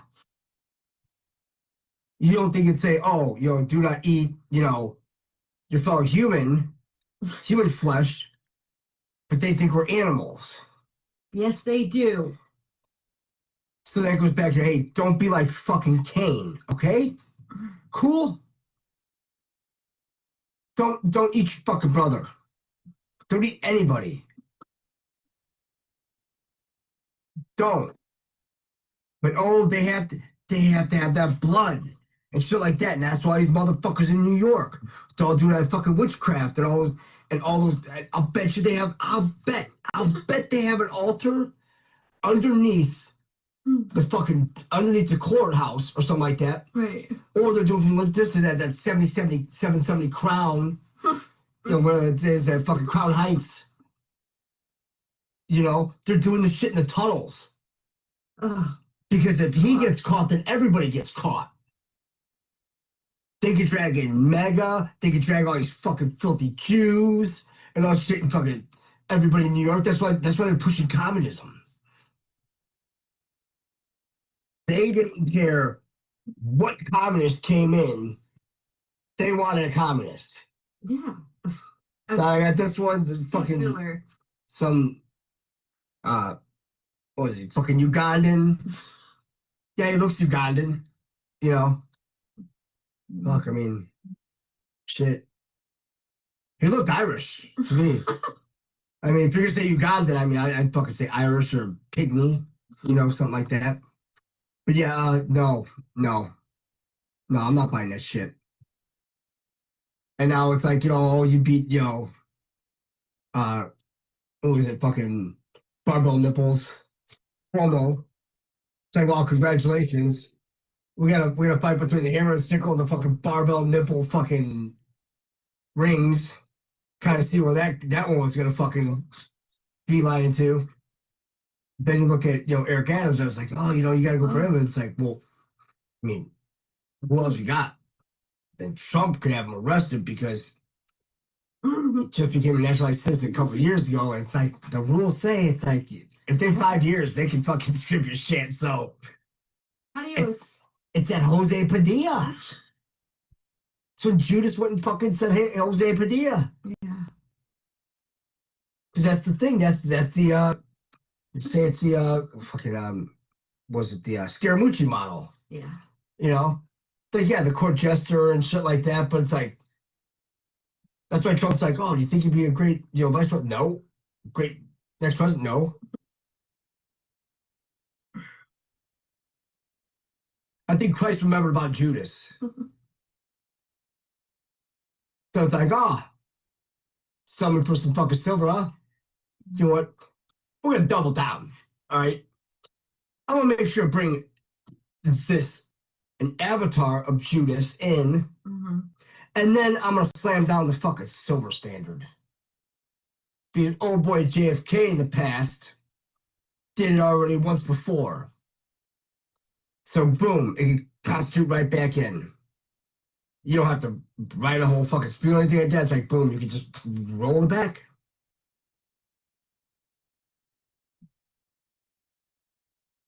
And then it's all coincidental that Treaty of Verona, how all that shit happened in 1822, and that's where the deal was made.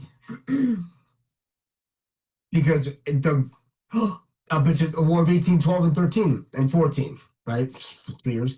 So why were the British and Americans dressed alike? Why? Because it wasn't British and Americans.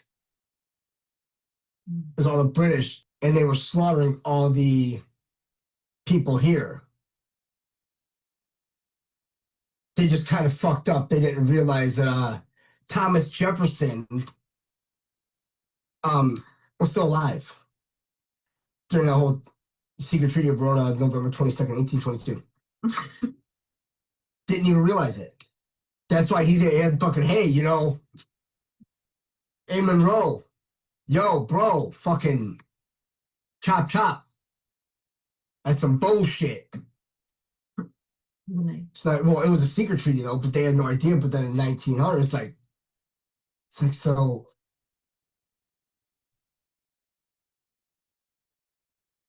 So what if Thomas Jefferson isn't dead? Who knows? Who knows? I mean, I don't know. I mean, but he still lived there. But it's like, remember, Thomas Jefferson was buried here. Yeah. You know. Yeah. Or something like that, or yeah, what it was something on his headstone. But you look at that, it's like, what if they could actually, like, you see all these big statues of them and everything like that? They had that capability. It's like they make it seem like they were going around like, oh yeah, riding horses and la-di-da and all this. It's like, no.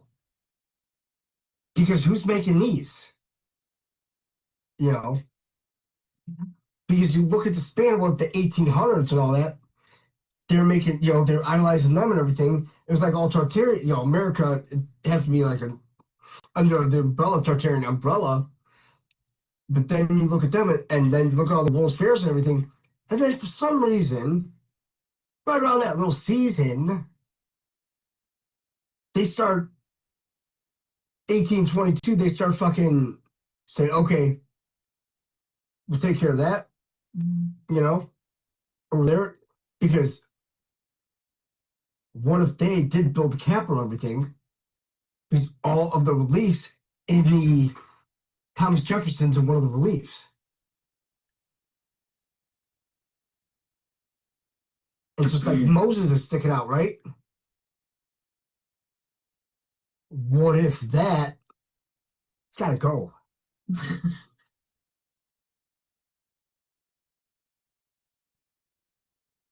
Because the thing is, remember that, you know, he was in the dark arts and all that. So what if they switched that on purpose? What if there wasn't one there? Right.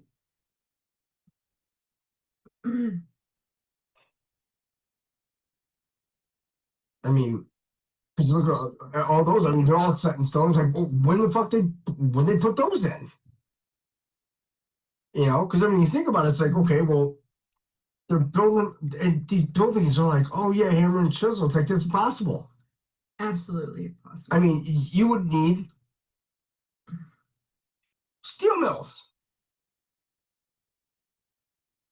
in order to make that many fucking chisels. I mean, you have to think about this.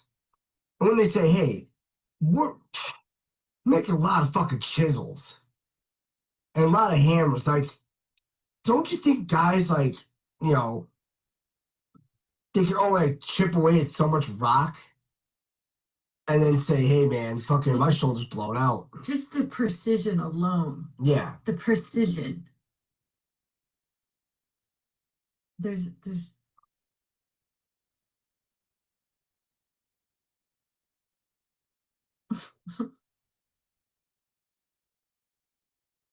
I mean, shit. What if the 3D printer? What if the 3D printer is now a thing of that? Think about that technology. well, yeah. I mean, You know? we know of people who make ghost guns. Yeah, but what if they could do that with this? What if that's how they made those? Like some of the like the statues, you know? Yeah. What if that's how they made them, but they used marble and all that, and it just because I mean all the cuts and everything like that. Yeah, and some pieces are pure. I mean, they're one solid piece. They're not multiple pieces put together. Yeah. So what if like the 3D printer's like a fucking hey, yeah, hey, well how cool is this? Like, hey, fuck you. This you guys had way better technology back then than you're having here. Right. It's like make sure you plug it in that 110 outlet. You know, it's like fuck, just like give it up.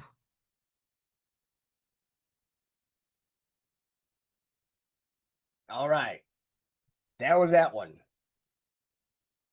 I mean, it's so diabolical that it just might as well make sense. Because it's not like they had a bunch of... Why haven't they found any chisels in any of these archaeological digs? You would think that you'd find a shit ton of chisels somewhere. Right? Unbelievable. Oh, I got something funny. You're not going to believe this. This is...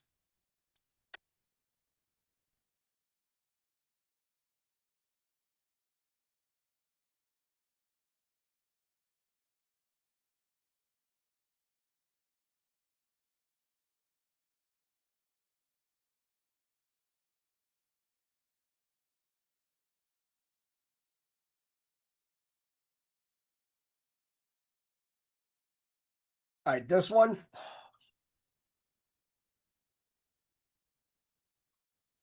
The word's fair game now. Word's fair game.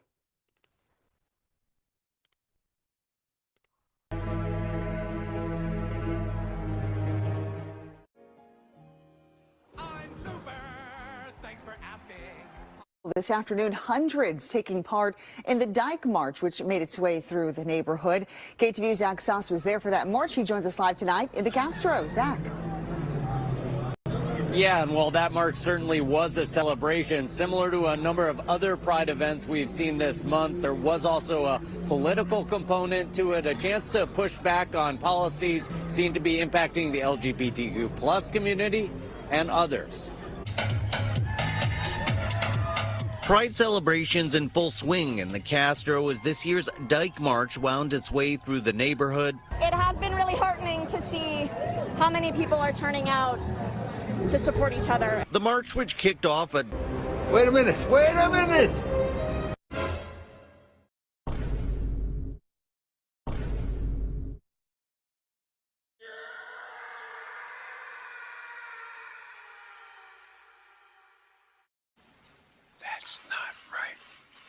Not everyone knows that I'm gay. Like, I do understand as someone who is non-binary, it is hard. Like, yeah, are you would you say you're non-binary? Yeah. Do you love Palestine?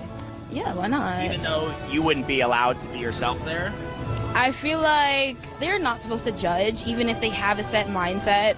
It is actually very haram in the Muslim culture for them to judge, where even they themselves should know. But there's not a single Muslim state where it's legal to be gay. That is true, I never thought about that. That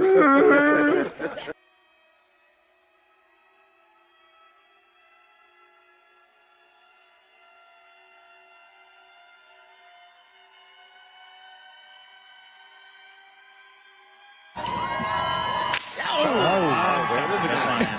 I don't know if it's coming through on the air, but it's very loud. Oh, casinos. It's a reporter in Vegas, so I love seeing this come through the visuals here. Oh, flexibility.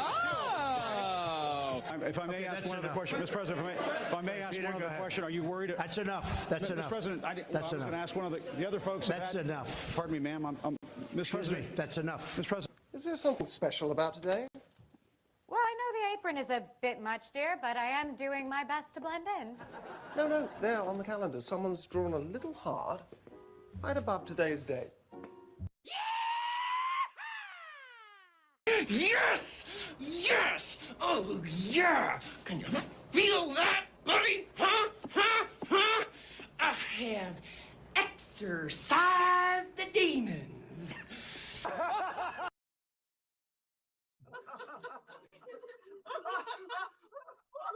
That right there is some good shit.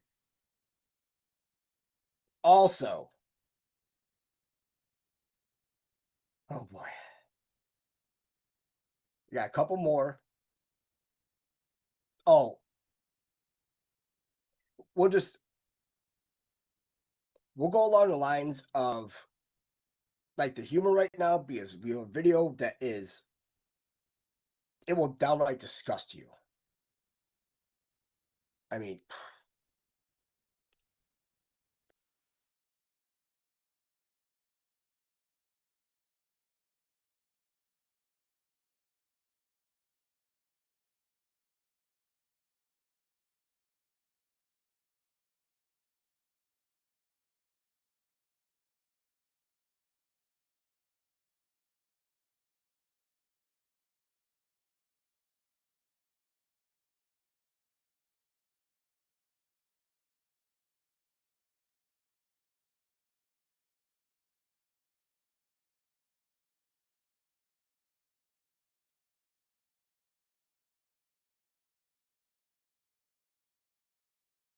all right, I'm going to put all three of these in succession.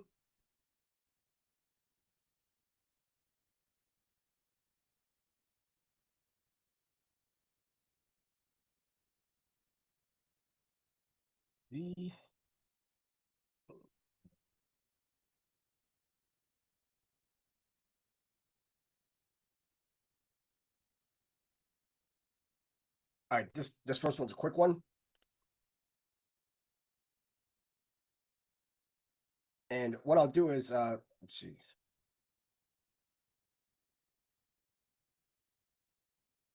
Yeah.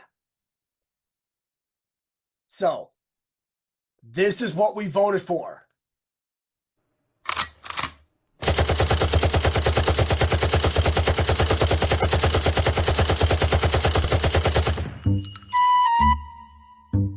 I'll read it for everybody. That's Ron Filipkowski. He put, in the past 24 hours, Trump's threatened Elon Musk, Thomas Massey, Japan, a judge in Israel, the CEO of AT&T, Jerome Powell, Canada, Tom Tillis, a Forbes reporter, Harvard, migrants with being eaten by Burmese pythons in the Everglades while releasing a new line of colognes. And that was the whole video, but that right there is a banger of a day. A banger of a day. So now, we're part 2 and part 3. Well, part 1, part 2 of this. This is a minute long. I think the other one's a minute long also. Enjoy. In the heart of the Everglades, a new kind of leadership emerges. All right, team. This area here, full of liberal frogs. We need surveillance, 24/7. Gary, you're head of swamp security. You bite first, ask questions later. Linda, you're on PR. Smile more. You're terrifying, in a good way. And Chompers, just try not to eat the interns this time. We're not draining the swamp. We're running it.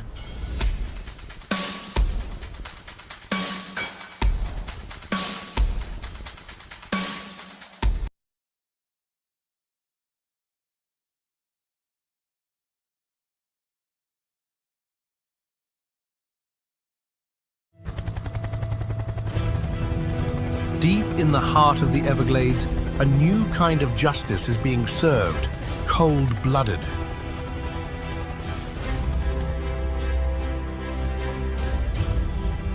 And this is not what I expected from Florida.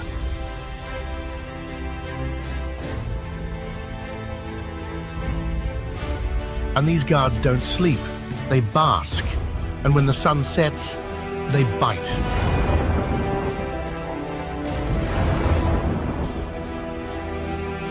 I miss Alcatraz.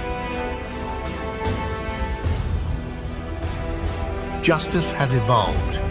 Welcome to the swamp.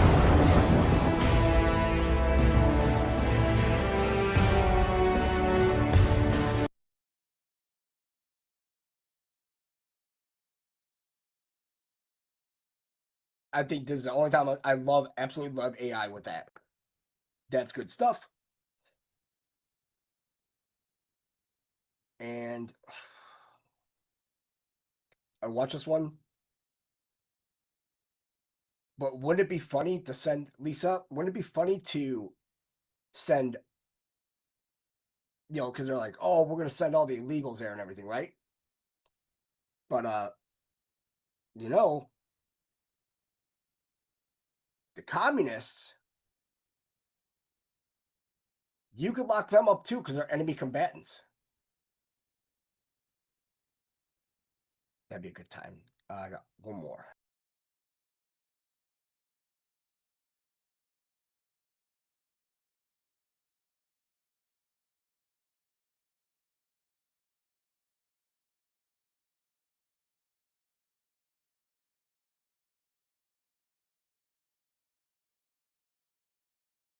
All right. This one is disturbing. All right. It's Lar Logan and our man, James O'Keefe. But it's just a clip. It's 7 minutes and 34 seconds. It's a 7-7. But yeah, this is... I mean, this stunned me. In one of our phone calls, you said something to the effect, remind me what you said, which was that it's hard knowing that there's so much evil in the world. Do you remember telling me that? It must have been 3-4 years ago. I remember saying you yes, said that. because you were in a bad situation. You were facing a lot of... Was it the FBI? Wasn't just that, it was when you were in the courtroom. Remember when you were in the courtroom? Oh yes, the Bob Creamer trial. I was trying to determine whether I should give a talk after I was raided. And there was the very end of the speech, which I was writing furiously, and I had you on the phone, and I asked you to help me with what I was saying. It's hard knowing there's so much evil in the world.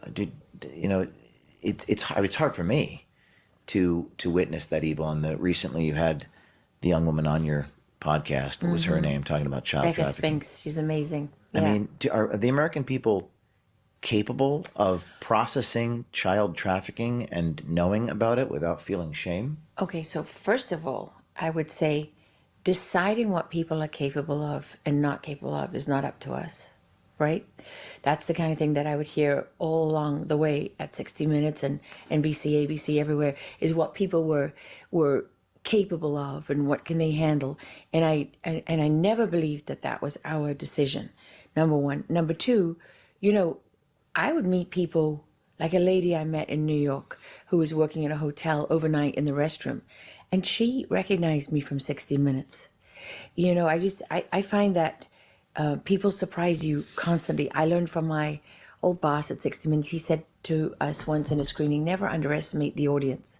And I feel the same way about people. I think people can handle anything. Now, there are some people who are, you know, who choose not to face the truth, but by and large, people can pretty much handle anything. I'm basing that off of this film that we did, Line in the Sand, and there's this one scene in the desert of a little girl, and it's a nonfiction film, so it's a documentary film.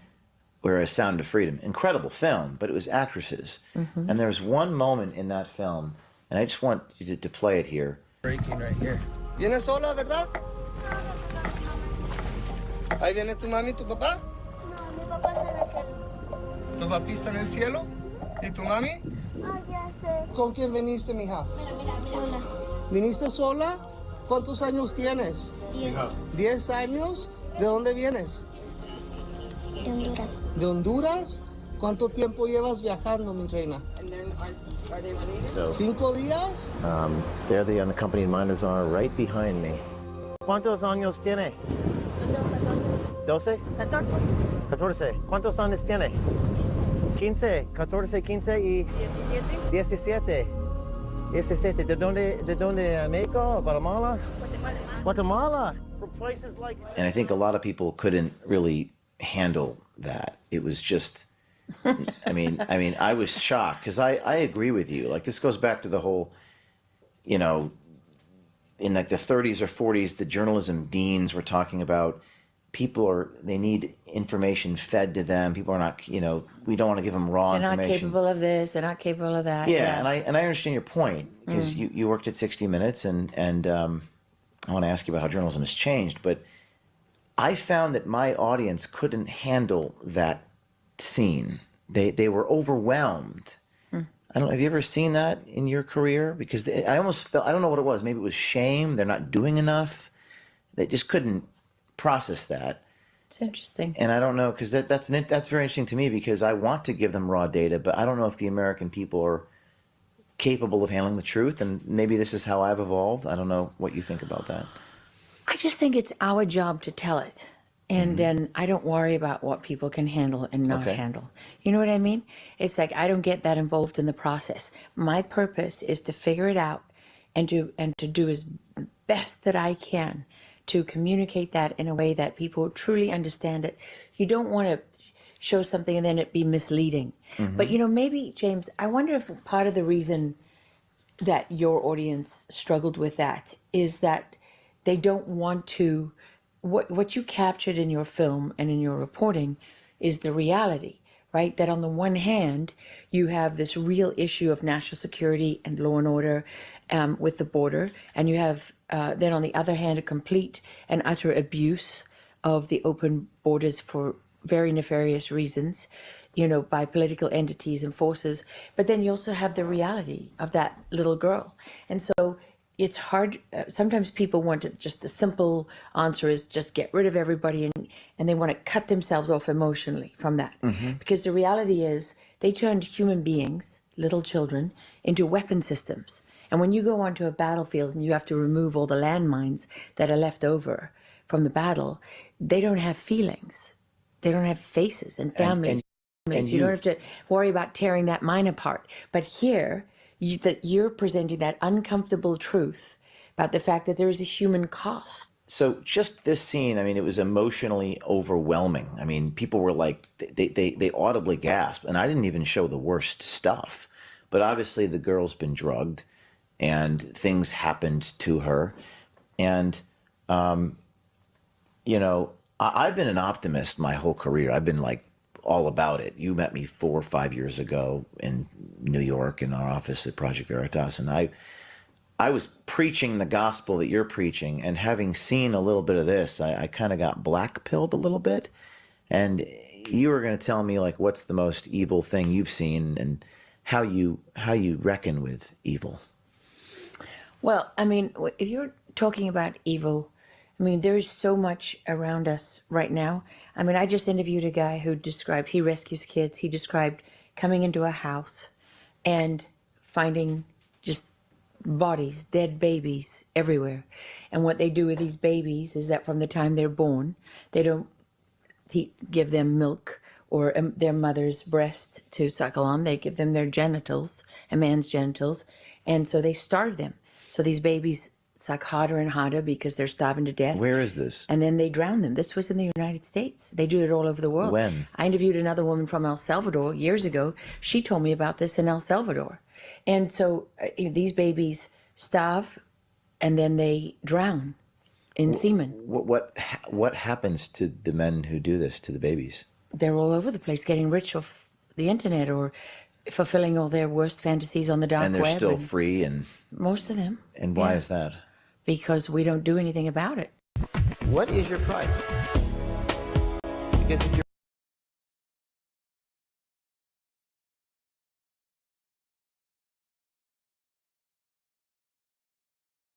Yeah. You heard that right at the end. When I heard that, I was like, you're just listening, and then all of a sudden just hits you. And it's like, wait, what did she just say? All those dead babies, and they would drown from semen. There is not a hell hot enough right now. Not at all. Check this out real quick. Shit.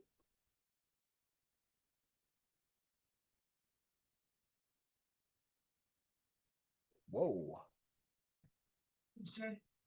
Whoa. Windy. What a find, huh? Senator Anthony Kern and his wife Sarah, Jenny, Sarah? they're here. Thank you, Anthony. Thank you very much All right. for being here. A woman who has 25, done that's an 17. incredible job, and she's just starting the fight, but she's winning the fight. Arizona GOP Chair Kelly Ward. Thank you, Kelly. Thanks, Kelly. Great job. Thanks. Hi, Jenny. Thank you. Oh boy. Let me see.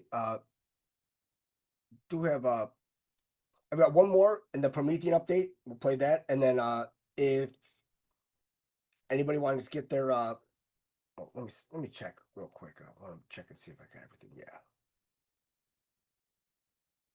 Yes.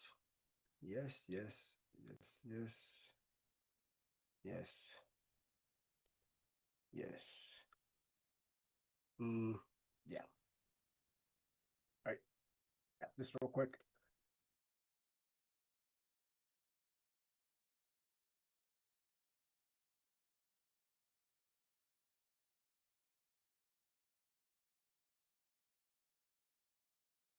Just before the big, beautiful bill went to the Senate for final passage, Donald Trump told reporters on the White House lawn, I don't want to go too crazy with cuts. I don't like cuts. that was pure Donald Trump. And when he ended a genocidal geopolitical war in Africa and opened the door to economic development, you were seeing the real Donald Trump, someone who has broken the narrative from both left and right and is acting from a deeper, more American impulse, channeling something that's been at the heart of America since 1776.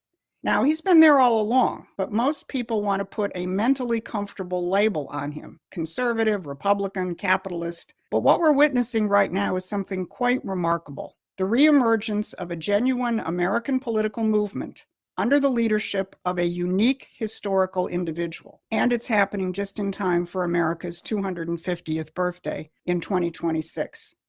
Now, let me be clear. This is not whatever Elon Musk is talking about with his so-called new party. It's not the warmed-over British imperial system dressed up in libertarian or fiscal conservative drag. It's not the Federal Reserve's austerity with its budget-balancing cult. It's something older, deeper, and far more revolutionary. This is Susan Kokinda, and for over 5 decades, I've been involved in a movement which has defied labels. I've seen how ideologies on the left, like environmentalism, and on the right, like fiscal conservatism, are spun up, usually by the British elites, to disorient and destroy real American policies. So if you want to be part of the fight, go to our website, become a member, and equip yourself for victory. So in this update, I'm going to look at 3 things from that standpoint. First, the big, beautiful bill and how the fight around it reflects Trump's embrace of American economic policies. Second, how the opposition to it, whether from budget balancers, the Federal Reserve, or the Democrats, exposes the British hand in American economic institutions and thinking. And third, how Trump's foreign policy is upending decades and centuries of imperial policy with a focus on Africa and the Mideast. So let's start with the big, beautiful bill, because that's what's on the line today, and this is where the rubber meets the road. So why did Donald Trump say he doesn't want to go crazy with cuts, that he doesn't like cuts? That's got to be setting the hair on fire for a lot of Heritage Foundation acolytes. Trump and his team know that you have to build your way out of a crisis. Treasury Secretary Scott Bessent said it yesterday to Laura Ingraham. We're going to pay the debt down by growing the economy. Now, everyone knows that the big, beautiful bill has had to accommodate certain political realities to get as far as it had. But Bessent pointed out the big, beautiful bill contains foundational elements of an overall strategy, which includes tariff, immigration reform, tax policy, all of which are designed to reshape and grow the economy. Now, everyone hammers away at the budget office's claim that the bill will massively increase deficits. On Maria Bartiromo on Sunday, Trump didn't flinch. He talked instead about getting our spirit back. We brought spirit back. We brought respect and dignity back. He's talking about reviving the American producer identity. American economics is not about dollars and cents. It's about unleashing the creative power of the human mind. Now, Scott Bessent not only took on the Congressional Budget Office, but he also took on the Federal Reserve's attempted sabotage of the bill. He, like Trump, pointed out that Fed Chair Jerome Powell is keeping interest rates up, which of course affects the size of the federal debt and feeds the demands of the budget cutters. But he also pointed to Powell's comments made at a forum this week, where the Fed chair admitted that interest rates were being kept up because of Trump's tariff policies. Even Laura Ingraham was struck by Powell's hatred of tariffs. And the way Bessent put it was, so I don't know, I guess this tariff derangement syndrome happens even over at the Fed. Bessent went on to point out that the budget cutters attacking the bill don't take into account the revenues coming from tariffs, which are estimated at $3 trillion over the next 10 years. This is a different way of thinking, and that's why Trump is so adamant about making us a manufacturing superpower and growing the living standards of workers and defending benefits to seniors and others. Physical production and human minds are the source of wealth, not some algorithm that generates a financial profit. That's where a lot of the tech bros have a problem, because it's about investing in the future, not managing income streams for central banks and hedge funds. But here's the kicker. Trump's problem isn't just with the Democrats. It's coming from inside the House, from budget-cutting fundamentalists, the libertarians, and groups like the Heritage Foundation. These are the people who have internalized the British system of economics, whether they know it or not. Well, some knew it all along. Go look up the role of British economist Stuart Butler, who first founded the Adam Smith Institute in London in 1977, and then was dispatched to the US to guide the Heritage Foundation in 1979. Much of today's pushback on Trump's big, beautiful bill can be traced back to Butler's British policy influence at Heritage. Now, this is also related to Elon Musk's libertarian opposition to the bill and talk of forming an American party. Well, it's not American. If Musk had intellectual honesty, he'd call it the Austrian Party, because he is a self-avowed follower of Milton Friedman and the Austrian school philosophy. So this question of a new party is not just today's shit fit coming from Elon Musk. The globalists clearly understand that their Democratic Party, if it stays in the hands of the likes of Tim Walz and the new New York mayoral candidate Mamdani, is committing political suicide. There is undoubtedly some deck chair rearranging going on as they try to figure out how to deal with the reality of Trump's new Republican Party of workers and producers. Because Donald Trump is doing something that we've only seen a few times in American history. Like Lincoln and McKinley, he's using the Republican Party as an instrument for a movement which defends the American system and American principles. That is the only legitimate role for a party or a movement in the United States. Otherwise, as we've seen through too much of our nation's history, parties are tools of the imperial elite, which is why we have a uniparty. Now, here's a shocker. Both the overly large role of political parties and the Federal Reserve and the very idea of a balanced budget come from one place, the British. Let's look at a little bit of buried history. Not long after the assassination of our last American system president, McKinley, we got Woodrow Wilson.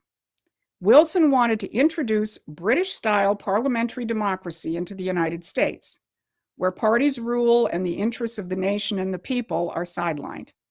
He ushered in the Federal Reserve. He also introduced the need for a federal budget. Before Wilson, Congress operated on the basis of a long-term capital budget, not a year-to-year balance the budget exercise. Think about that. For half of our history, the United States did not have a federal budget. Let that sink in as you listen to the final attempts to sabotage Trump's bill. We did not have a federal budget until we got the Federal Reserve. Instead, we invested in the future. We built canals and railroads and infrastructure, which Woodrow Wilson hated. We didn't obsess over balancing the books every year. But Wilson changed that, and that then metastasized into the post-war Austrian school, which drives today's libertarians. So let's not talk about a new party. Let's understand that Donald Trump is using the vehicle of the Republican Party to restore American economic and political sovereignty. Anything else is just another front for the British system. Now, let's look at how this fight plays out on the world stage. Because the British system isn't just about economics, it's about empire. Look at what Trump has done in the past few weeks at G7, at NATO, kicking globalist institutions to the curb, strengthening relations with Russia, and making it clear that America will no longer be a pawn in someone else's perpetual wars and imperial games. Trump just announced a 60-day ceasefire between Israel and Hamas, and said that when Netanyahu comes to the US, he's going to be very tough on him. Or how about this announcement, that the United States is halting shipment of some weapons to Ukraine? But let's zero in on a moment that most of the media missed, one that shows a tectonic shift underway.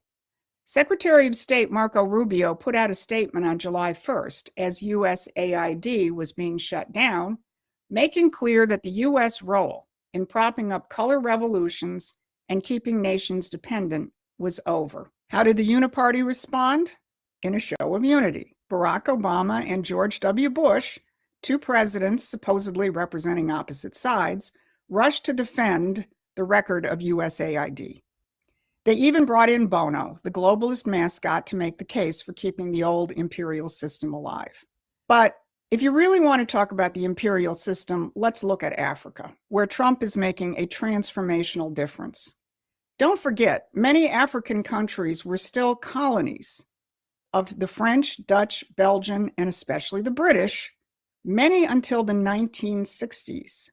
And even after political independence, they were trapped in a central bank-run, globalist-dominated economy, beset with wars and never allowed to develop. Now, an African reporter speaking of the historic Congo-Rwanda deal negotiated by Trump, just came back from Congo, and she said the following: "I've witnessed myself how proud, how happy the people of Congo are under this peace deal. I've seen hope. Now they are seeing, under, of course, the leadership of Donald Trump, that finally they will see peace in Congo and, of course, economic benefit to the country. When you talk to the people, they say, finally, we will be able to make our country grow." She made the point that previous administrations never seriously tried to stop the conflict, which killed 6 million. And she continued, "But finally, President Trump is the one who said this must stop. This is wrong. In Congo, I spoke with people, even little kids. You're not going to believe they know a man named Trump is doing something to bring peace to their country. And they are very, very happy. You can see hope in their eyes. Trump is breaking the imperial system. He's fighting for a new independence, economic, political, and strategic, and not just at home. He's showing the world that America is back, not as an empire, but as a builder, a partner, and a force for real development." So as we head into Independence Day this Friday, let's remember what's really at stake. Donald Trump is fighting for our policy independence from the British ideology, economically and strategically.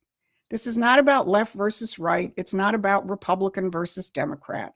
It's about the American system versus the British system. And it's about time that we recognized what's really going on. The attacks on Trump, the attacks on the big, beautiful bill, the talk of new parties, this is all coming from one place. An imperial system which has been headquartered in the City of London since before the time of our fight for independence. So as you celebrate Independence Day this Friday, remember, the celebration is not just for our independence from Britain in 1776. The fight for our independence from the British globalist system today is what is ongoing. And Donald Trump is leading the way, and we have a real chance to win that fight. Hundreds of thousands of people are responding to Promethean Action's updates and to this message. And thousands are subscribing to our free newsletter because they're discovering a strategic clarity you can't get anywhere else. We are close to our goal of having 1,000 paying members. We would like to celebrate Independence Day by hitting and exceeding that goal and ramping up the fight. So please join our growing community of paid members. This is Susan Kokinda. Stay focused, keep building. Happy Independence Day, and thanks for watching. Please subscribe to our free newsletter at Promethean. All right. So there's something funny about this.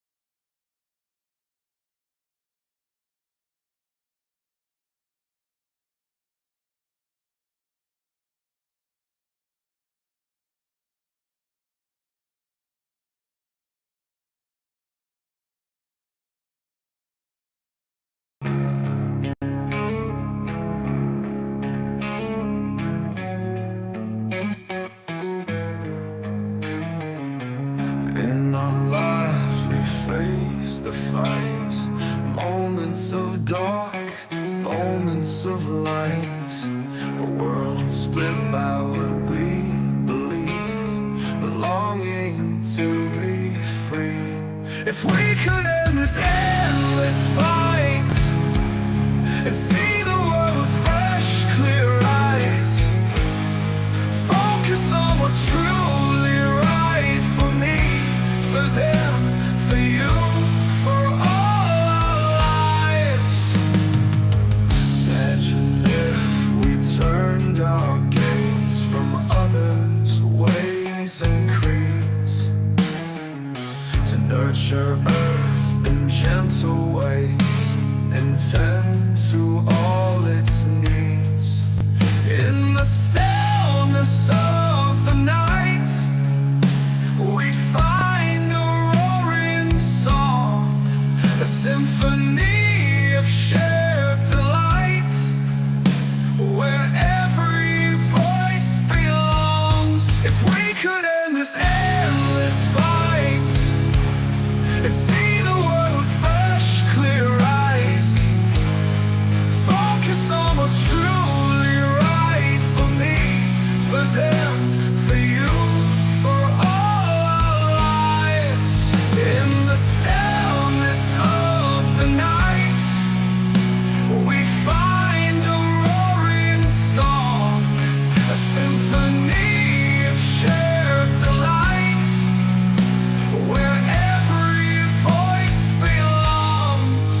In the stillness of the night, we'd find a roaring song, a symphony of shared delight, and tend to all its needs. In the stillness of the night, we find a roaring song, a symphony of shared delight, where every voice belongs, belongs, of peace and endless light, where dreams come true. All our lives.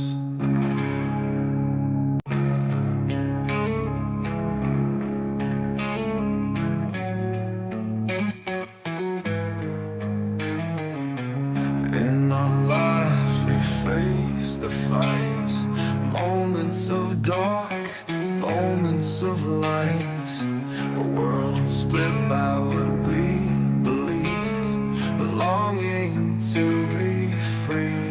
If we could end this endless fight and see the world with fresh, clear eyes, focus on what's truly right for me, for them, for you, for all our lives. Imagine if we turned our gaze from others' way. 5, right?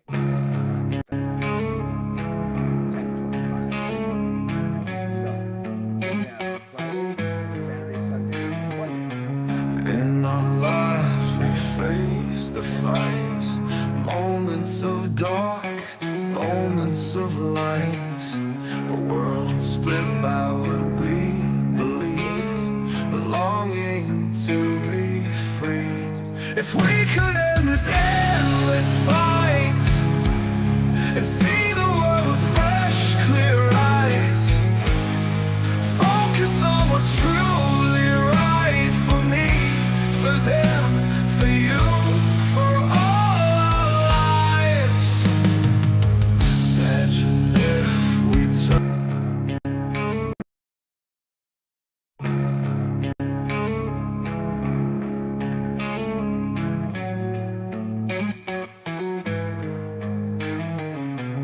In our lives we face the fight.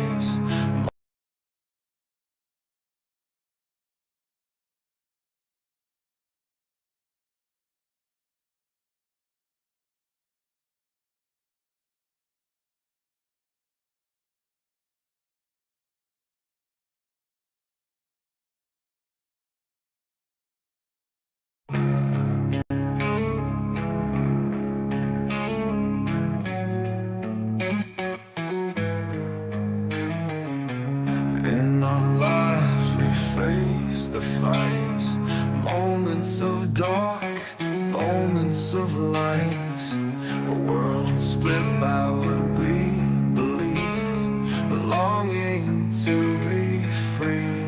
If we could end this endless fight and see the world with fresh, clear eyes, focus on what's truly right for me, for them, for you, for all our lives.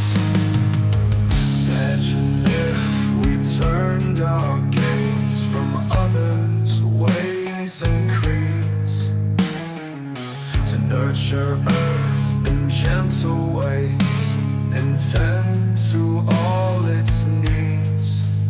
In the stillness of the night,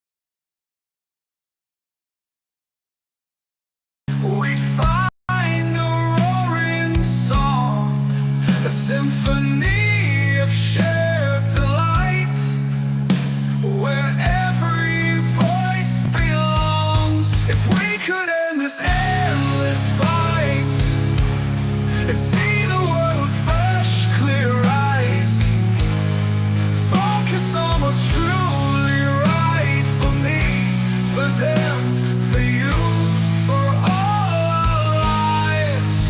In the stillness of the night, we find a roaring song, a symphony of shared delight, where every voice belongs.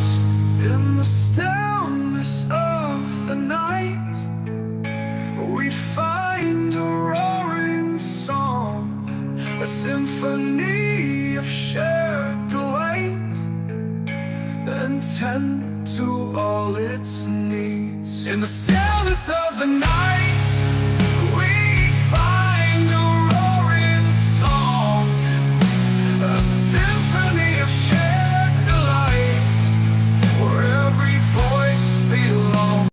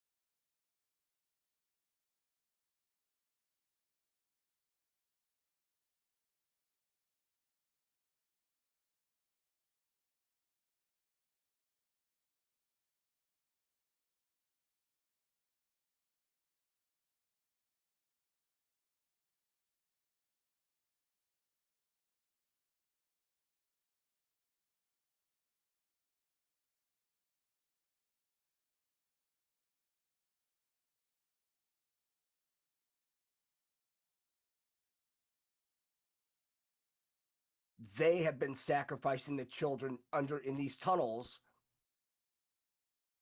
and that's all they've been doing. They have the cover of the NYPD now with Jessica Tisch, which Mega Group made sure she got in. It is Babylon. I hate to say it, but I mean, Babylon Canyon runs right into Long Island on the map. We went over that numerous times. So New York City is Babylon. But cool. I mean, ain't shit we could do but just keep on learning. That's it. And, you know, knowledge is power, because at least we're starting to, you know, relearn everything. But yeah, make sure you check out all the videos we shared. Subscribe to their channels. I mean, they're great. I mean, just salt of the earth, you know, because I mean, you're gonna get information, and you have to disseminate it yourself. That's all you have to do, and say, I'm not too keen on that, and not everybody's gonna be right. There's a lot of times I'm wrong, and we have to go back and fix it or whatever. But there's just so much of it that at least we're thinking. So, want to thank everybody here. Make sure you hit the like button on the way out. And thank you, everybody on YouTube and all the other platforms. And we will catch you guys again Sunday. Bye, guys.